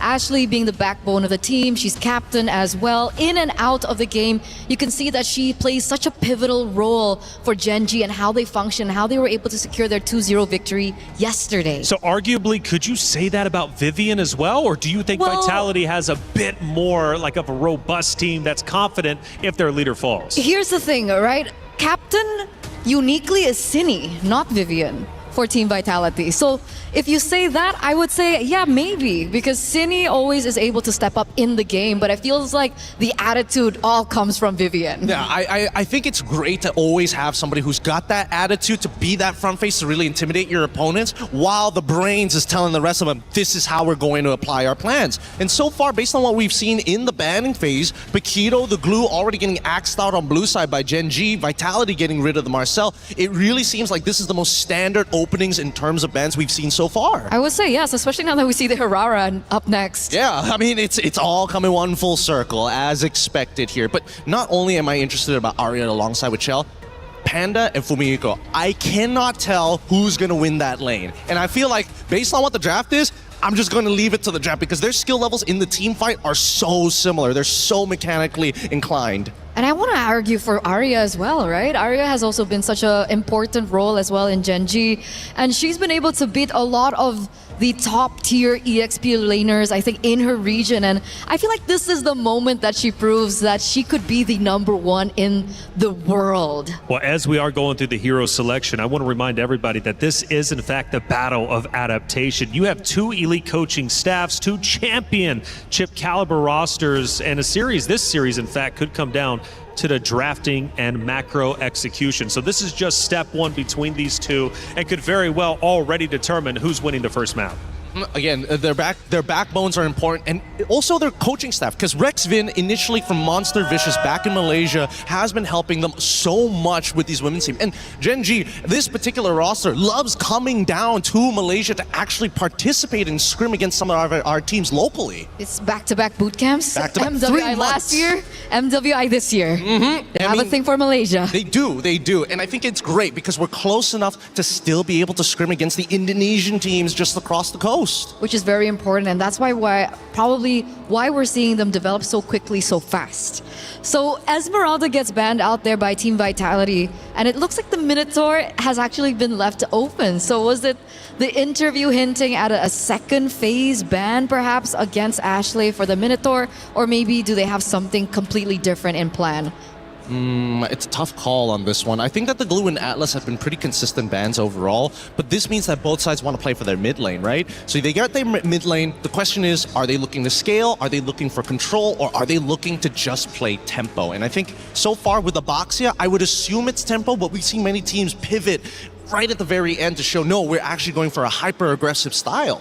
Okay, it really depends on how they're going to be able to draft around the Baxia, right? Because the thing about the Baxia is, the least I can say is Baxia is very dependable.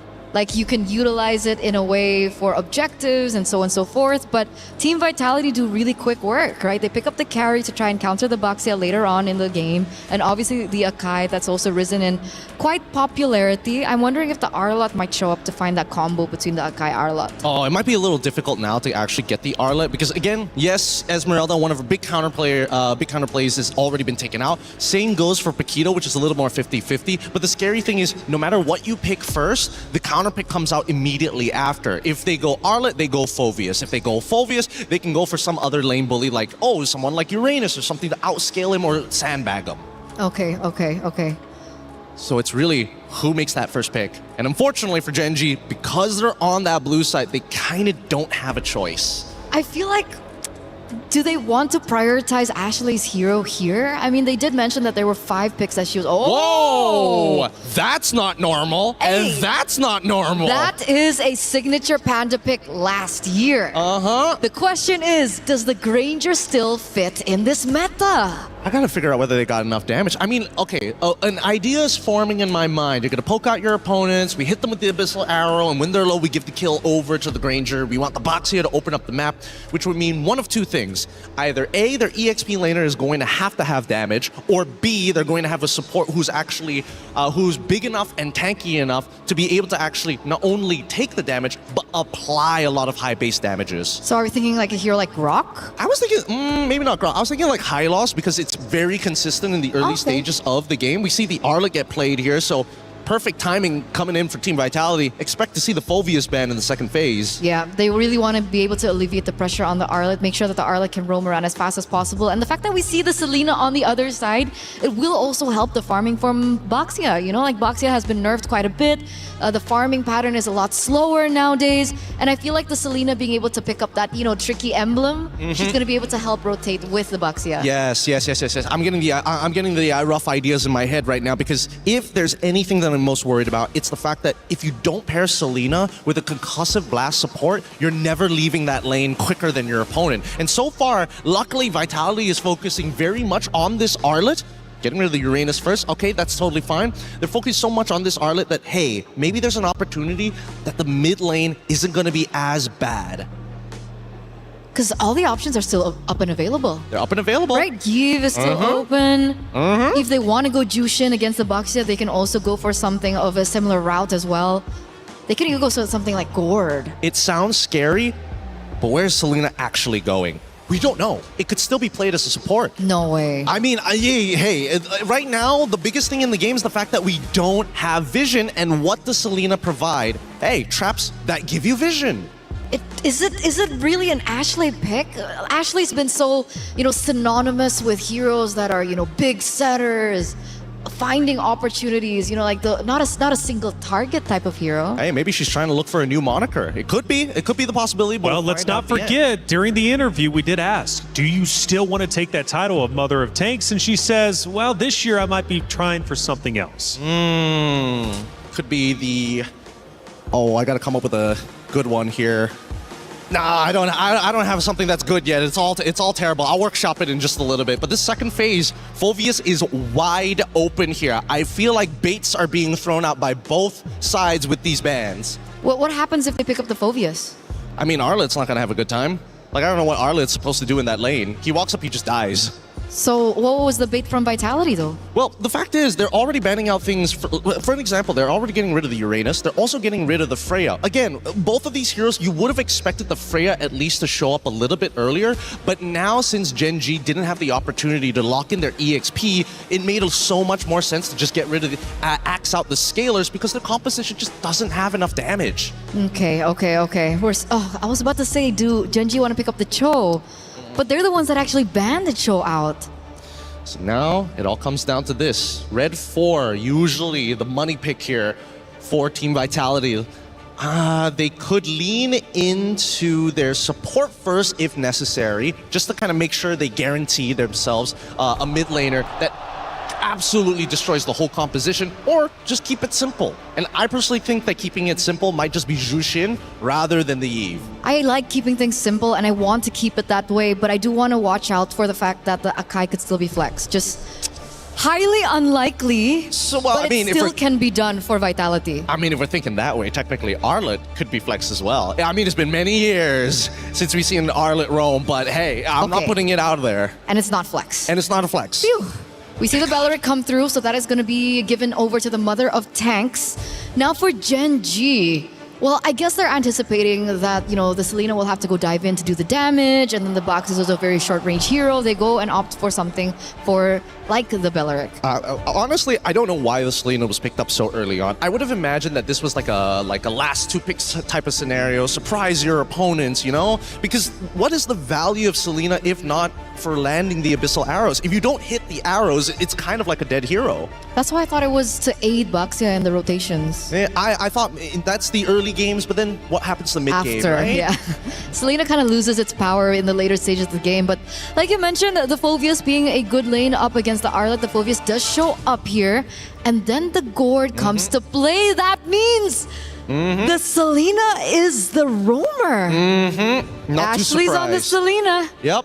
So Yen, she's looking for some headshots here. This is gonna be real cool to watch because again, it's highly mechanical. You hit an arrow, they have to die. And Granger right now is gonna be their main win condition if they get the Sky Piercer. Looking on Vitality's side, they see that Gord. It's a problem. I don't think they have the correct answers to it right now. Okay, so what do they need? Well, I guess they can't answer it because we're only waiting for the last pick for Shell, no? And I think that unfortunately, there's no way you can go for like a scaling style of mid laner. Could we go Claude? I no, mean, sorry. For mid lane. Yeve, maybe, Farsa. Outrange?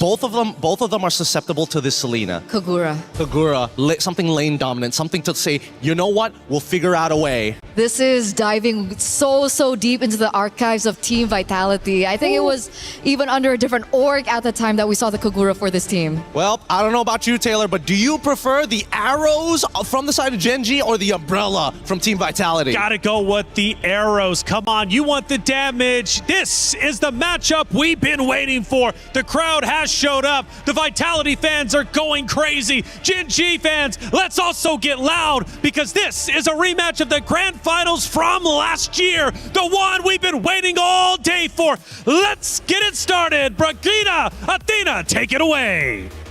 And that's exactly why the arena feels so electric. It's a matchup we're all looking forward to see. And it's Gen G versus Vitality. The rematch, the storylines, they're all falling into place. But only this can determine what would be the next for these two teams now that they see and meet each other again. It's a Selena for Ashley. It's something that really took us by surprise. And I know it's a bit 50-50, a very mechanical hero, but I can't help but think it's also just Genji's way of speeding things up for the Baksha and making sure that it's not left behind in terms of farming, because that's one of the biggest adjustments we've seen happen to this hero. Especially if you've reviewed some of Vitality's earlier games yesterday. So Genji learned their lesson, and it's quite a bit of a refreshing thing to see onto Ashley's hand as well. It's going to be raining arrows here, but let's see if Shinny, or C rather, could dodge all of that with her umbrellas. Now, talking about Sayori as well, with a Gord pick coming in clutch here, she wouldn't have a hard time clearing up the lanes, and most likely here for Vitality, they need to find a way to somehow set up the tempo here on to the early game. And that's exactly what they compensated for, right? The fact that they might have lacked wave clear and faster rotations, but Arya... Okay, being punished this early. Flicker already activated. Rui with a counter punch. Vivian and the rest will just disengage. It's Vitality with the discipline and clean disengages against Genji. And the fast rotations from Genji as well, so you just really couldn't go in for the full commit. It feels a bit too dangerous to do so. So fortunately, they're keeping everything in check. They're not too behind as well in terms of speed and farming. But Vitality, they're just making their presence felt. Look at how they're showing up even right here in the purple buff. It's all about the speed, right? So Genji wants it faster. Vitality could match up that speed. And now, right on cue, it's going to be the first objective here, targeted by Vival. And it looks like for Vitality, they have quite a good position here just to try and prevent Genji from ever actually taking this neutral objective. I mean, it's pretty tough for Genji if they want to contest. This is an Arlot Akayu in an objective fight, but yet they still decide to rotate towards the turtle. But can they find trades down? Okay, the arrow will hit in on the Fumi Echo. Rowe on a tight spot.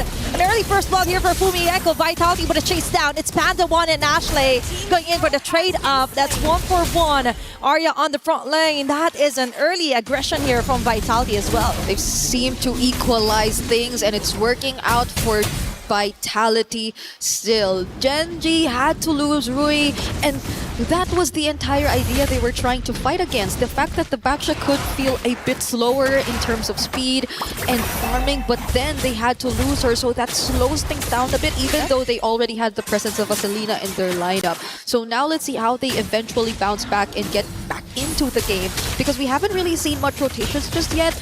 And when I say rotations, it's more on the more successful ones wherein you actually land these skill shots and make sure that they convert into kills, which you could get much more value out of. Maybe they could compensate that with the arrows that Ashley is showing onto, and that's a quick kill here for Genji. Vivian on the other hand, going in hard.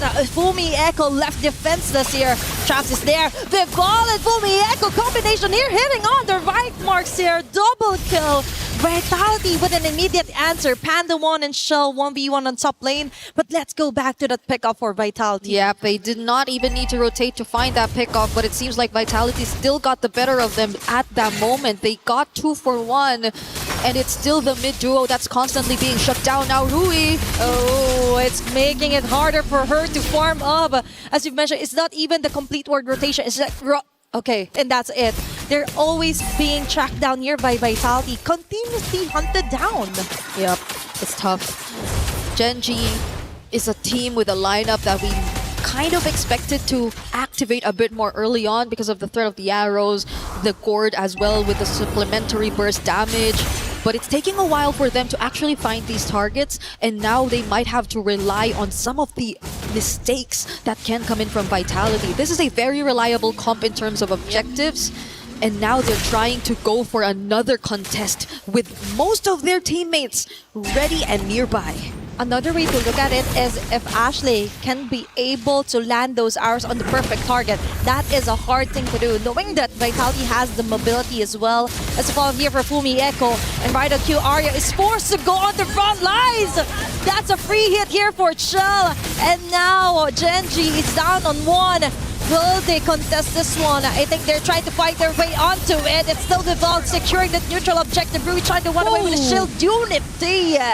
That is enough of a pickup right now. That could have been a flame shot highlight. Ooh. If that flame shot actually resulted into a kill for Rui. But can I just say, this is an interesting turn of events. It's not that we expected the matchup in the EXP lane to turn out this way, but Vitality have had a very good answer to the Phoveus, despite it technically countering the Arlot. Fumi Echo has had a much better time, and I guess it's primarily because of how Vitality have been able to choose their fights.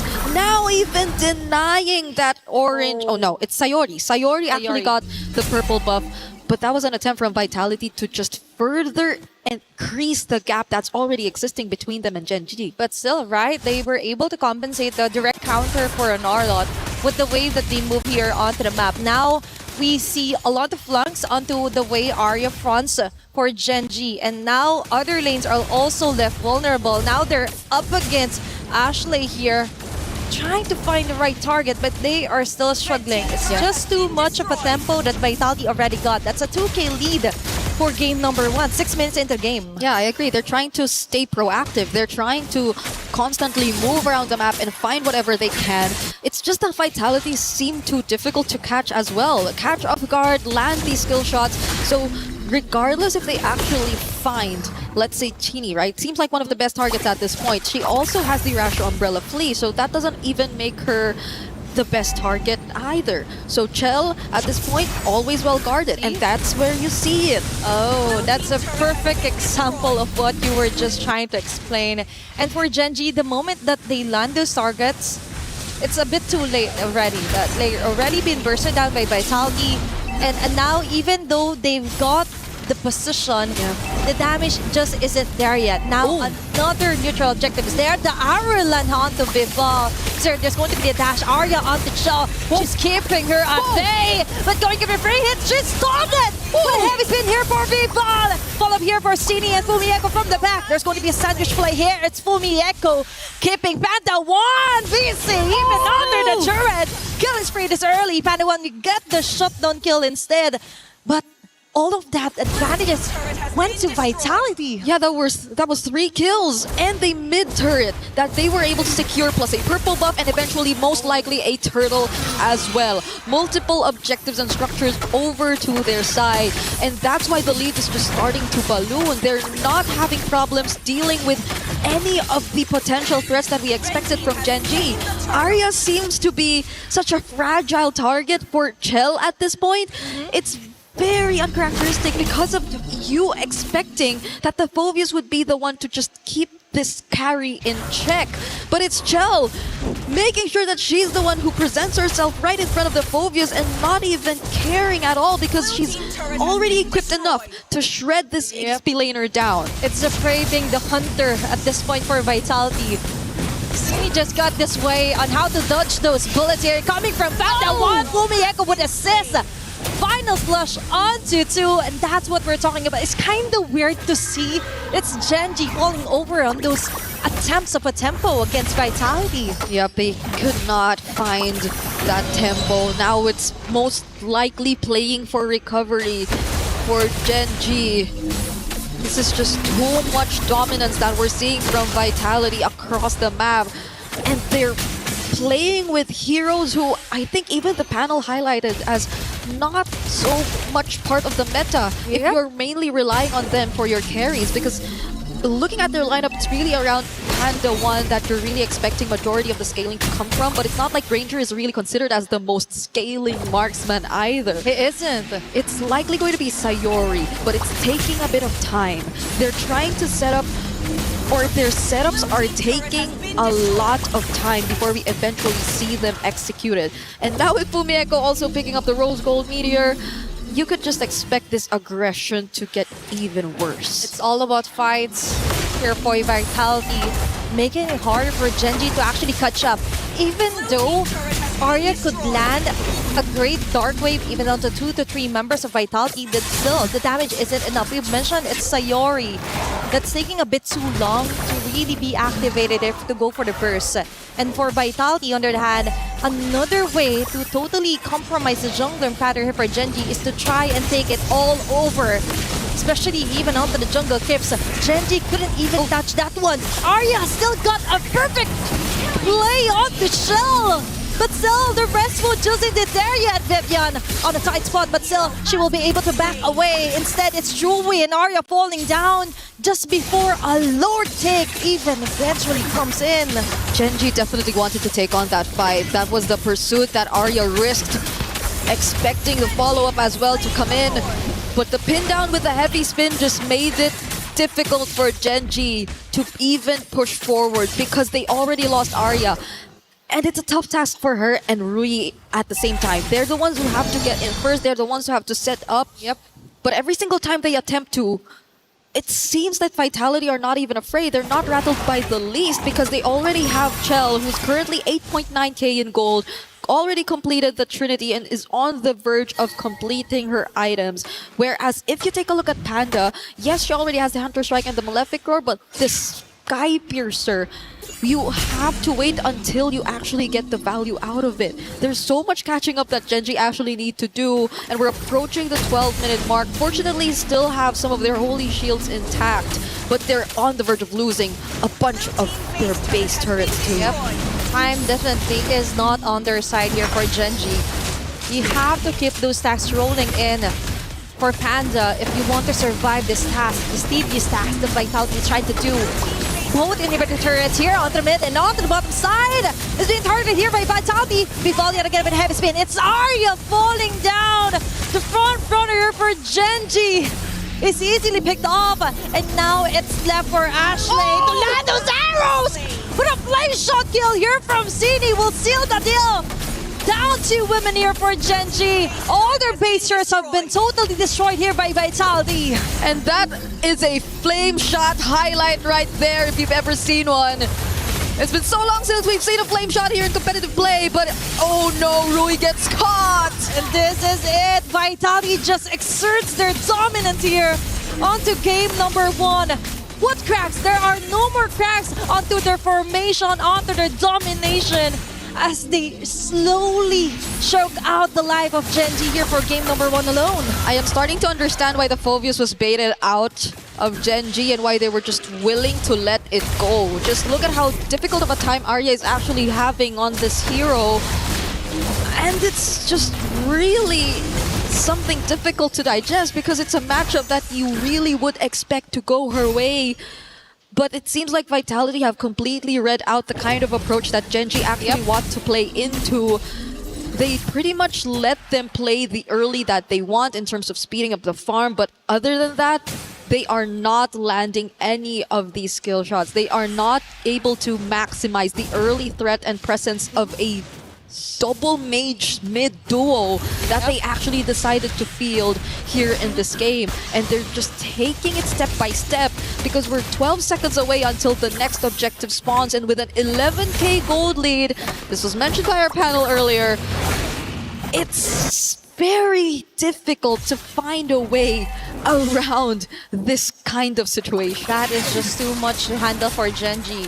Plus, considering that 3 of their supposedly damage leaders is linear.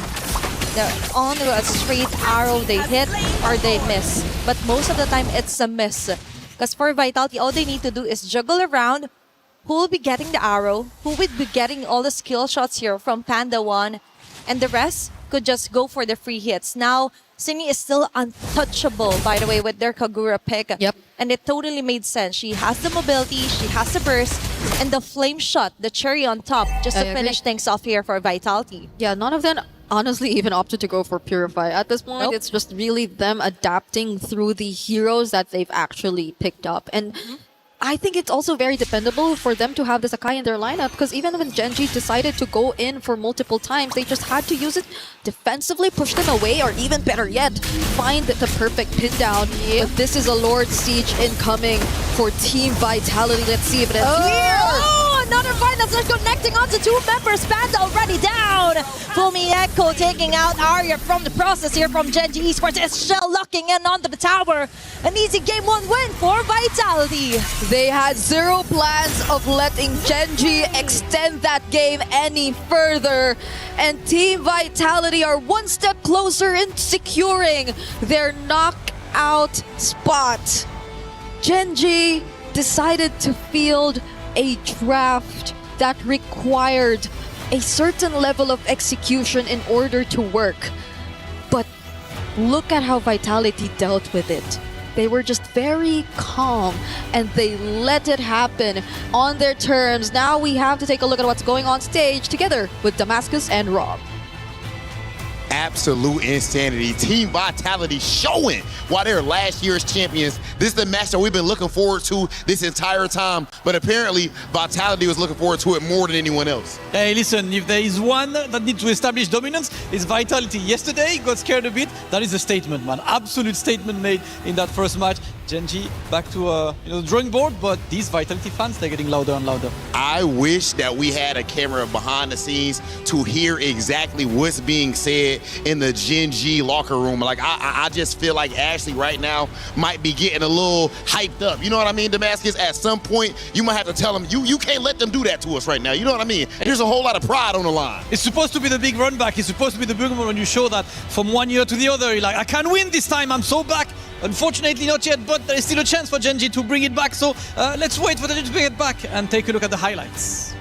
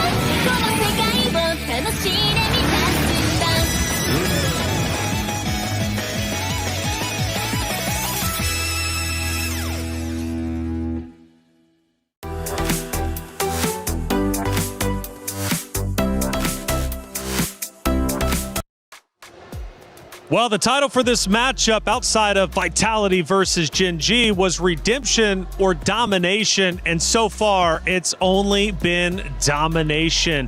My goodness, that was bad. Gen G's got to go back to the drawing board. They really do. What the biggest gold lead we have seen as of yet. Before we really start breaking things down, however, let's look at some big moments throughout game number 1, starting with our first big moment, of course, and this is most likely going to show Vitality starting to snowball. We're 10 minutes in and already you could see that gold lead get in. Yeah, I mean, the big thing, we already talked about it, was the fact that, like, once you have this Selena, what do you do with it if you're not dominating, right? And that's the problem. When you're playing from behind on things that require a Sky Piercer, Granger in particular, not exactly the greatest against tanks until that Sky Piercer reaches a certain point, and Selena must hit the arrow. You saw every single time the arrow miss, guess what happens? Vitality pushes the advantage further and further. Yeah, the question was, arrows, umbrella, which one do you prefer? Well, we got our answer throughout game number 1. And Turner, let's take a look at our second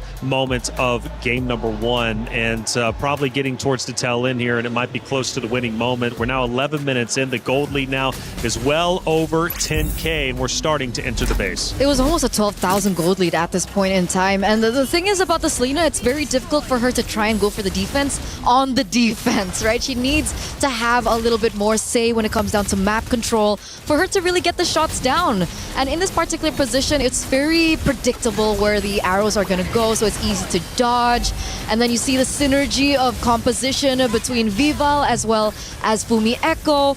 And technically, they do still have Panda and Sayori to try and clear, because they do have that, but at the end of the day, the firepower really wasn't there, and it was so difficult, I think, for Gen G at this stage in time. It seems to be the case, and I really want to pick your guys' brains about the hero selection as we watch the final moments again from map number 1. The hero selection clearly did not go too well. Before we get too deep into that conversation, though, we got our team comms from Team Vitality during the winning moments. Let's go guys. Bisa.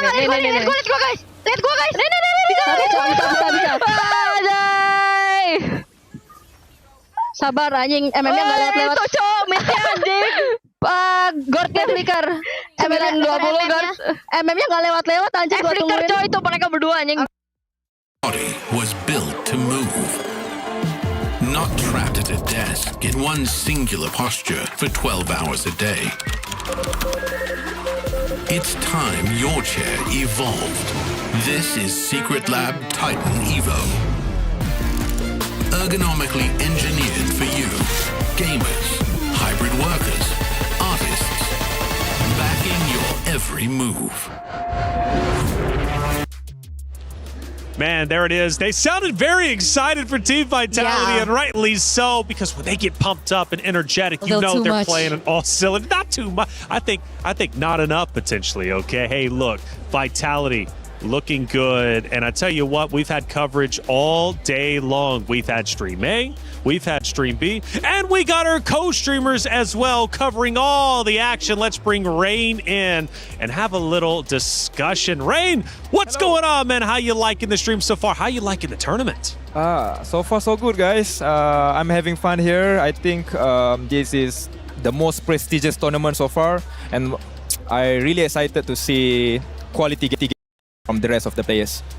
Coach Rain, you talk about quality gameplay. You have, you've taught some of these women before. You've coached a women's team before. I'm curious from your perspective on this current game. Was that just both sides just trying to flex on each other? Why was it necessary to show both Kagura and Selena in this matchup? I think it's a battle of, how do I say that? A battle of the drafter. Battle between the mastermind for both teams. They high pick the Selena, and they expect that the Selena can be flex pick, but somehow Vitality can read the pick, and also they use Kagura to deny God and also Selena at duo mid. So that Kagura pick actually for me is really brilliant, man. Brilliant indeed. Yeah, and really brilliant. I know that you have like again, Malaysian to Malaysian here. We know that Rexvin is up on that stage. Yeah. I know that you guys have had, a bit of a relationship. But what do you think about KCS at this point? Do you think that Rexvin has what it takes to outsmart him this time in game number 2? Or are you thinking maybe there's something else that they got to be worried about? Oh, surely. I do believe in Braxvin. I trust him. I've been work with him before during SEA Games, and I know that he can actually draft the best composition for the players. So, I think they will bring this game to Game 3. Well, Coach Rain, thank you so much for the insight, and thank you so much for all the work you're doing behind the scenes supporting the MWI. Like you said, it's the most prestigious tournament, and I got to agree with you. It's been a fun day for sure, but let's keep breaking down that map number 1 between Vitality and Gen G. We got some stats to show on the screen for you all to look at, and obviously we were focused on the gold. It was one of the biggest gold leads, but what else can we see from the stats? I think the one thing that I'm going to be seeing later on is the choice of spell for Kagura, for Cine. We haven't seen the flame shot in so long. I think the max we usually see it is like in our ranked games. And suddenly it comes to play here on a competitive level. It really shows how confident I think Cine is on the Kagura. Yeah, no, I agree. I think that this is definitely in Cine's pocket pick for a very, very long time. And as Rain mentioned, it is the perfect answer in this case. So again, yes, a little disrespectful. Could have gone for the Purified just in case you get hit by 2 CCs. But I think that the flame shot has already kind of, stung Ashley a little bit. That's 2 times getting last hit by a max range flame shot. Tough break for sure for Team Gen G. That definitely did not go their way. Now, one thing though, sometimes getting beat like that is almost a blessing, and the reason why is because short-term memory, you can let that go very quickly as opposed to like a grueling 20-30 minute matchup and then only to take the L. This time around, it was very quick. Back to the drawing board they go. Let's see if they can get their emotions in check heading in to map number 2. We head back to the stage. The ladies are getting set up once again. Now, Granger pick, traditional for Panda. However, the Selena obviously was a big talking point between you two. Going to Ashley's role, typically the tank, right? Typically the mother of tanks, or at least in contention with Vivian for the mother of tanks, decides to go assassin this time, which doesn't give enough support to 2 of the heroes on the side of Gen G. They cannot afford to make that mistake again. But more importantly, do you think you can see where their mindset was with those picks heading into map 1? I feel like it was ego. I'm gonna say it here. I think it was ego. I think after that interview that they had with Cine and Ashley, and Cine was like, you know what, your hero pool's a little bit limited. Maybe you can only play the Minotaur. And Ashley was like, no, I think I have something else. And that's why it was prioritized so early. But Coach Rain did mention that I think it should have been a flex pick as well, but they were forced into a position to take the gamble. They took the gamble, it didn't work out, it's okay, go back to the drawing board and maybe go back to what made them strong in the first place. So do you think there's anything though, like any justification outside of ego, whereas like this could have worked, or was it just too quick, too soon? Here's what I think. I think that they had a great day of scrims, and Selena was part of that lineup. I think that might have given them the idea that maybe this is it. This is the pick that's going to, shake things up here and make sure that we can't get our mid trio targeted as hard as they did last year. I'm of an opinion that it could have worked had the gold lane been different, or had the mid laner have been different, because Gordon Granger, I feel, alongside the Selena, was a little bit too greedy for my taste. Obviously, there are certain scenarios where it would work, but in that particular moment, the Granger really needed to snowball. It was very difficult for him to get to that point, and I feel like the Selena just really wasn't the pick to help accentuate it, because they were going for like a front to back kind of comp. Yeah, they were, but at the same time, you got to give it a Vitality, right? They played the laning phase really, really well, and just before Gen G were about to kind of like get over the top of the mountain, on top of the peak, unfortunately, there was already a rotation to reinforce those weak points of the map. So I think that at least from Vitality side, really great adaptation, and I think that's what really coined them the game on top of the draft. And going right back to you, Gideon, one of the things you said during the hero draft was that Vitality didn't have a true answer for the gold lane. I was waiting at least to be a little bit worried for that, but based off of game number 1, clearly they did. Yep, it seems overall, I would have said that at least with that many tanks and with that many frontliners, initially Granger should be able to get something done in the carry lane. However, what I didn't expect was the way that the team comp actually plays once we get past closer towards the 7th to 8th minute of the game. When mid-tier 1 broke, I think that's when the game completely was over for Gen G, right? You have no way to kind of control the side lanes, no way to kind of rotate safely, and that's when Selena loses a lot of her value. That River of No Man Land, Selena wants to be all over there, invade even into enemy territory. How much do you think the history of this roster between Gen G and Vitality is playing in the mindset specifically of Gen G in this matchup? Because you mentioned ego, and it very well could have been. Cindy might have went into that interview looking to play mind games, and it might have paid off. So Eterna, I'm right there with you in your ballpark. But how much do you think Gen G right now is thinking, man, Vitality, they beat us last year. A lot of history here. We've yet to take them down. In fact, Vitality didn't drop a series, from last year's MWI. How much do you think that is affecting Gen G in this moment? I think it's a lot, but I think it's more so for Team Vitality. Because now they're the ones who have the target on their backs. If, let's say, Gen G lose this, it's an expected loss. Everyone will be like, yeah, okay, try next time. It happened last time as well. But let's say Team Vitality lose this. Now that is going to hurt Team Vitality a lot. And I think that is what's making them put in a position where they're the ones that has something to lose. Which would make map number 3 very interesting if Gen G does answer back and ties it up. But until then, it seems like Vitality, regardless of the target on their back, are selling through the competitors in the competition, and they remain as confident as they've ever been, not only in the interviews, but also on stage and even in our team comms. We start our pick and bans, and again, the story will once again be told, and this time around, I hope Gen G did their homework.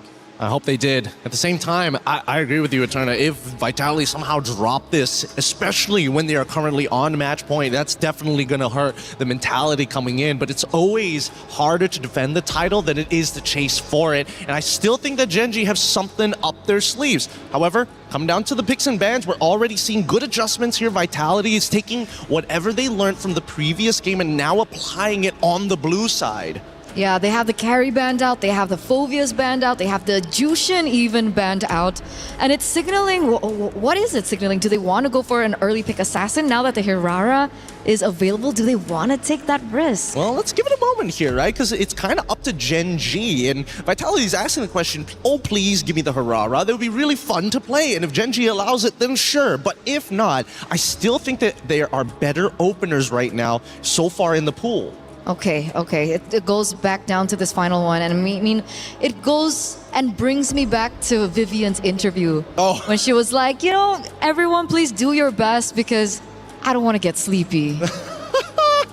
What is that attitude? Honestly, I did a little bit of content with Vivian for the club championships. I can't wait for that to start coming out because, man, she's putting people to sleep, dude. I'm telling you, she's got some banger lines in there. But now that we have the first half of the bands already done, Atlas immediately gone out of the question at this point of time. It seems a little strange. Most people like to hold the Atlas up, especially if Zushin is already banned out. But I think they just don't want to let it go. Are they contesting a different pick, perhaps? If we take a look at the first game, I think the Esmeralda and the Glue were heroes that were also banned out. Do the defending champions want to go and prioritize the Esmeralda here instead?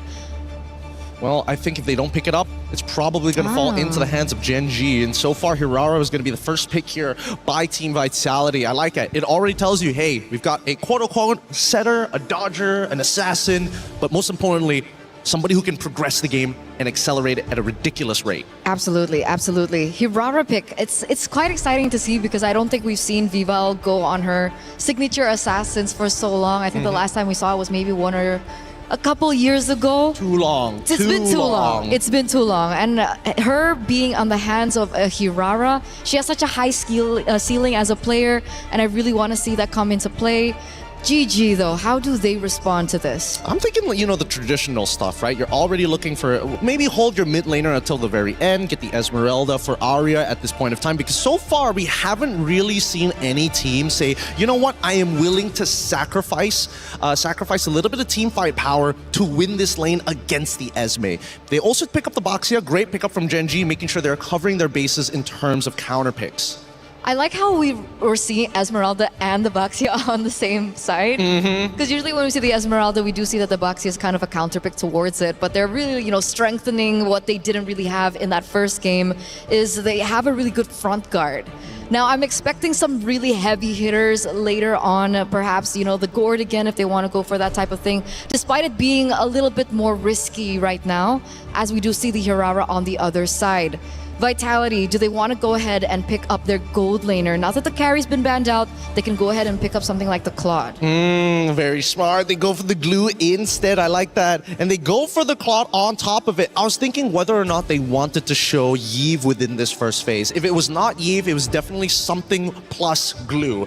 You call the Claude. We got technically half 50-50 on either side, but now it's that final one. This one, I can't figure it out, right? Because now that they have glue on the opposite side, it would really suck to have to go out of your way to play, unfortunately, Vexana, or the direct counter, in this case, Faramis. Oh, you saw the Faramis yesterday. It didn't really work out. That's what I'm saying, dude. And then it forces your team to get close together, and Hirara was like, all right, if you're going to get real close together. Which is kind of bad, and especially like Claude, alt, AoE as well. Because I was thinking they could still pick up the Faramis, and then they ban out the Valentina, but I think the Lilia is still the better option. Because in this particular stage, it doesn't feel like there's any space for the Yve, considering you're up against both the Hirara as well as the Claude. I feel like the Lilia was the safest pick. Yeah, I agree. And not to mention that this second half, I'm hoping that Gen G are the ones getting rid of this Yve, because Yve is kind of the only thing that kind of like keeps Gen G's current composition in place. Like, yes, you are worried that Esmeralda walks up to you, but I'm thinking that maybe Team Vitality, the fact that they left it open, they have to have something in store, right? I agree. I think the Yve would be very detrimental to the success of the Esmeralda as well. I know she has, faster cooldowns and she could rotate a lot quicker, but it's still a very risky play to want to play within the box of the Yve or the real world manipulation. So yeah, the Yve goes out. Yve is down.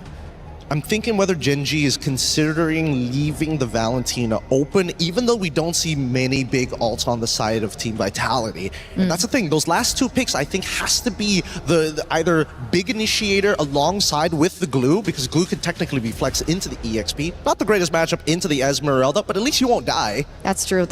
I feel like Fumi Echo would like something a little bit more flashy though. Give me the Lapu. Yeah, she's been so, flashy with her Lapu Lapu. There's so much attitude as well in her gameplay. I do want to see that maybe come to light once again. I think the hero that I was really thinking about for Gen G to kind of ban out in the second phase alongside the Yve would also be the Valier. Valier up against the Esmeralda, I think it would be a problem for the Esmeralda alongside the Baxia, but I don't know if they want to go full both bans onto Cine. I would like to agree with you if I knew for sure that glue was going as a support. And that's the thing, right? No matter what, even if you have terrible mid lane matchups, your support makes such a difference in the 2v2 dynamic that it helps you say, you know what? If you take Concussive Blast, we clear this wave, let's just minimize how much damage we take. That's the way. It's Valier. Called it. It's just I'm in disbelief. You don't very often get these correct, but when you do, it's so accurate that there's no argument to it. It feels good. I feel like an analyst today. You get it now, right? You get why Wolf does this all the time. It's so satisfying. It's great. Wolf, clip that while you're at it. Now, Bruno, I think this is a little strange. Why go and look to get rid of a marksman bully in the Bruno? Because I have no logic to this. This just feels like either Cassius knows for a fact that Panda just does not want to get back onto the Granger again, or oh man, what could they possibly do? Irithel already out. Man, no more crit style marksmans. So what do we have left? We've seen Clint as well a few times here and there.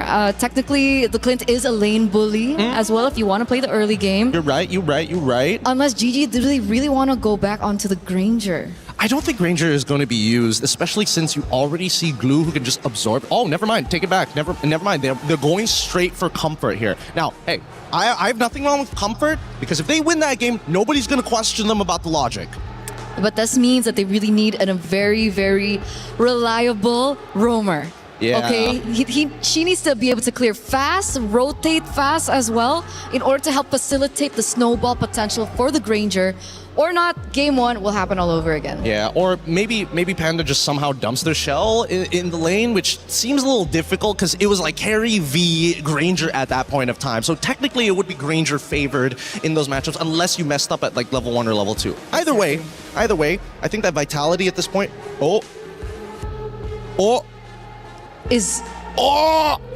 This is a statement. This is a statement. Are we expecting Glue then now to go to the EXP lane? No.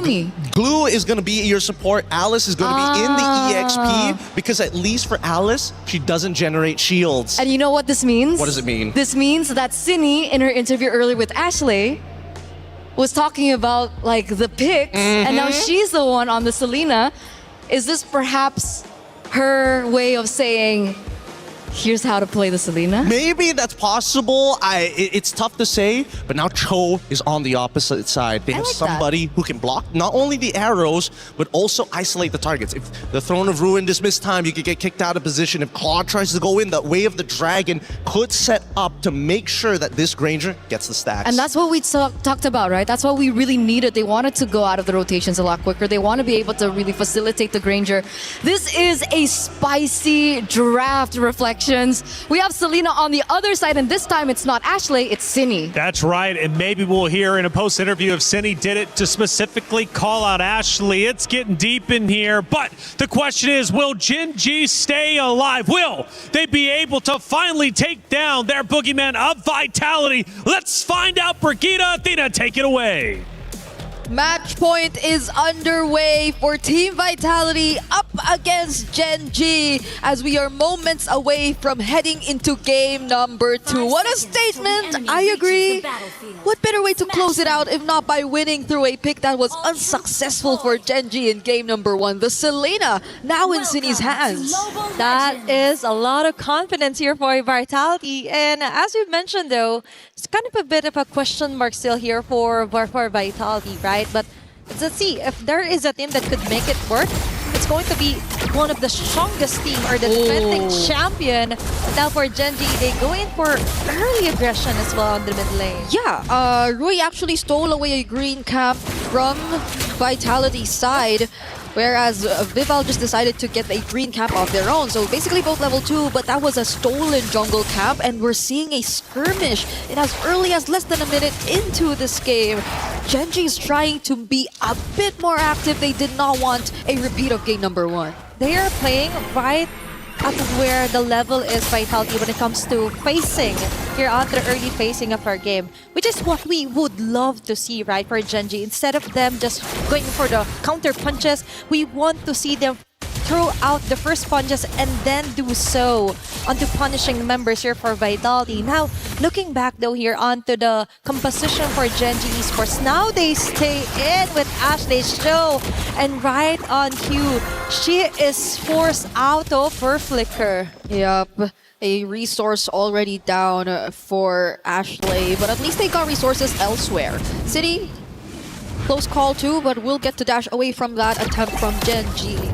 And there isn't a significant advantage that we're seeing from both sides just yet. I'm surprised to even see that slight lead in favor of Vitality, because Gen G were able to steal away a couple camps, even the Little Wanderer falling into Rui's hands for that first jungle rotation. But I guess this is where things change. Yeah, first turtle up, and we're seeing only Vivian scouting the area for Vitality. There's kind of a bit of a delay here for Ashley, only at level 2. But right on cue here for Arya, Falling Starman committing onto Viva. And that is how she keeps her at bay as Gen G attempts to get the turtle. It's going to be Sayori with the last hit, first blood as well. That's a great opener here for Gen G, chasing down onto Fumi Echo. But still, that is a great statement start here for Gen G. Arya definitely wants to play this time. She wants to be the EXP later. She wants to be seen. This is a different hero that you've handed over to her, and it's going to make a huge difference. The way that she just made sure Vival could struggle to get close to the objective, and if not even just get close, but even put her down to below half HP, enough so Genji could actually get the kill. But Ashley though down bottom. Okay, Chell is forced out of her blazing duet, but that is it. They just need to survive the early facing Ashley's attempts. But going back onto Arya, we mentioned she's one of the best XP laners out here in the female team for female MWI teams.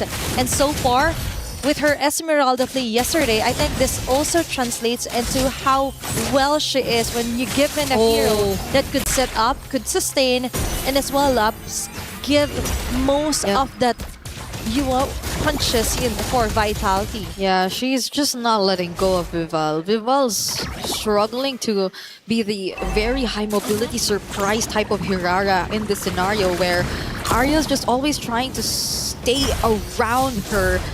That was close for... that looked like an attempt for Genji, but they didn't really push through. Probably also got to see Vivian around the area. And now let's see how Vitality are dealing with this rotation. This is how they deal with it. They just steal off orange buffs against Genji, and that's how they slowly build up their momentum. Sayori with a clutch, black shoes.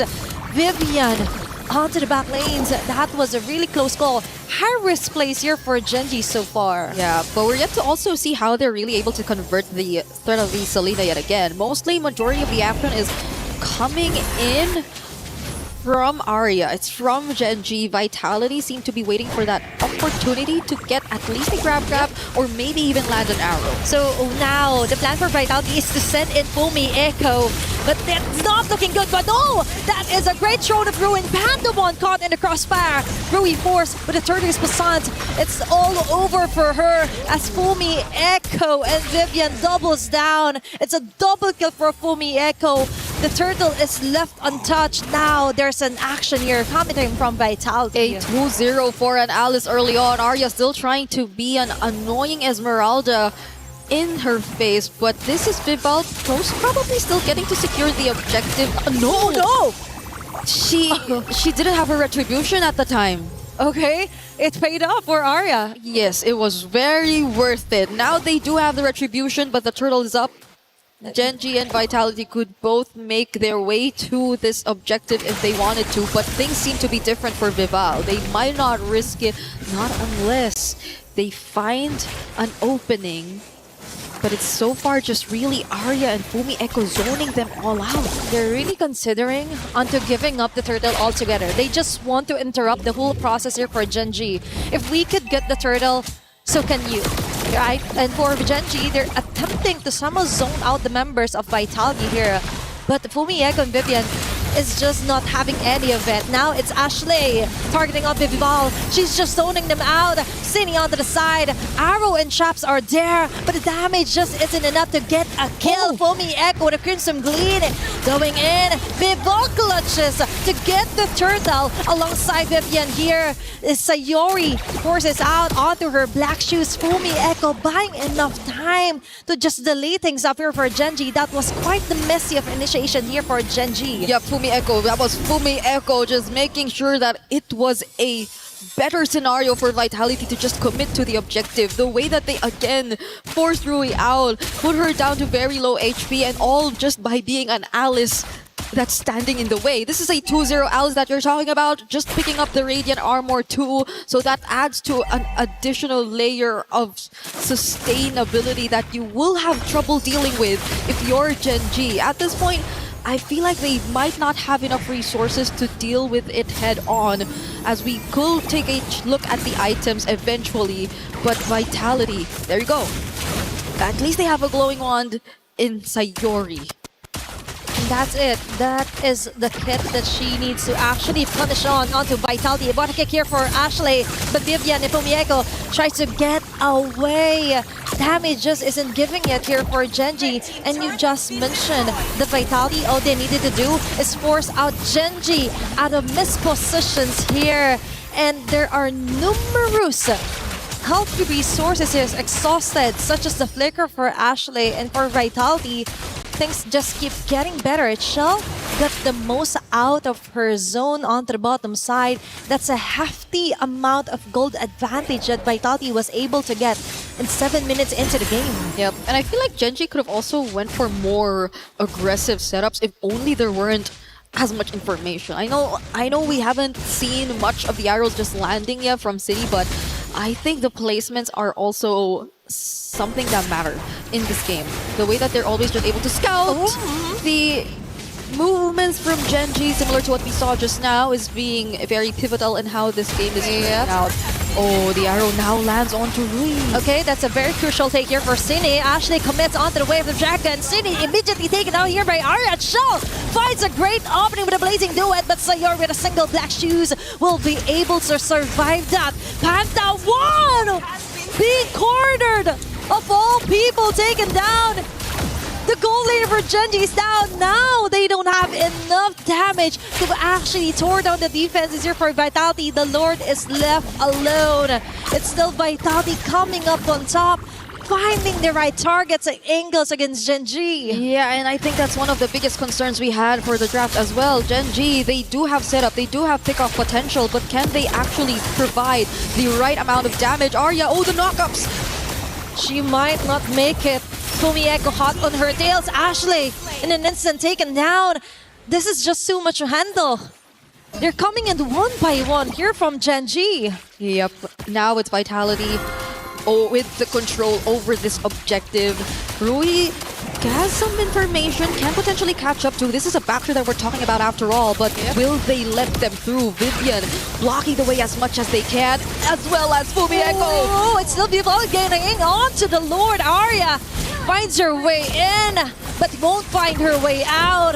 As Vitality takes her down, that's a 5k gold lead. An objective onto Vitality. All in all, that isn't any in favor or pros from Genji. They've got nothing out of it. It seems like they still wanted to force the fight, however. It seems like they still at least wanted to get the attention of Vitality, maybe momentarily stop them from at least focusing on the objective, but Vitality refused to do so. They were just making sure that they will be able to secure the objective nonetheless, especially with Rui out of sight. If there was anyone who was actually able to approach, it was just either Arya, it was just either Ashley, but Rui was the main problem, and they need not worry about that. Okay, now it's a Lord. Oh, okay. I just saw Ashley activate the flicker just to try and cross that big boulder. I think that is huge info here right now for Vitality. Yeah, that is a huge giveaway right now, and Arya will have a hard time putting up on the front line here against Vitality.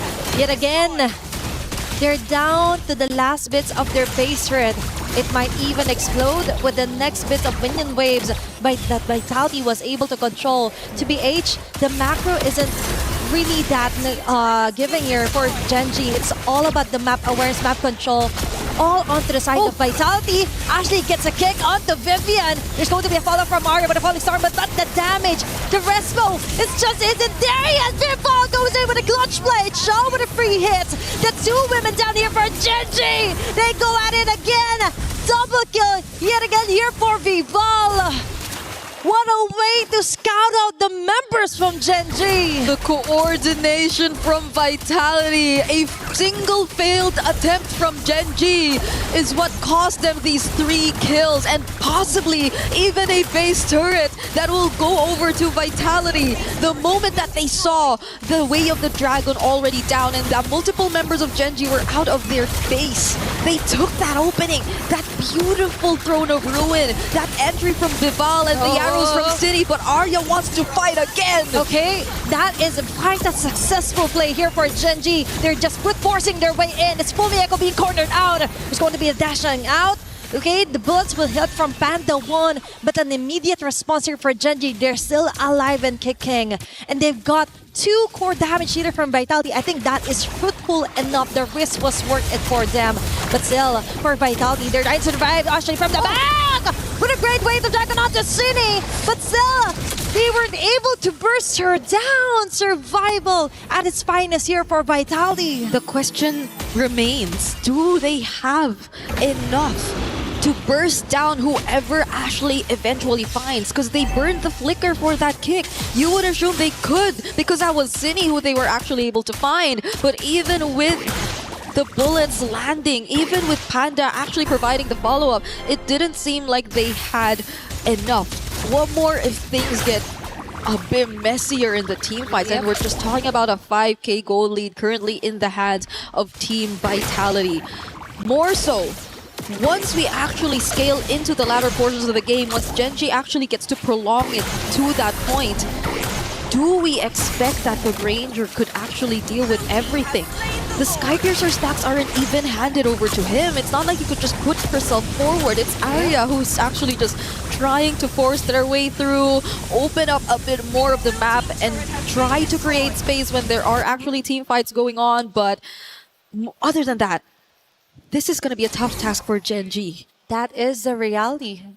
And to answer the question on whether Panda will be enough, I don't think it will be. Because for now, Vitality still has most of the gold, most of the damages, plus they're really having a hard time committing onto getting the right targets. And now there's also Lord in the mix. They're burning it down as fast as possible, but Vitality is just waiting for those arrows to hit, and that might be it. Now Genji needs to be really careful on where and when they should commit Ashley's flicker, even the Way of the Dragon. 5 seconds next before they go in with a Blick clutch play. It's Vival trying to run away. Arya getting caught in the crossfire, but Fumi Echo does it again. She forces out Panda out of position. Vitality brute forces their way in. Fumi Echo yet again on the front lines. Panda evaded time down. Vivian Shell with a blazing no way. Panda and Ashley in a very heavy position, but they will do it. They will still survive, defend their fervor base, and Vitality won't be able to end game number 2. Vivian was brought back to the fountain, and Panda looked like it was about to really get bad for her, but even then, she was also able to just regain her HP back, and that was a successful attempt from Genji to defend and prolong this game. That's what we're talking about. Finally, they also get to pick up a stack for themselves for the Skypiercer. We take a look at that replay where it did feel like they were just trying to intercept and make sure that Genji weren't the ones who were actually going to start things up.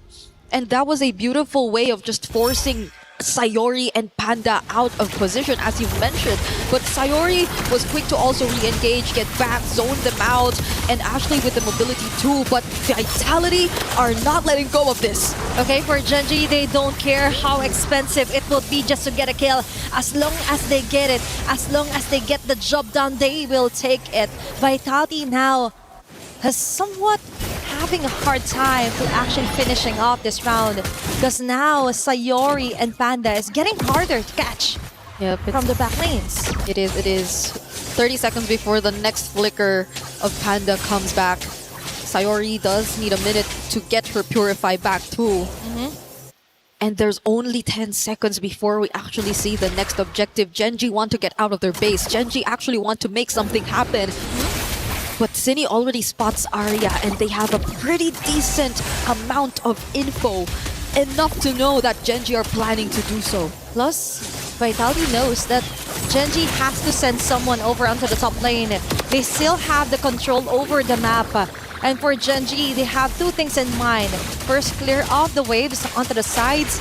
Plus, try and prevent things from de-escalating here from Vitality. But Arya goes in. Okay. That was a very risky call here. If she was caught, if she was dead, that would have been the end here for game number 2. Oh no! But that might be it. Rui!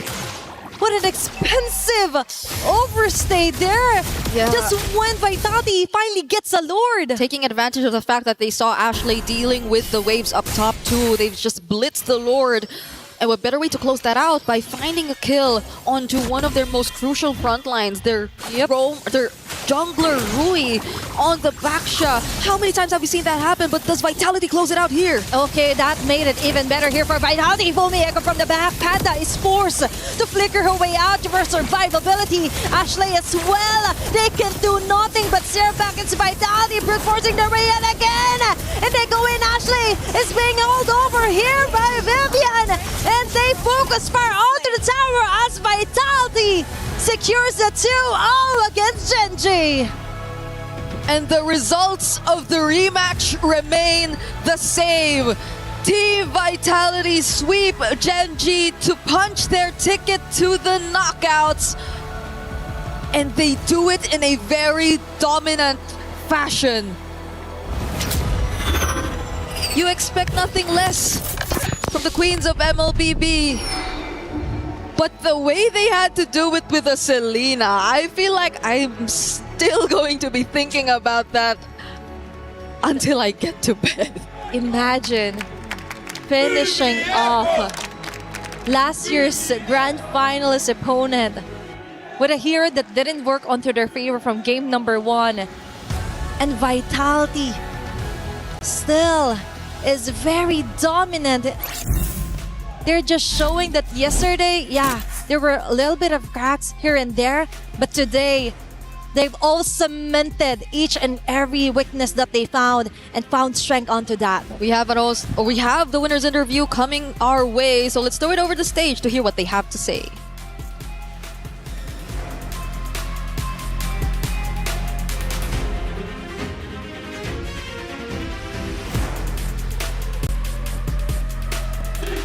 And the crowd goes wild right here today at the Paris Expo. Just take a look at that. Now here I have Vivian beside me. How does it feel to have the V-Hive here with us today cheering you guys on?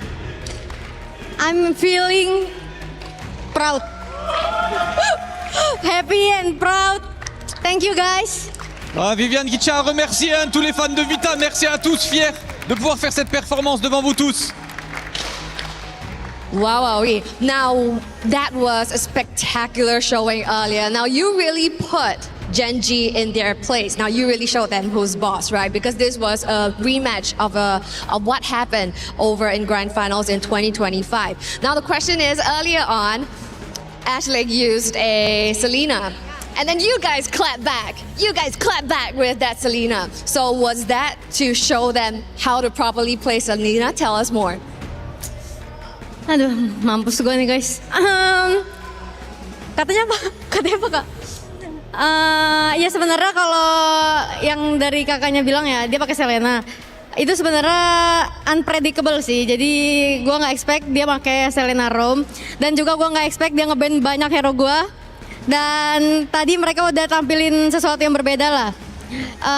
Keren mereka di GG dan tapi kita tetap menang. Makasih.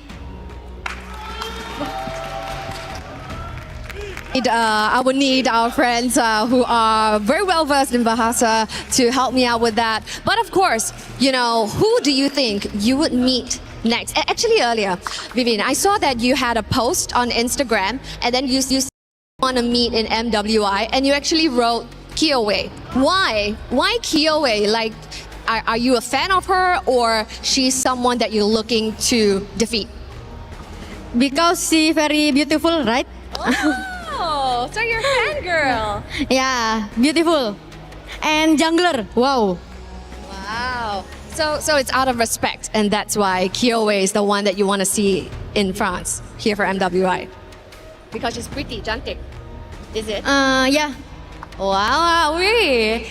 So yes, congratulations right here. You guys stamped that pass straight onto the knockout stage. The Vasquez, let our friends know right there on the sidelines that they have secured their ticket to the knockout stage. Of course, straight to the knockout stage. Vita qui sera de retour demain pour la phase 2, pour la phase knockout. Ça sera important, ça passe en BO5 demain. Et demain, c'est du single. Et on compte sur vous pour faire un max de bruit pour la team Vita, s'il vous plaît. Est-ce que je peux avoir un max?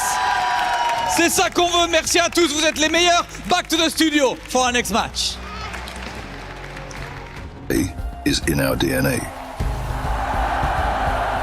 Whenever we let it out, it becomes our superpower. Now imagine an entire city being built to supercharge it.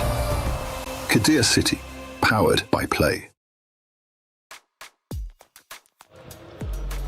Well, it was, in fact, domination instead of redemption, as it's Vitality getting a big 2-0 win over Gen G, who now has to fight through the lower bracket in order to protect their key. Love the interview with Vivian right after that, though. That was incredible, especially because we get some insight. Kiowe, she wants to face off against her in the finals, which is Geltec who happened to beat Twisted Mind. So that matchup could be a reality. And we finally found the weakness for Team Vitality.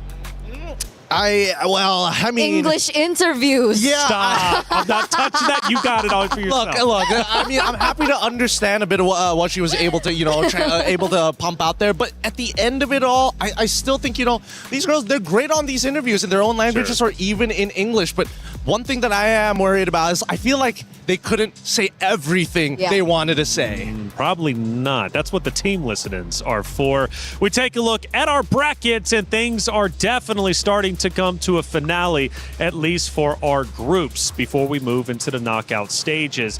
We started, obviously, with the opening matches just yesterday, which gave us some upsets and also some surprises. But the big thing to look for is we have Team Ray Young. We also have Geltech Cyber Team, who has moved forward, officially punching their tickets to number 5 through 8, guaranteed over in the knockout stages. For our Group B tournament bracket, however, we also have 2 other teams who have pushed forward. I believe we're going to be waiting on one, and that's going to be Galaxy Phoenix versus Team Falcons Minute coming up next. But Vitality from Group B, the first team to officially punch their ticket into the knockout stages. But Ashley, she was a big talking point throughout that first matchup, and luckily we've got Rose sitting down with her to hear how that first series went. All right, guys, right now we are with Ashley from Gen G after an upset up against Team Vitality. Now, I know in the pre-match just now, Gen G looked rather confident, which is why I want to ask Ashley, what actually happened? Because even yesterday with my post-match interview with Panda, she looked confident going up against Team Vitality. So what was the key factor of today's loss? I think it's still okay for us to be confident. Even now, I don't think things are looking impossible, and I knew that this could be a possibility, the results and the way we played, it could be a possibility of happening. There was also a possibility of us winning at the same time, but all in all, I still think we could meet them in the finals and switch things around. Yeah, I agree. Nothing is definitely impossible. And hey, you guys might even rematch again in the finals. But let's talk about the present right now. Tonight, how does Gen G plan to recoup after this loss, especially since you guys are heading to an elimination match tomorrow? Better preparation. I mean, I'm not feeling too bothered by what's going to happen, what matches we're going to play right now. So we're just gonna have to see what happens. Okay, is there any words for the fans that are always rooting for Gen G and you? Thank you guys for supporting us. Please continue to support us, and the dream is still alive. I think we can turn things around. The dream is definitely still very alive. Thank you very much, Ashley. I will see you tomorrow. And with that, throwing it back to you guys at the studio.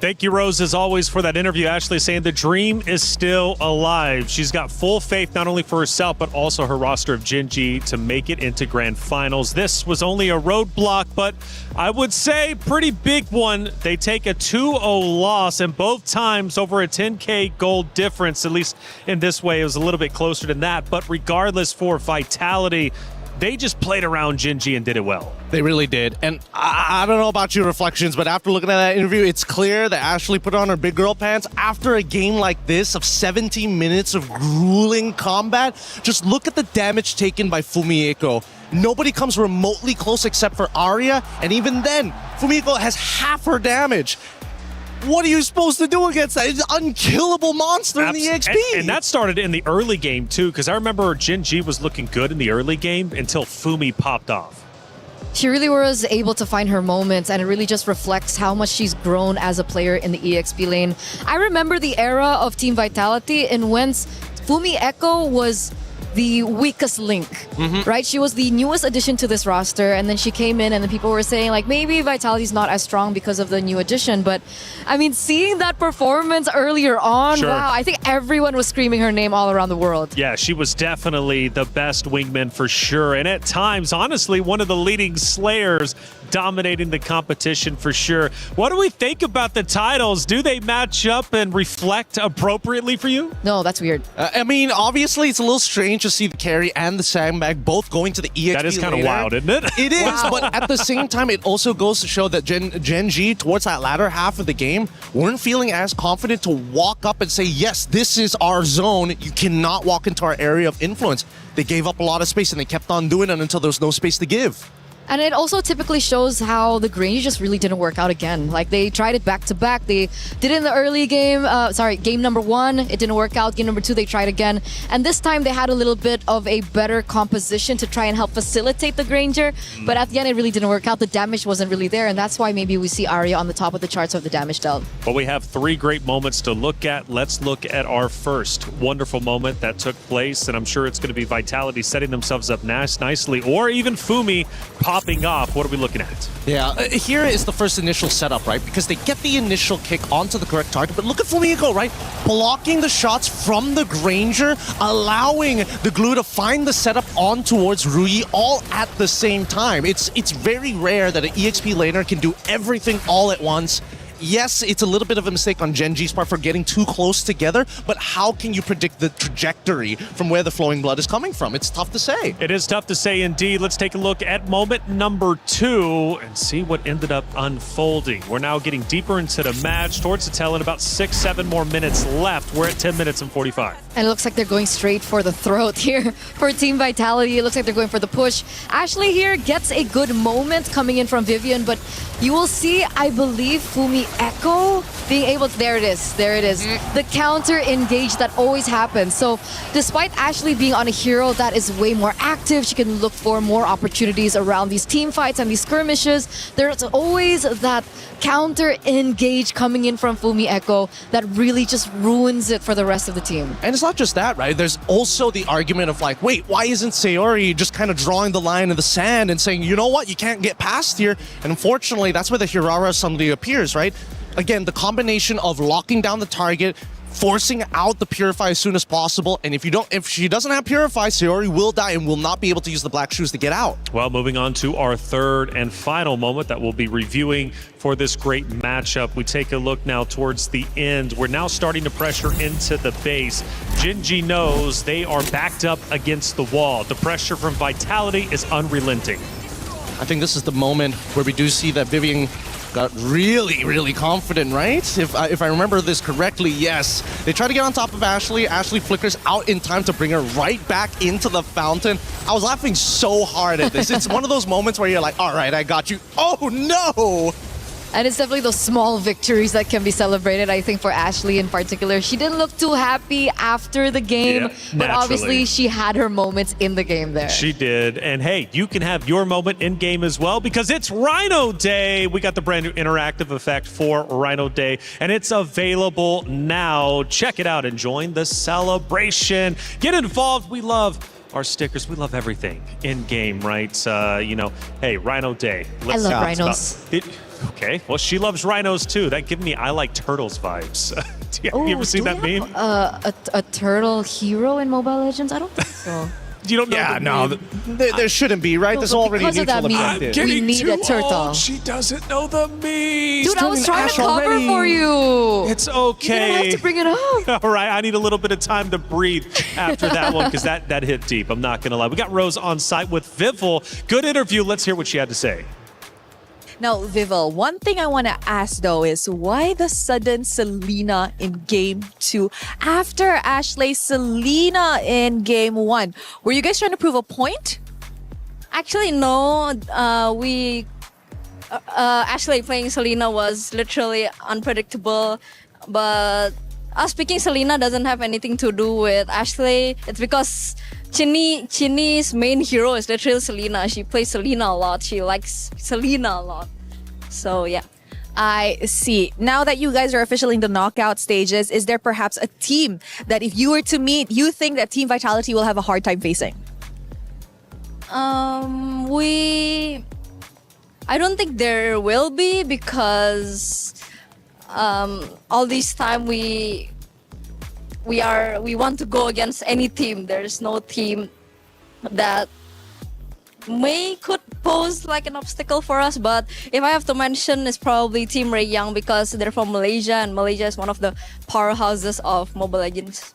Oh, wow. Confident from Vival. You know what? Congratulations today. Thank you very much. With that, throwing it back to you guys. Bye-bye.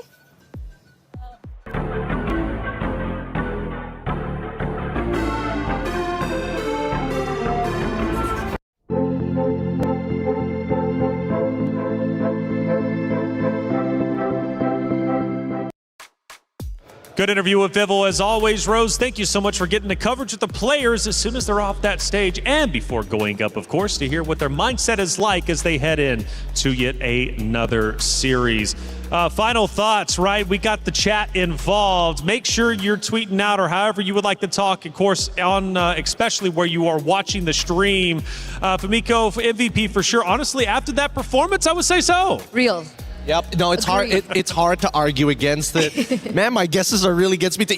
People are still doing their predictions as well. Very good. We like that. Fearless. Shout out to you. Get those predictions in, and hey, keep it going. Again, Fumiako getting all the love. GOAT EXP. Is that Miracle?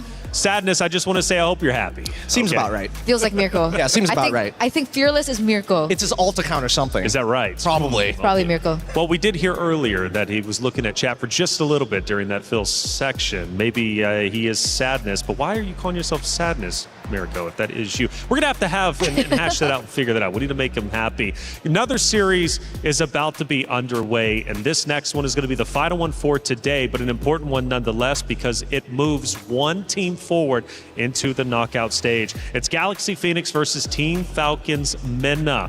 Both of them take that stage, and I tell you what, this is going to be a big one for sure because there's several storylines to get through.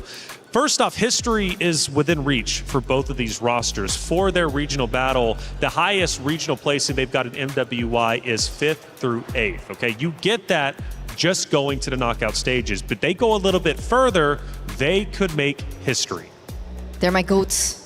They're your GOATs? Team Falcons MENA are my GOATs. This is the first time I'm hearing about it. Because, Dave, when did this happen? Yeah, I don't know, because I'm looking at Galaxy Phoenix and like the names that they've beaten just to get here.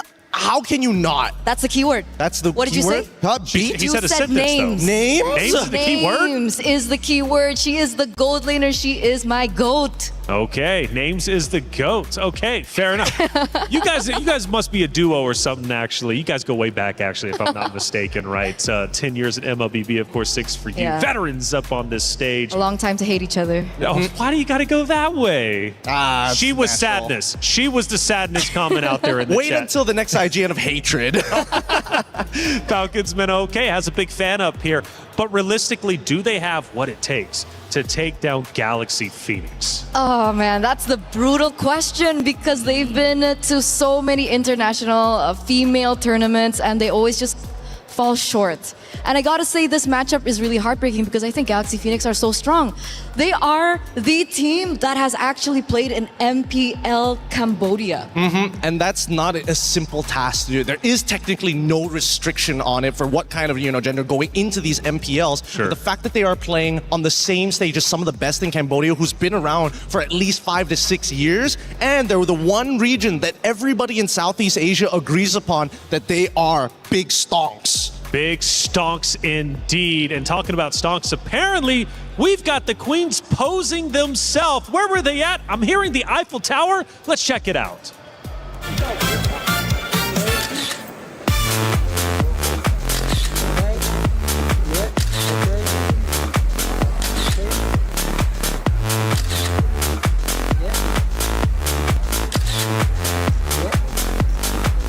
I want to go to the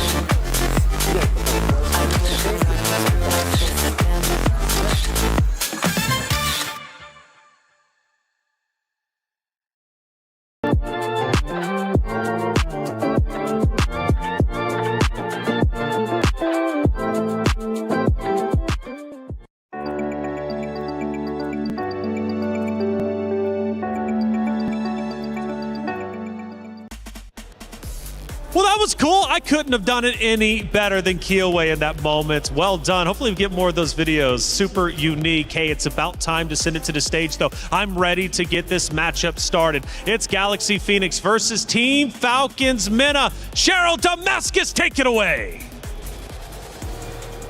Thank you, Taylor. It's time to kick off our fourth and last match of the day here on the Stream A. On one side is Galaxy Phoenix, fresh off a great performance, sending Navi into the lower bracket, taking on Falcons Mena for Esports on tomorrow's knockout stages. What are we saying about this match, Cheryl? Yes, that was absolutely amazing. And as we speak, these two teams that are about to take center stage right here on Stream A are teams that has flown under the radar. Now, Galaxy Phoenix is someone that you don't want to underestimate. Why? Because they have played in the open circuit. Now, they have been competing in NPL Cambodia. And of course, we have over on the other side, Team Falcons Mena, where they see their open circuit counterparts winning wildcard. Are they able to rise above right here in this match and secure their knockout ticket? Let's find out from you guys at the studio. Let's go. Thank you, Cheryl and Damascus. As always, the stage is set. Galaxy Phoenix versus Team Falcons Mena. We've got at least one big supporter on the desk. Eterna, you're hoping they can get the job done. We'll find out, of course. But again, I mentioned that history within reach. Both regions, going for their highest placings in MWI. Now, that won't happen just by making it to knockout stages, but it at least gives them the setup, the chance to make history for their respective region. Now, we talk about Team Falcons Mena. Let's talk about them a little bit more. Nucci from Falcons, from sub to starter this time around.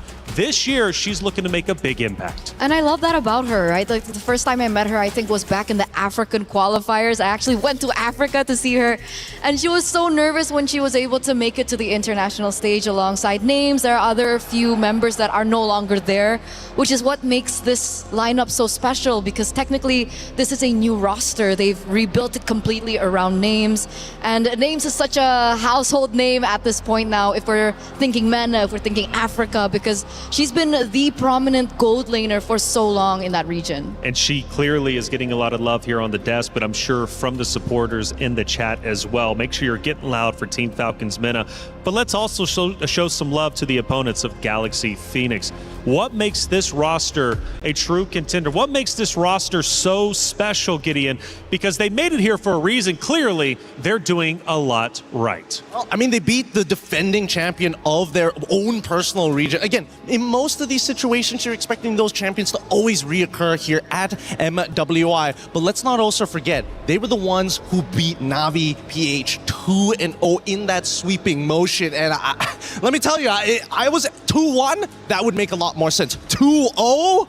No way. Everyone was stunned with that victory, and everyone thinks that that's the momentum that they need to make it through to the next stages here in the knockouts. So let's take a look at the drafting phase now as we get to game number 1. We're seeing the Guinevere being banned out. We're seeing Freya.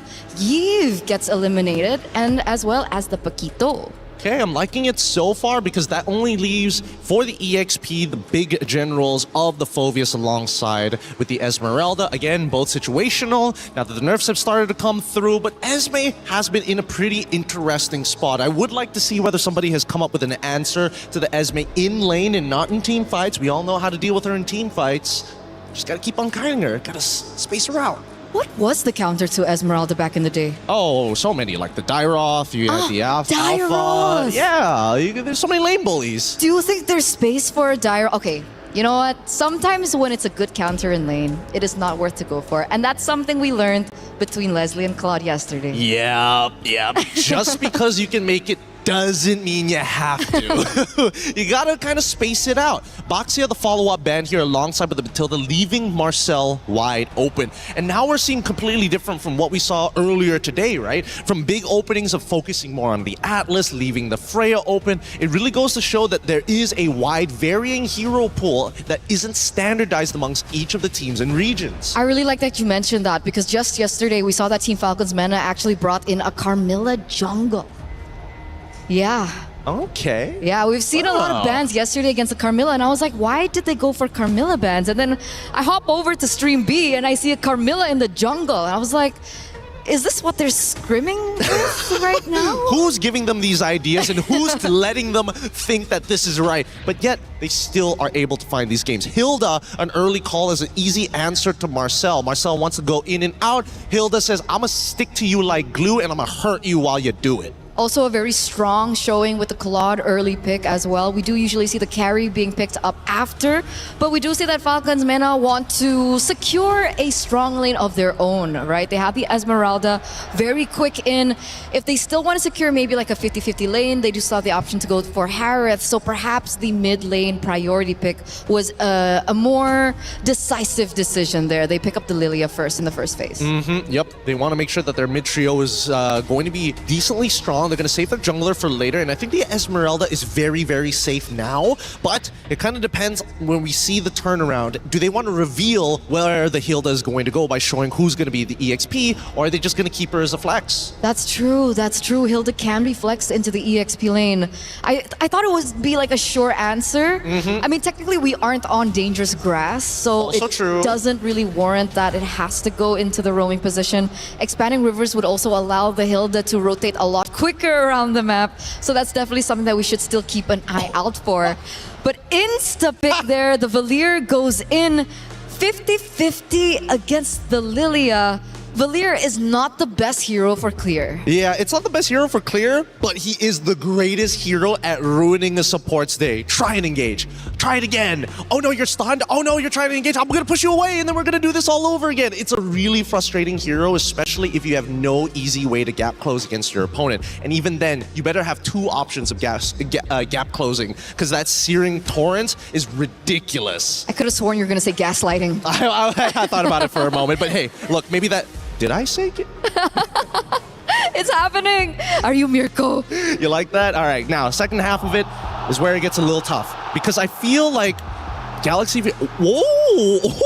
Getting rid of some of the favorites here. Yeah, Carmilla instantly banned out there in the second phase. Galaxy have done their homework, but I thought that perhaps because they picked up something like the Valier, they wouldn't mind a Carmilla in the jungle. Well, then it would mean that taking quote-unquote having a Purify, inbuilt Purify, is useful, but I guess this also means like Galaxy Phoenix want a team fight to some degree. I don't know to what degree. I don't know whether or not it's a full dive composition and that Valier is going to be the dedicated anchor. But since Yuzong is already banned as well, I'm not 100% sure.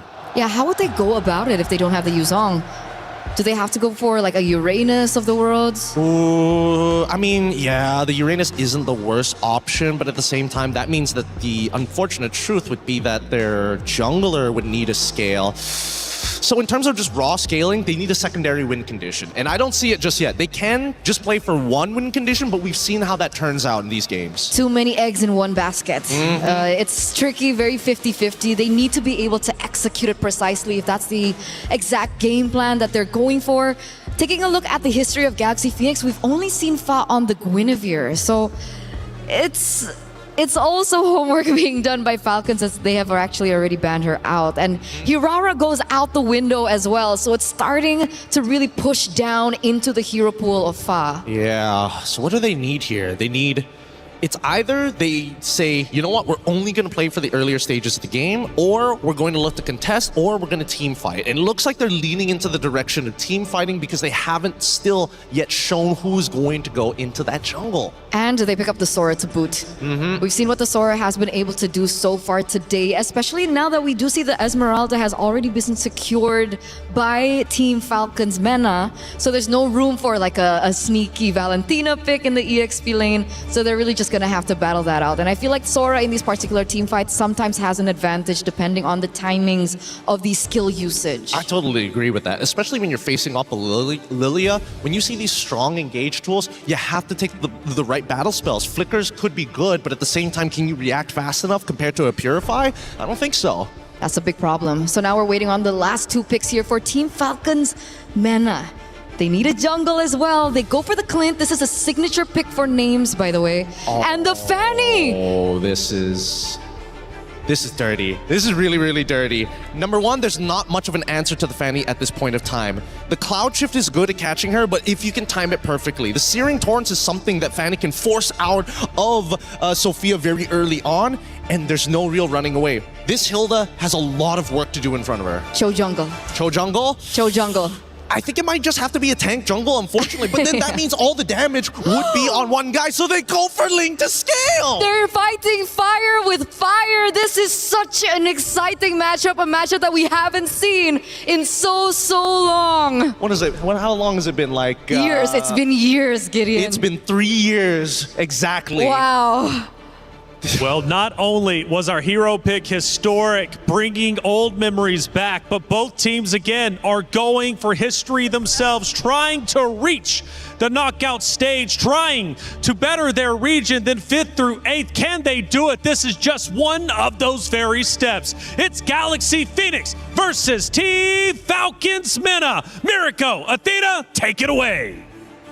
A big thank you to the panel, but also to both the teams. Galaxy Phoenix, Falcons Meta, thank you for bringing us out of that tank meta. Yes, the Fanny and the Ling. Yo, I'm excited, Athena. Look at that. Our wishes have finally been answered and on our upper bracket semifinals matchup. Now I'm excited to see what Falcons Mena has to offer with Nana's Fanny. Nana's Fanny or Fuzz Ling. Fuzz Ling, yeah. Vice versa, right? And it's interesting to see it in a world full of jungler when it comes to the utility, but early skirmish here on the mid lane, forcing out the flicker out of Syrinx. Yeah, we've just been seeing this so much, man. Bargain Hunters on a lot of the mid laners. This time, even on the Valir. Sophia's gone over for the... That's interesting. Wait a second. Winnie's gone for the Festival of Blood and Vitality as well.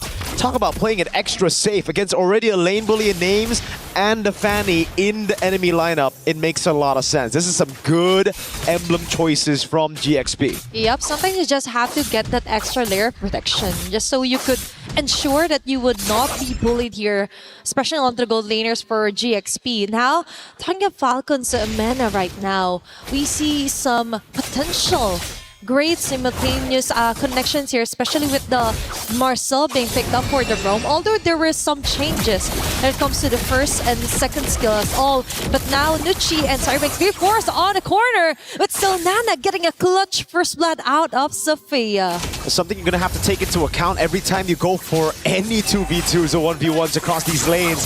The fact that Nana can just walk up. Oh, that is exactly what she's doing.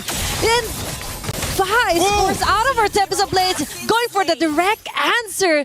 Strix immediately falls down. What a show match of our junglers right now.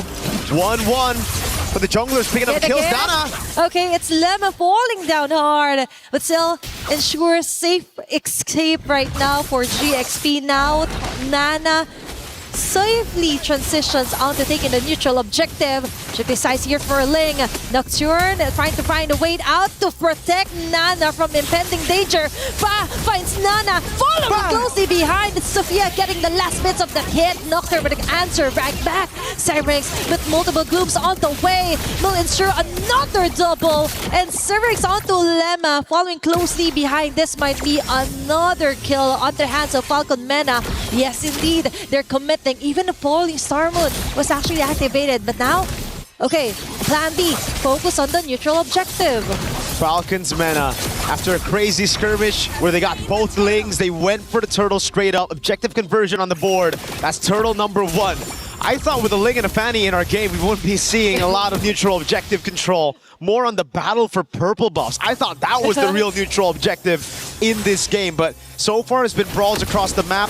Gonna have to say though, even though it's a Fanny versus Ling, it's the others who've stepped up massively. Syrinx, great rotation. Sophia as well to start things off, pushing Nana away from the first turtle attempt from Falcons Mena. But now it goes back to the slow game. I think for Falcons Mena, they gotta look at the other side of the map. Yes, they can play around those neutral objectives, but there's a big winning lane down below.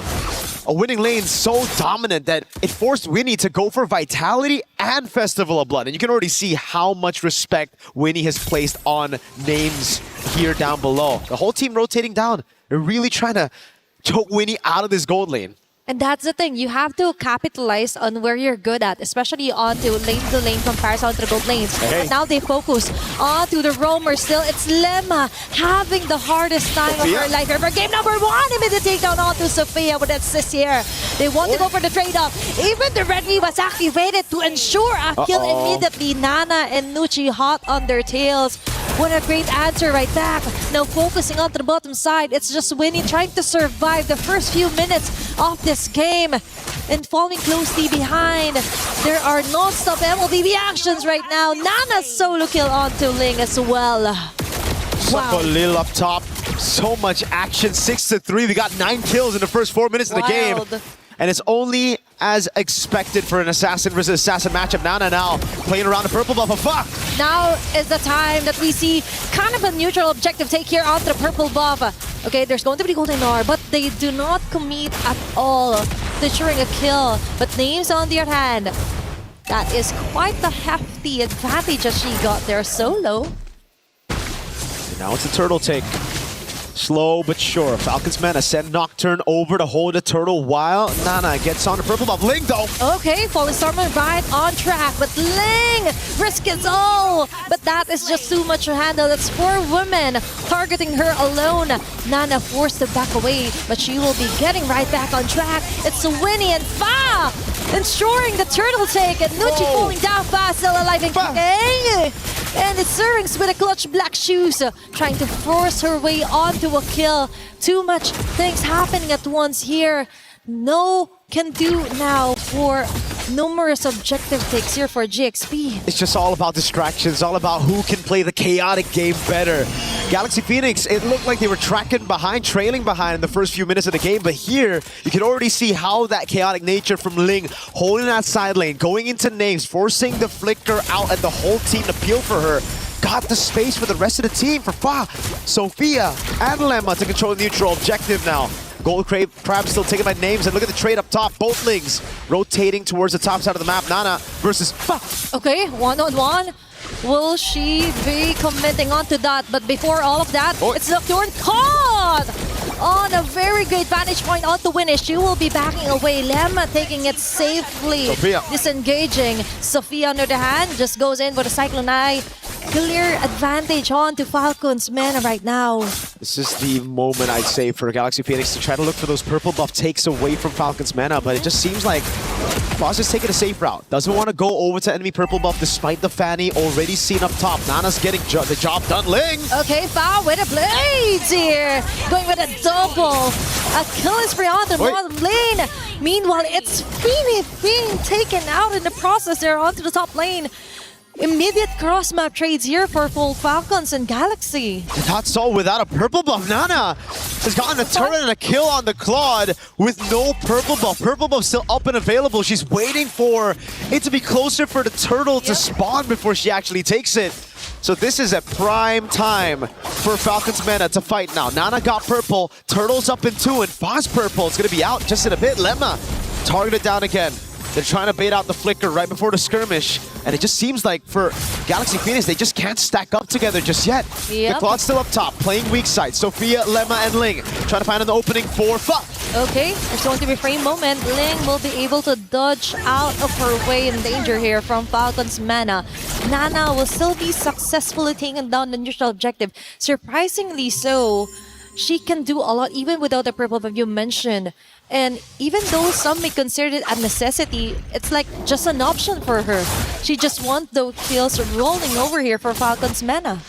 Remember, as the panel mentioned, Galaxy Phoenix can just play the scaling game. They have a very good scaling composition. Sophia, though. Okay, jumping in here is Nocturne. Sophia was able to get away. What a clutch movement here from Nucci. Nana from the back will get a kill onto Sophia. Winnie with an opening, blazing, do it. Open up doors here for GXP. But Nana is still alive, ensuring a double. But there's a double here for GXP. That's 4 women down for the side of Falcons Mana. That is a tough advantage that GXP got. Look at the instant objective conversion. Nana trying to defend. Okay, it's Lemma saying bye here to Nana. But still, it's all about prevention, preventing the mid lane turret from being destroyed by GXP. But Fa will be able to get another turret down onto the bottom side. The instant objective conversion, another fight in the mid lane, and this time they play it perfectly. Nana on the Fanny has been the one to initiate a lot of these fights, going in first, trying to deal damage to the rest of the team to follow it through. But Fa playing like a true assassin, coming in late. Okay, this is a tricky thing. She has the skills to actually go out of her way to get a kill of all people. And Syrinx falling down. GXP, what a great move, ensuring the most crucial take-off. In fact, got a very assassin moves right there. That's exactly what you want from your assassin. Foz just moving across the map, taking Syrinx down, and then instantly getting away. I thought Nana had the cutthroat to take her down, but no. Foz been clinical on this Ling after that first death. Never again. She's learned from that moment. Now the purple buff up again for both of the junglers. Nana has it already. Foz a level ahead of Nana, and they're going to go for the far lane first. They're going to have that control over this lane. Let's see how they play it. Is it the Lord Dance or is it a straight blitz to a team fight? Okay, it's all about the macro and micro movement here. Nana risking it all. Sophia still survives. It's Leva shutting down Nana. Golden are on the mid lane. Winning gets the opening with a blazing duet. Fa with a godlike kill. Numerous members down, making it a triple kill for Fa. And GXP taking down 4 members yet again from Falcons Mena. If there are people who didn't catch Stream B and were asking the question, how did Na'Vi get sent down to the lower brackets? Now you know, Galaxy Phoenix are here, and they're here to conquer it all. Falcons Mena down by 4,000 gold. Galaxy Phoenix are taking away the purple buff for the first time now. Nana won't have her purple buff.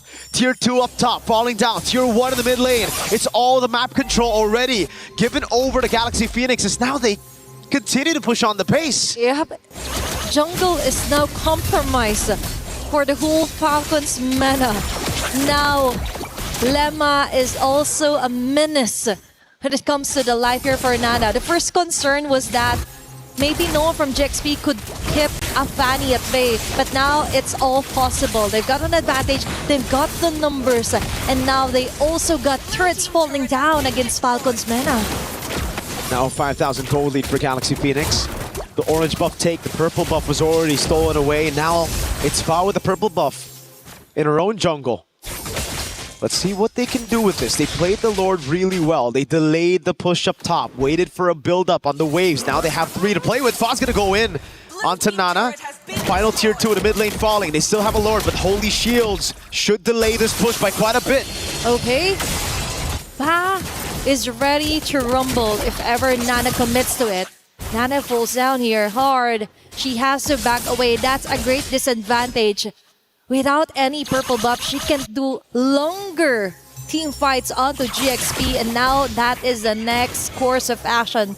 They have to level it out against GXP. Nocturne. But Fa right now targeting Nocturne, half an HP left. Purple is up, but they're risking it all. Golden R will hit or miss some of the members here for GXP. Fa on their back lanes. The Heavens of Blaze activated as well. Series falling down as well in the process. Fa has this wonderful way onto actually taking down Series over and over again without missing a bit.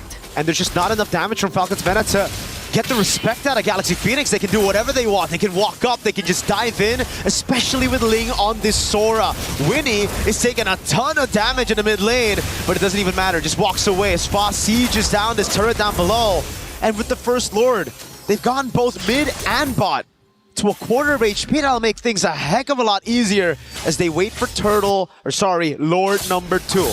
Nana's doing a good job. Notice everybody on this other side of the map, so she goes for the counter jungle and takes something back for herself. It's all about improvising. Yeah, your jungle is compromised, but all you can do for now is go for the sneaky movements around the map and go for the best course of action, which is to push out other lanes across the map here against GXP. Now, Lord will be up for grabs. Will we be seeing longer Lord dances around this one? Is Mena or Falcons Mena willing to risk it? Now that GXP yet again, they're having the control over the map, and it's Nana yet again being the person to actually push through and interrupt the plan for Fa. This is scary. Fawn knows there's no purple buff just yet on the hands of Nana. Yep. Okay, that's kind of scary here for Nucci. 1v1 up top. That is a very crucial play if ever. Golden Ore will catch no one at all. Instead, it catches her. Falcon's mana right now is slowly crumbling down. It's fine, ensuring the lore take. They could follow through for another kill. And that's 2 members immediately down for Falcon's mana. And it's through not just playing the far lane, but playing the purple buff. She just waits around the purple buff, makes Nana sweat. Once Nana hesitates just a bit, Fa takes the route into the Lord that was already so low from the rest of the members holding it down. We have the damage L rankings and Names is number 1, but we have to take a look at the damage allocation. A lot of times, Names is just playing front to back. She's dealing a lot of damage, but it's to the main frontliners of GXP. Winnie, Sophia, even Fa, they've been safe, coming in late or even playing far back. Lord taking a tier, base turret down, and it's the bottom turret to fall next. Okay, it's all about where your bullets are hitting, because right now for GXP, it's all hitting onto the right marks here for Falcon's mana. Attempts to play that again for Fa, targeting Naze and Nucci from the back. She has to back away. Nana chasing on there, but still it's Winnie ensuring a double kill. They're taking too much time out to chasing Fa that they forgot they have to defend for their base. Winnie clearing off the last bits of the minion wave here for Falcon's mana. Nana as well. They have to prolong this one, but GXP, they just want to finish this, get it over with, and it looks like game number 1 will be going onto their side. A solid 31 kills in game number 1 of our last series of the day here in Stream A, and my goodness, did it live up to our expectations. Ling versus Fanny, at this point, it raised the bar for the competition. If you don't have 31 kills at 11 minutes for an assassin versus assassin, you're doing something wrong. Yeah. This might be one of my favorite matchups so far for MWI. It's exciting, for sure. And it's just day number 2. And I think it raised a lot of the doubts that people had on Galaxy Phoenix yesterday, right? We saw it in Stream B, but a lot of people were tuning into Stream A thinking, okay, maybe it was a fluke win against one of the Titans in MWI, but I think with this performance, it's a statement victory to the world that the other teams are certainly catching up, and Cambodian MLBB looks like it's at the top with Galaxy Phoenix.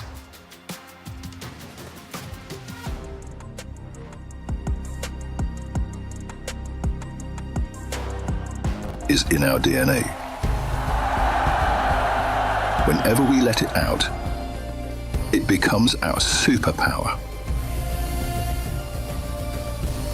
Now imagine an entire city being built to supercharge it. Kadir City, powered by play. Well, based off the pick and bans, we knew it was going to be exciting, and it absolutely was. Galaxy Phoenix takes map number 1. Can they close it out in a 2-0 like everyone has done so far in the past 2 days on our stage? You guys were going crazy watching that matchup, much like the commentators were, for good reason.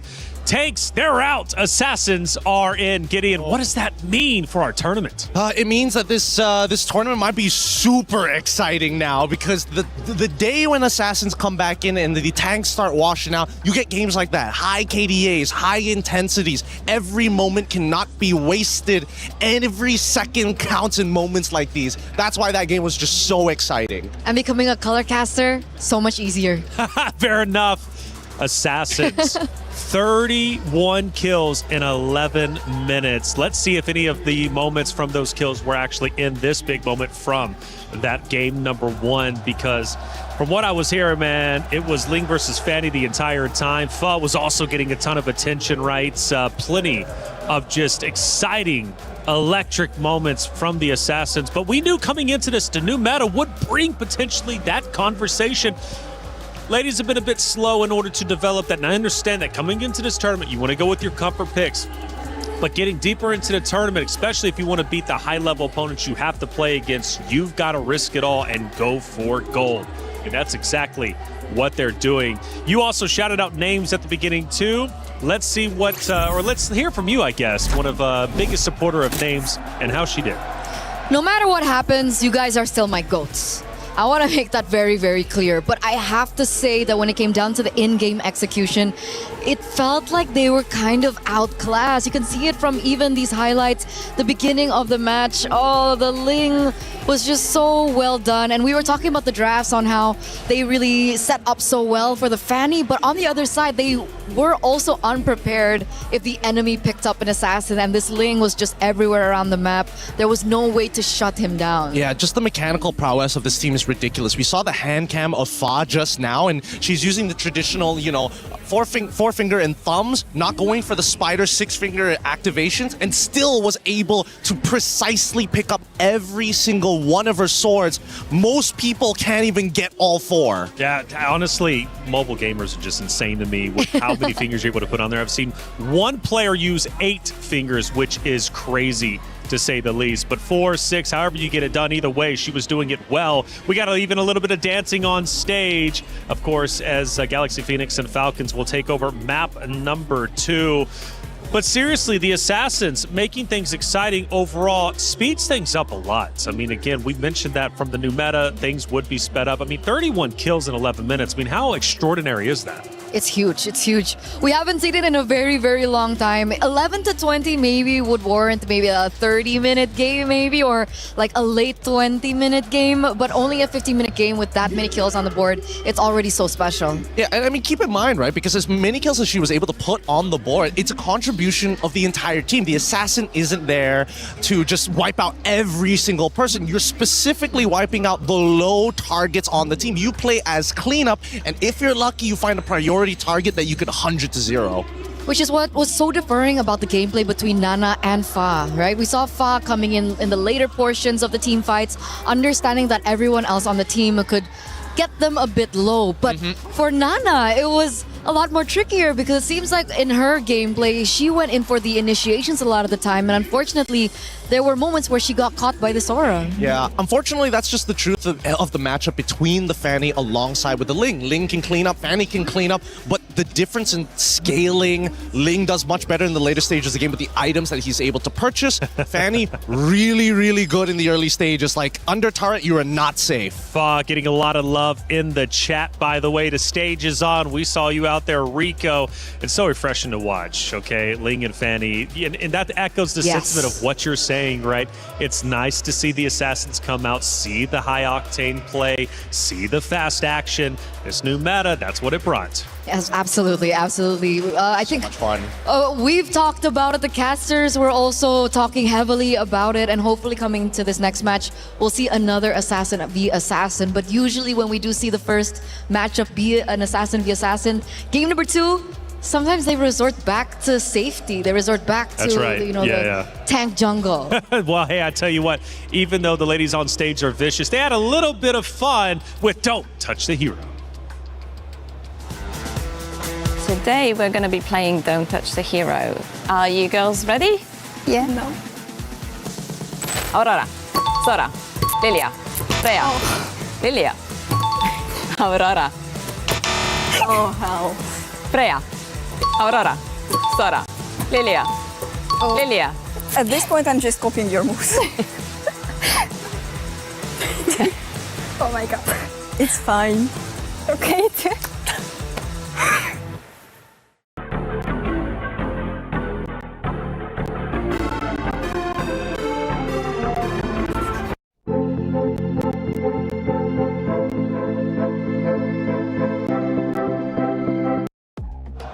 That was entertaining, and it takes at least a little bit of the pressure off that main stage or the MWI. How do you think you two would do in it? Amazing. I do amazing. Okay, pure confidence. Gideon? I think I would have simulated that handshake as well of like, Hey, that's what I did in Wild Cards. We don't talk about it.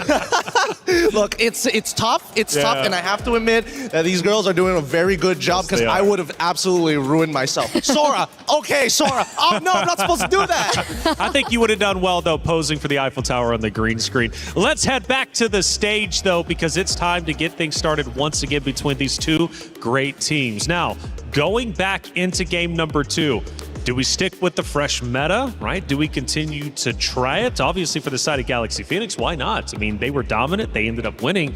For Team Falcon's meta, though, do we go back to the bread and butter? Would that even work against the Assassin comp? Personally, I think yes, it does work very, very well. There was a reason why the meta always revolves around these three things. If tanks are in the jungle, assassins are out, then fighters need to come in to deal with the tanks. Then once the fighters become the main meta, the assassins come back because the fighters can't keep up with the assassins. It's this nasty little trifecta that always happens every single patch. Every patch indeed. And for Falcons meta, how do they deal with Fa? I mean, Fa was on fire the entire time, repping Claude. What's the counter to that? I think that's a really good question because come game number 1, we saw that they actually respected Fa by taking away the Guinevere. And they're going to do the exact same thing actually as we get into the drafts here for game number 2. But would it warrant another Ling ban in the second game? No, I think let the Ling through. I really think that you have to tell your laners, you know what? You got to trust in the mid trio to make sure that Ling doesn't have as much impact. A lot of these assassin or purple buff assassins are dependent of, by the category of the name, the purple buff. When you have strong side on the correct side, if you are on blue, you want your EXP alongside, oh wait, sorry, if you're on blue, you want your gold alongside with your mid to be strong so you can instantly invade and steal away that purple buff. Once they have no purple buff, there's a lot more downtime where you can breathe and actually farm. And it's funny that we were actually talking about this before the broadcast even begun, unknowing that the Fanny would actually pop up here in this last game, this last matchup between these two amazing teams, I would say. Freya gets banned out, Baxia also gets banned out. It is looking like they might be setting up for yet another assassin jungle matchup. Did they ban Baxia out in game 1? I don't think so, right? It's only like towards the latter half. So they only went onto that third pick to ban it out. The fact that they're banning it out now, I feel like Galaxy Phoenix are already thinking about what Falcons are going to do to adapt.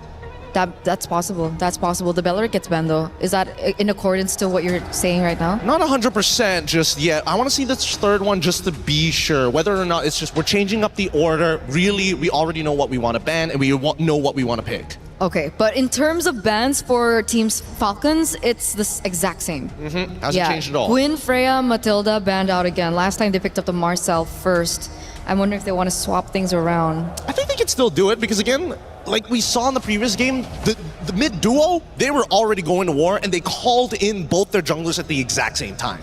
So it's moments like that where it's like, can you be a little bit more precise? Could you set up a better scenario? Can you win out that 2v2? And I think that's what GP is thinking about as they get rid of the Carmilla. Once again, just making sure that they cover their bases. If I'm not mistaken, it was Galaxy that banned out the Carmilla in second phase. So the hero that they left open this time around is the Paquito. And I feel like the Paquito does really well against the Assassins, no? It does. Magically, yes, it does. But Esmeralda is still available. So technically, counterplay is in play. It's just whether or not who's going to make that first move, right? If Marcel shows up here, then it's kind of whatever on the opposite side. Okay. Let's see. It really depends on what this first pick coming in through from Team Falcons is going to be. And this time it's not as decisive. They're actually really thinking about it. Are they considering perhaps a different pick in game number 2? I mean, could be. There you go. Esme, they give up on the Marcel very early on. Do they want to give that up though? That's the thing. The Marcel is a little dangerous here. As much as Esmeralda becomes the super tank, Marcel can peel people off of their main targets pretty well. And more importantly, he's just fast. Absolutely. I think the next matchup here, are they going to once again prioritize the Claude? It was something that really worked out for them at the very end. It could be the carry, it could be the Claude, but at the same time, now that I see Esmeralda, there's a smaller chance of actually going for the Harris. So that's kind of out of the way, which leaves us with 3 potential heroes. One of them, I think, might be a bit better than the others, which is the Moskov. Moskov is particularly good when when the junglers are playing assassins. You have a way not only to create distance, but actually push them away from you. It makes sense if you want, more map control as well. But if they're going to be playing assassins, that could be of tremendous value, and you can utilize that to control the far lane. You can split push and then eventually use your ult to join in on the fights. But they don't bite. It works both ways, but now with the Claude already locked in for the side of GP, because again, we know that GP are going to be the ones who are more likely to go for the assassins in comparison to Team Falcons.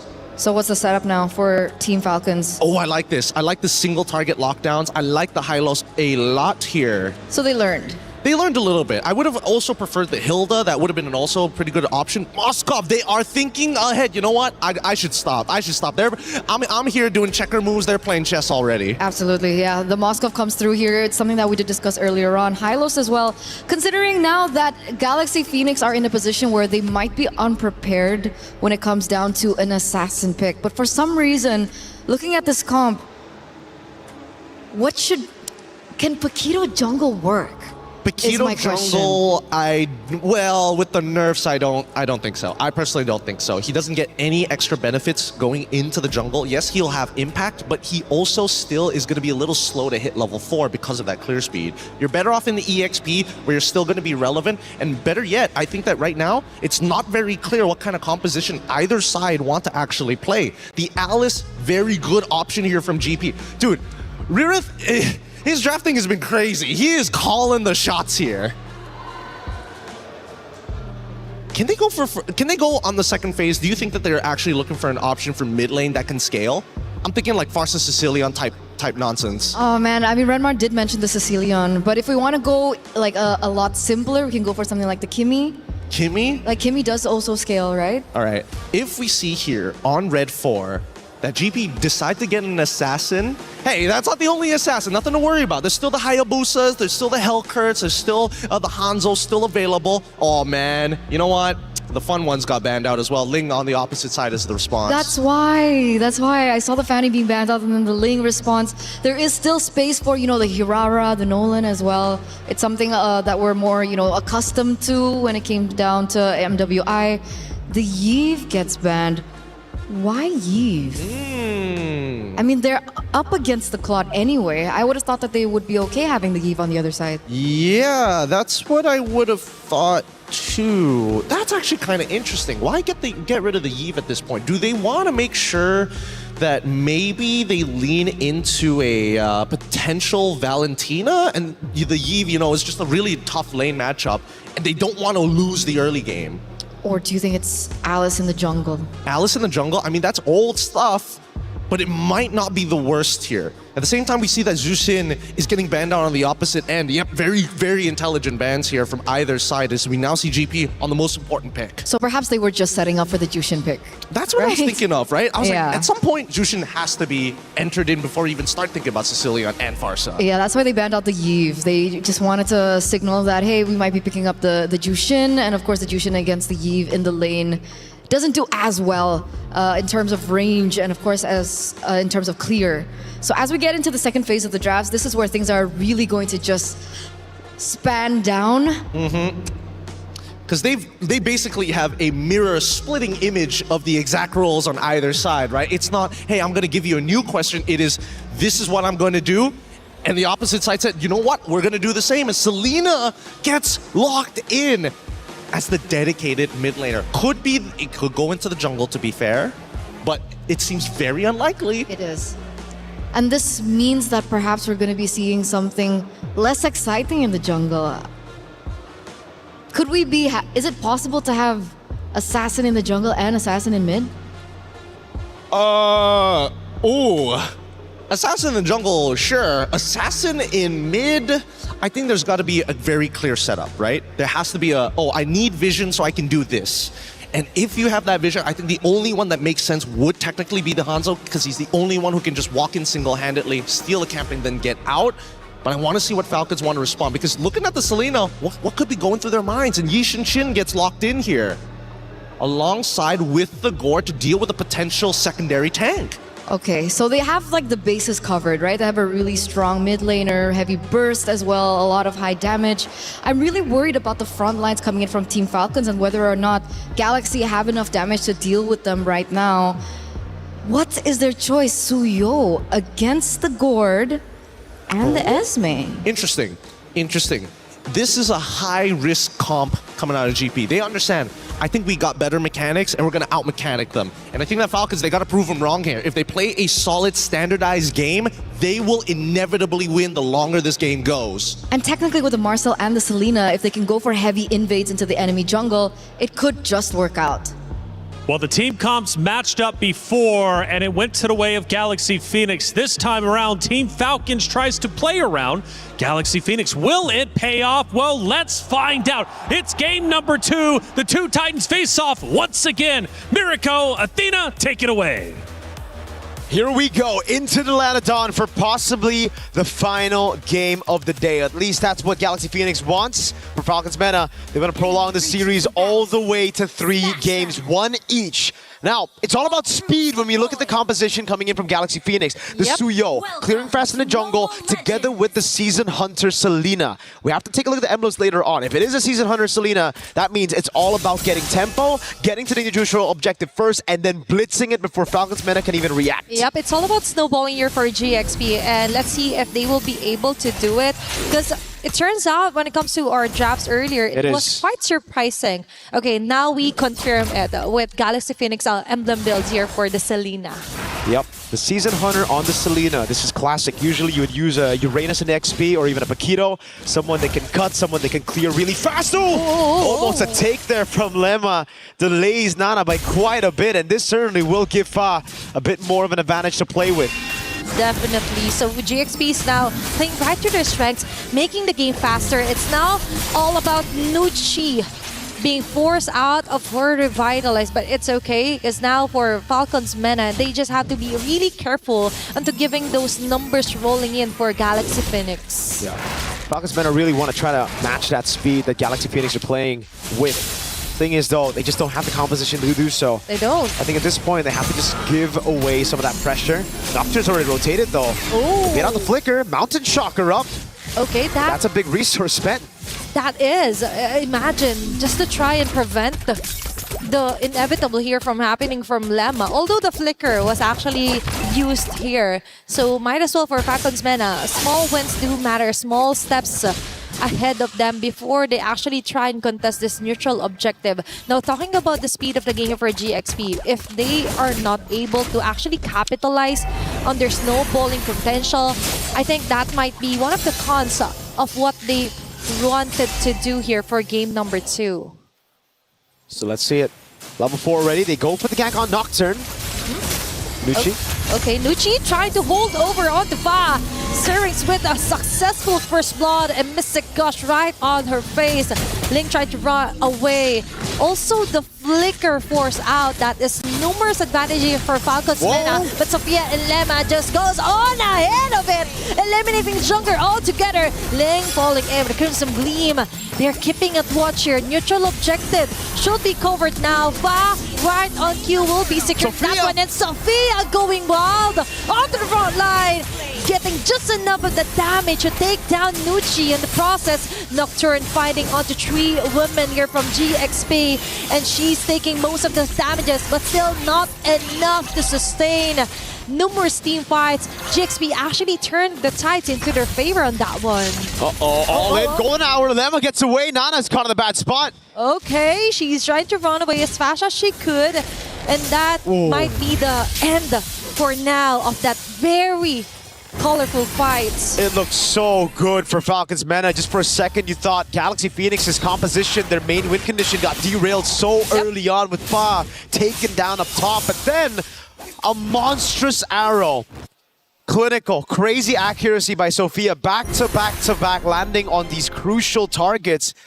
And she becomes the assassin. It almost seems like Fa on the Suyo becomes a bit more of a distraction, just to open up for the real carry, who's the assassin in mid, Sophia. Yeah, Sophia, the first one that we saw a very spectacular Selena play today. Although we've seen that play out onto Sini as well earlier for Team Vitality. But so far, for her accuracy rate, is all over on the roof here for GXP. Now for Falcons Mena, we've mentioned that they also have to kind of derail GXP, but also not just derail, but also have to choke them out and compromise their own jungling pattern, because it looks like they're the ones copying or ones just reacting to what Sophia and Lemma is trying to do.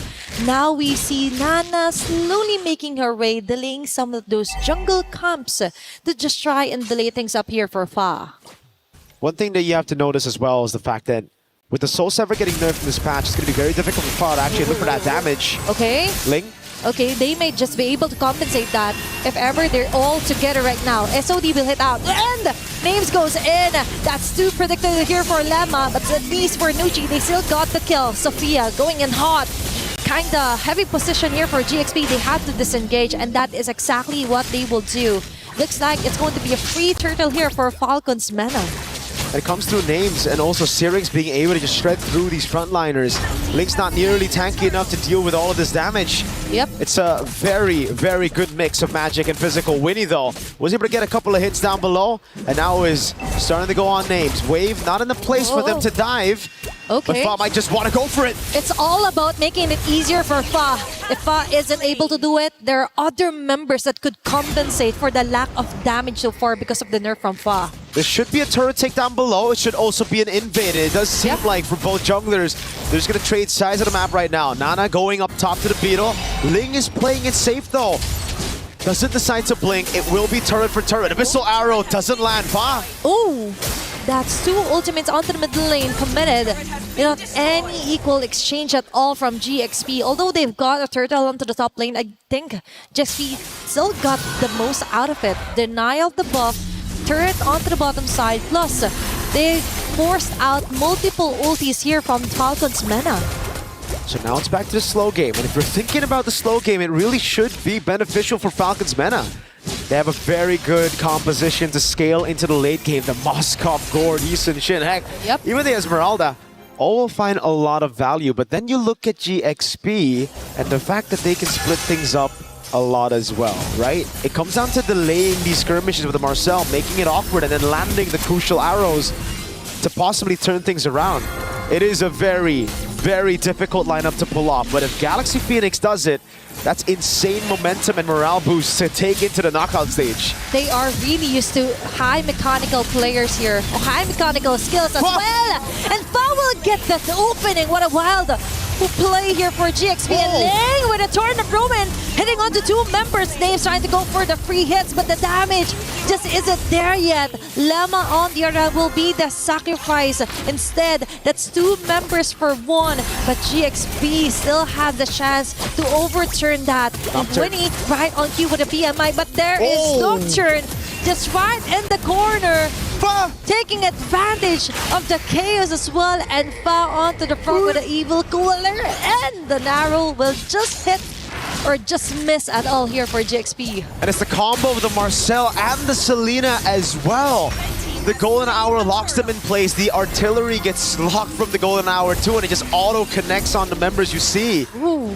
Again, very difficult composition to pull off, but so far they've done a fantastic job at executing it. Up top now, they send the Claude. Winnie trying to go for the siege, as Nocturne has to respect it. Galaxy Phoenix, they have enough damage to deal with the frontliners, and they have enough sustain to deal with Falcons Mena's damage dealers as well. This is actually good for GXP. Although we mentioned that this is something they're really difficult to pull off, they're also were able to pull off the macro side of things as well. Controlling the map, preventing Names with actually annihilating the rest of them, and giving Winnie all the winning lanes here. SOD with miss out here onto Winnie. Very close call there for Galaxy Phoenix. Now they rearrange, they regroup as well. Really taking their time here as Nucci gets falling into the mid lane. Syrinx with the Mystic Gush of Winnie. Going in head-to-head on her with a Blazing Duet, all connecting onto the mid lane here for Falcons Mena. Now onto the mid lane, it's Fa going wild. Ling as well, Sophia dodging and sustaining all those damages as well. Sophia still alive and kicking, hitting on those arrow marks. Fa with a double kill. Now that's how they play. That's how hard they go against Falcons Mena. The back and forth is beautiful by Galaxy Phoenix. Falcons Mena, they always are in awe of what's happening, of what's hitting them right now. They're confused, left in confusion every single time. They think it's just going to be a clean front to back, where they've already gotten the sustain, where they already have the CC locked down on some of these members. But then Galaxy Phoenix, they utilize this composition not in a way where it's just arrows coming in, clean up attempts as well, but also them outmaneuvering Falcon's Mena. You see the all-in happen here with the Glorious Pathway and the Mystic Gush, but then you see just how many of these resources are used to perfection. The Golden Hour to delay, the rest of the team utilizing those mobility skills to get out of harm's way and then to re-engage when it's all safe, when it's okay, when there are layers of frontliners coming in, and you get to see that final Blade Surge. Now Nucci, again getting desperate. Popping the Glorious Pathway early. Up top, it's a good lane. Throw to ruin! Okay, that's 4-member caught again here. Balema and Lingfa with a mega kill. Immediate takedown onto the jungler. Now for the double. Wow. Lemma onto Zerg's hot on her tail. Lemma. Even with the flicker as well. Needs for the free hit. Now they go for the trade. But I think that won't be enough of an answer against GXP as Fa secures a triple kill. Now it's Names all alone here on the bottom side. Fa and Ling targeting her. And that is going to be a last hit for Sophia. 4 members are actually a wipeout against Falcon's Mena by GXP. Even when the arrows don't land, it plays such a crucial role in these team fights. Sophia with an arrow that didn't land but forced the step away from Names. She had to take that Blade Surge to the face and then the Purify desperately to try to get away. GXP are playing one hell of a game of MLBB. 5,700 gold lead. A Lord up top pushing in as well. And all this while, they've been able to get these turrets down before. It's a Holy Shield down below. Look at the items. They've been able to get so much, and Fa has a Sky Piercer. I believe it was 60 stacks earlier. This is massive for someone who died so early on before Turtle 1 to get 60 stacks. After a Sky Piercer, you usually start feeding. Oh my gosh, it's all about the QSG as well from the arrows from Sophia that made it easier for Fa to actually come back from the first blood suddenly from Falcon's Mena. Plus, it creates a lot of space interruptions against Falcon's Mena, which is what they're exactly doing. And now its Name's being targeted. Holy shields pop up. Another arrow right onto the face and a follow of the tornado throw in here for Ling. There's going to be a golden R. Okay, frozen on the moment is Zerg. So with the Mystic Gush, they tried to find an answer and they find it on the body of Ling. But still GXP, they were able to pop up Holy Shields, able to destroy a base turret. And now they're eyeing out a possible or a potential kill. But still for Falcon's Mena, they're trying to force their way in against Winnie. With Blazing Duet, now he's going back up again. And Nocturne onto the front line is not enough to sustain at all as Fa gets an opening with a mega kill following up for a moment as well. What a cheese down here. It's 2 members down here, but Nana gets a shutdown kill. And GXP, what a play here. 80 stacks on the board. She's fully stacked up. There was a shutdown over to Sophia, but GXP got the base turret in the far lane. They won't even have to send anybody over down below to set up that slow push anymore. So it's all about playing it calm now. I know they've thrived on playing it chaotic, on just going for these chaotic brawls, but it's time for them to slow things down as they wait for the Lord to spawn. 30 seconds on the clock. The wave in the bottom lane will be slow pushing. It's all about taking prio in mid and top and then forcing Falcon's Mena to react, either by sending someone bot or by completely giving the Lord over to GXP. This is how they set their name high here on MWI. They may be tagged as newcomers, but with the way that they move... Oh my god, that arrow landed. It was just the Traceless that saved her. Okay, that is multiple dangers up ahead here for Falcon's Mena. I think if they want to contest this Lord, they have to cross over onto Sophia, which in fact will land another arrow in the trap. And Fa yet again. Incoming attack. And Ling with a drone of ruin Fa targeting Names. Okay, there's going to be a mini stun here for Falcon's Mena. Ranks with a Mystic Gush, but she will be caught yet again here by Ling. Nocturne cannot sustain the 5 members attacking them continuously. Galaxy Phoenix, another arrow in the face of Nana. Fa with a finishing move, double kill as well. Sophia might fall down, but still for Galaxy Phoenix, that is a huge win advantage. That is a huge kill advantage. And now they're slowly making their way onto the base. Mid lane base turret being targeted. There's going to be a Glorious Pathway to try to link things up here against GXP, but no.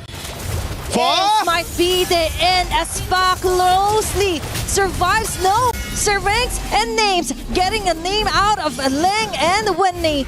Still defending for their life here against GXP. And they get 3 base turrets already. Everything stripped down down to the crystal. I know I said play safe. I said to play safe. I said to play it slow. You know what? Screw that. Just do your thing, man. Galaxy Phoenix, they like it fast. They want to go in. They want to just look for those chaotic duels. And it's facilitated through Sophia landing these arrows. It's just ridiculous how disgustingly accurate Sophia's been on those arrows. Finding these angles that makes it so difficult for Falcons Meta to react to. Another arrow again just lands on Nocturne. I'm surprised he doesn't have Wishing Lantern at this point. It's a poking tool. It's like you're playing Navaria. It's like you have an Astral Echo placed on all of them. The hitbox is doubled whenever Sophia's on the Selena. That will be the cherry on top if ever she plans to build up the Wishing Lantern at this point. Because now for GXP, they got a Lord. They've got most of the turrets out of the way. Now they just have to find a very good setup, which so far they have been landing onto the body of Ling and with the use of Lemma as well with the golden hour. Not to mention, if you manage to dodge those critical ultimates, the arrow will still hit you. Just on cue, I just mentioned this one and it happened right before the Lord responds. Okay, Lemma might have been too early onto that fight. Okay, that was an overheat for sure. Yep. Okay, maybe now they need to play it slow because they got the Lord, they got everything, but they still have to respect the fact that Falcons Meta have a good scaling composition. If they're able to prolong this game even further, they might be able to contest the Lord. You can already see that clear with the Gord, Easton, Shin, and Moskov. This Lord is gone straight up. You need all 5 of your members with the arrows landing. Remember, if these arrows just land inside of the base, they can just walk back to their fountain, get all their HP back, and then reset all over again. That certainly has delayed things for GXP, and it's given Falcons Meta a second win. It's all about stretching out the game here for Falcons Meta. For GXP, yeah, you are dominating, but there is still the wave clear present and heroes for Falcons Vega, or Falcons Meta rather, that is slowly catching up. Speaking of stacks, 37 on that Thunderbell, 56 on the Sky Piercer, so we see how that has impacted GXP, how it's given Falcons Meta a bit more chance in this game. It's no longer at 80, so they won't start disappearing from the map whenever they get low.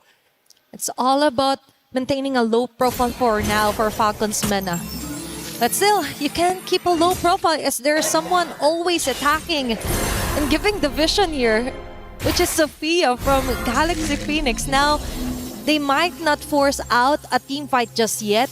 More on the macro side of things is Galaxy Phoenix, Phoenix needs to focus on. Look at Fa. Okay, Fa and Lemma has other things in mind. No, they don't want to wait for the Lord. They want to go in. Okay, Golden Arc caught all the 3 members here. Sir Ranks being caught here by Ling and a fall of Throne of Ruin as well. Fa with the last hit.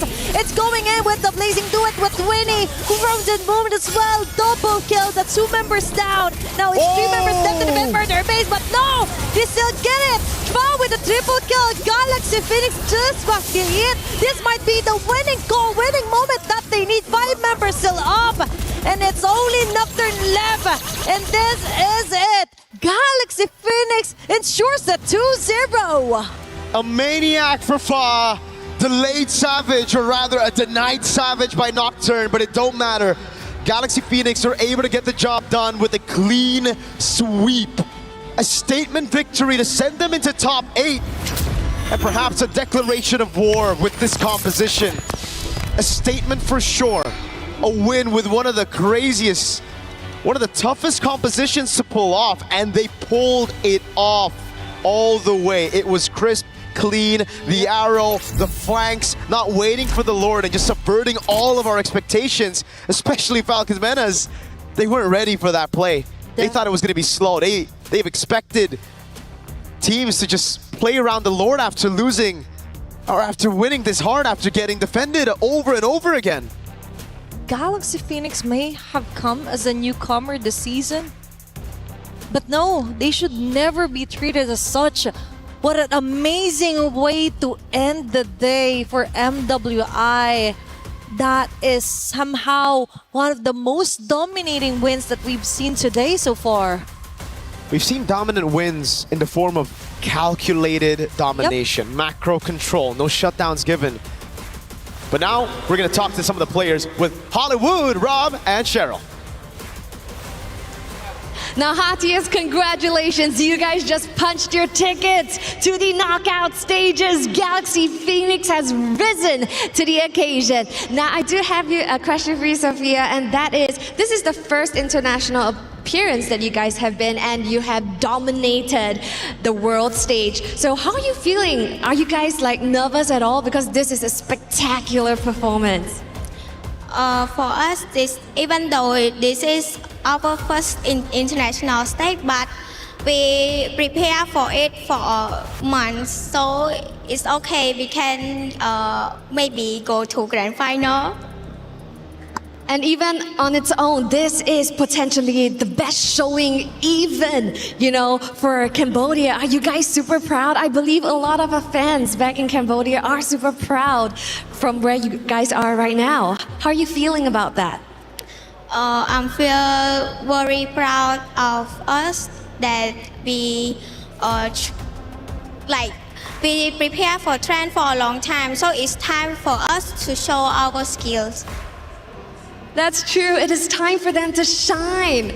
And so far, of course, you have been showing your skills. You've already beaten 2 champions, actually have swept 2 champions from 2 different regions. Is there any specific team that you have your eyes on next? I think Vitality, because she is the 2025 champion. Okay, eyes on the champion. Of course, you absolutely love to see this level of play right here. Congratulations again on your victory and qualifying to the knockout stage. Let's go ahead and send things over to our studio.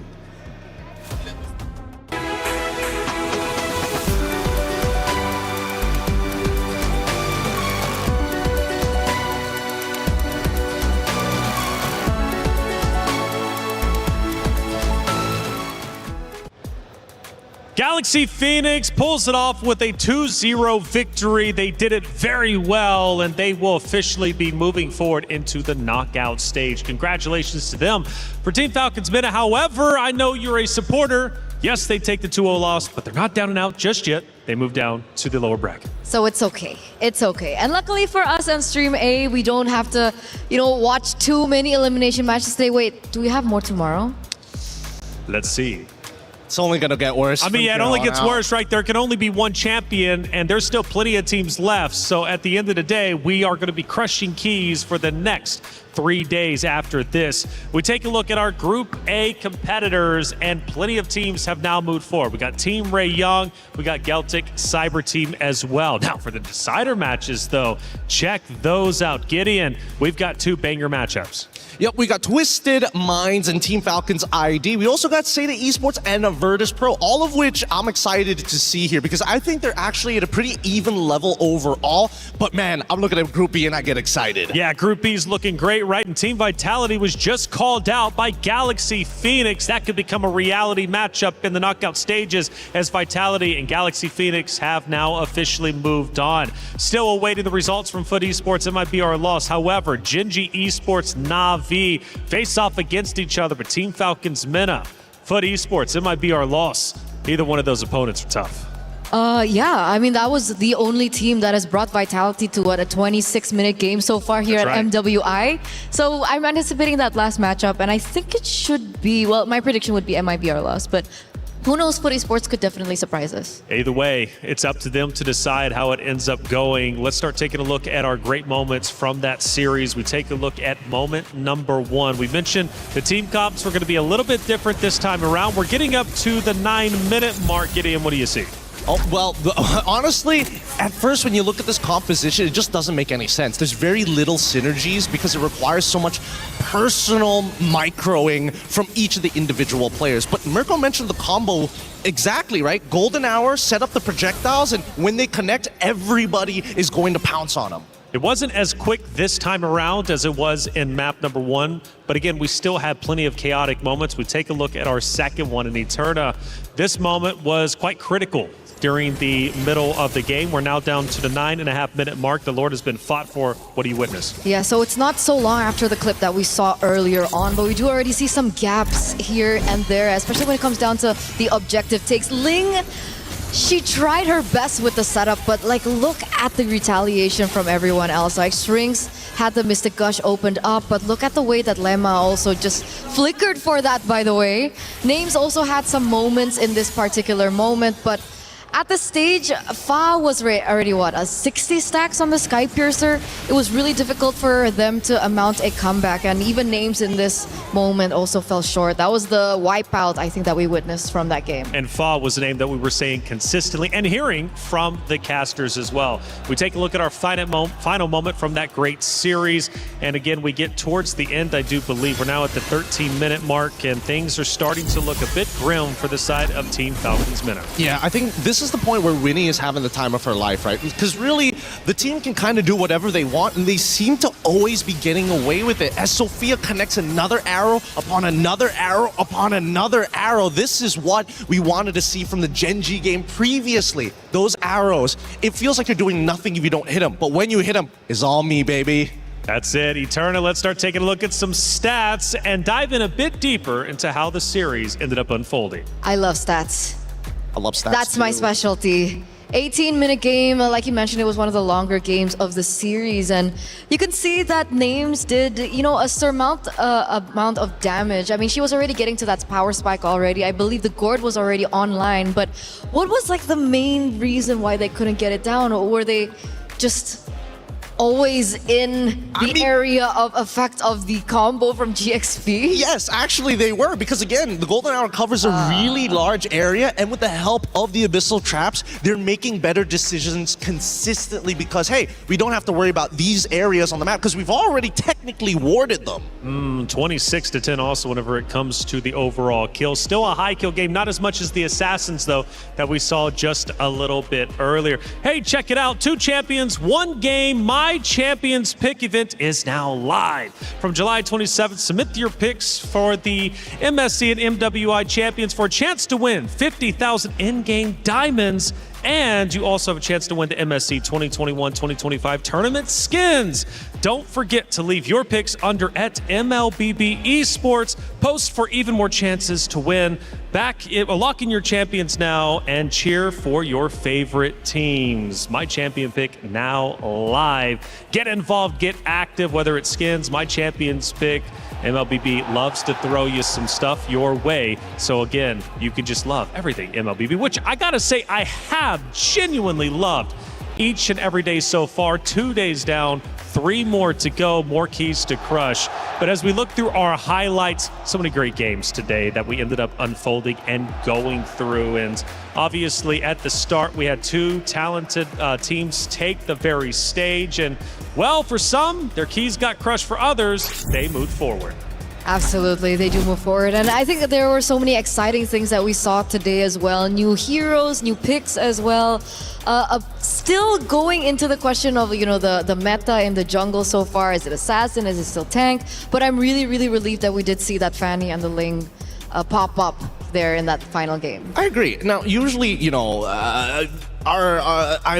they don't usually get me for the women's tournaments, to be perfectly honest. And I thought maybe this time around is like, this could be a mistake sending me of all people. I'm very critical. I come in here, the most I have to criticize is, oh, just a slight miss mechanic, and that's easy to fix. Their mechanics are good. Their compositions have solid ideas. I can see direction in more of their compositions than I do see in the men's divisions. And hey, check it out for Vitality, though, who ended up going toe-to-toe with Genji, that rematch from last year. That was also a great series that ended up unfolding. And that one goes to the way of Vitality, which was a big move coming out from them, looking unstoppable even now, which is truly phenomenal. A lot of great teams have moved up. And again, for Galaxy Phoenix, they called them out specifically. They want to play that very roster, and they have a chance to take them. That would be crazy to say the least. You mentioned that target on Vitality's back. Well, now it just got a little bit bigger with Galaxy Phoenix. I think everyone, I like what Miracle likes to say like over and over. I think he mentioned it in the group draws as well. He's like, to be the best, you have to beat the best. That's it. So I love that mentality coming in from all these players and ladies. And I gotta say, when it came down to the earlier match number 3 that we saw, it felt a little anticlimactic for me, honestly. I thought that maybe there would be more fight. It's so anticlimactic that I dropped my papers, but that's fine. But I hope in the coming days we do see like that comeback coming in from Gen.G, because once again, it's still one of the main storylines that we always keep building, especially after what they did last year. Well, I got something to cheer you up, okay? It's Rhino Day! Check it out, brand new interactive effect for Rhino Day is available now. Check it out and join the celebration. So even though you chopped your cue cards, it's Rhino Day. Let's be happy for it. Hey, we got a post-match interview. Rose, who do you got? About the game, because just now Fa was amazing. A Maniac on the Suyo and a debut on the Lingdis MWI. Let's talk about it. What made Galaxy Phoenix bring out the assassins? គេសួរថាមិនបានសម្រាប់ចិត្តយកលីងមកលេងព្រោះលីងហ្នឹងគេខានដកយូរហើយឥឡូវដោយសារតាជា favorite hero របស់ខ្ញុំហើយខ្ញុំក៏ខានលេងវាយូរដែរដែលខ្ញុំដកមកលេងហ្នឹងក៏វារៀង practice តិចតួចដែរមុននឹងលេងតែដោយសារតាវា favorite ស្រាប់អញ្ចឹងស្រួលវិញ so first of all she said Link is her favorite hero and it's been a long time quite a long time that she didn't use it but before the match she did practice for a few matches. That's why she chose choose to play this hero because she feels so confident today. Yeah. Amazing. I love it. And the confidence definitely played off. And you know what? I know there's a lot of Khmer fans back at home that is supporting your journey here in MWI. Is there anything you want to say to them? អរគុណសម្រាប់ការគាំទ្រហើយសូមបន្តគាំទ្រពួកយើង Galaxy Phoenix បន្តទៀត Okay, she said thank you for the supporting and I hope you guys keep supporting us Galaxy Phoenix fans represent Cambodia. Yes. Thank you very much, girls. Congratulations. And with that, that is it for this interview. Bye-bye. We were there for every click, every clutch, every respawn. We were there for the years of grind, and we're here. Now, the proud founding partner of EWC, powering the biggest event in gaming, shoulder to shoulder with the world's best, making history. Greatness deserves a stage. Lenovo Legion, reach your impossible.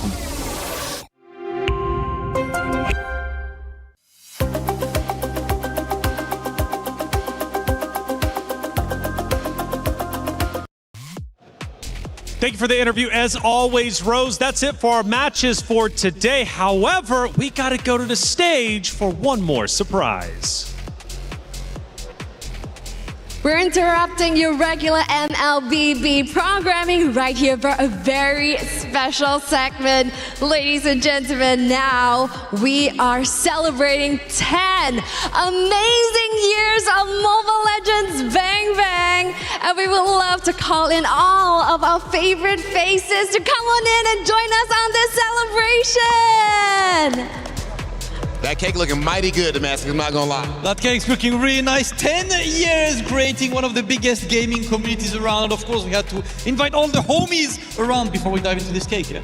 Okay, 10 years, ladies and gentlemen. Can I please just get one comment really quick from you? Or it don't gotta be quick, whatever, however you feeling. Just, how you feeling about 10 years of MLBB? Any words for the community?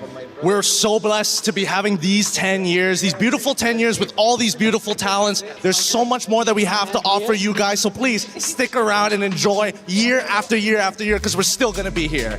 Come on, man, enough said. I feel like pretty much right there, that is a mic drop. Ladies and gentlemen, of course, tomorrow we have even more MWI here at EWC26, as we have a few more losers bracket matches, and of course we are starting our knockout stages. You do not want to miss it. We'll see you guys tomorrow.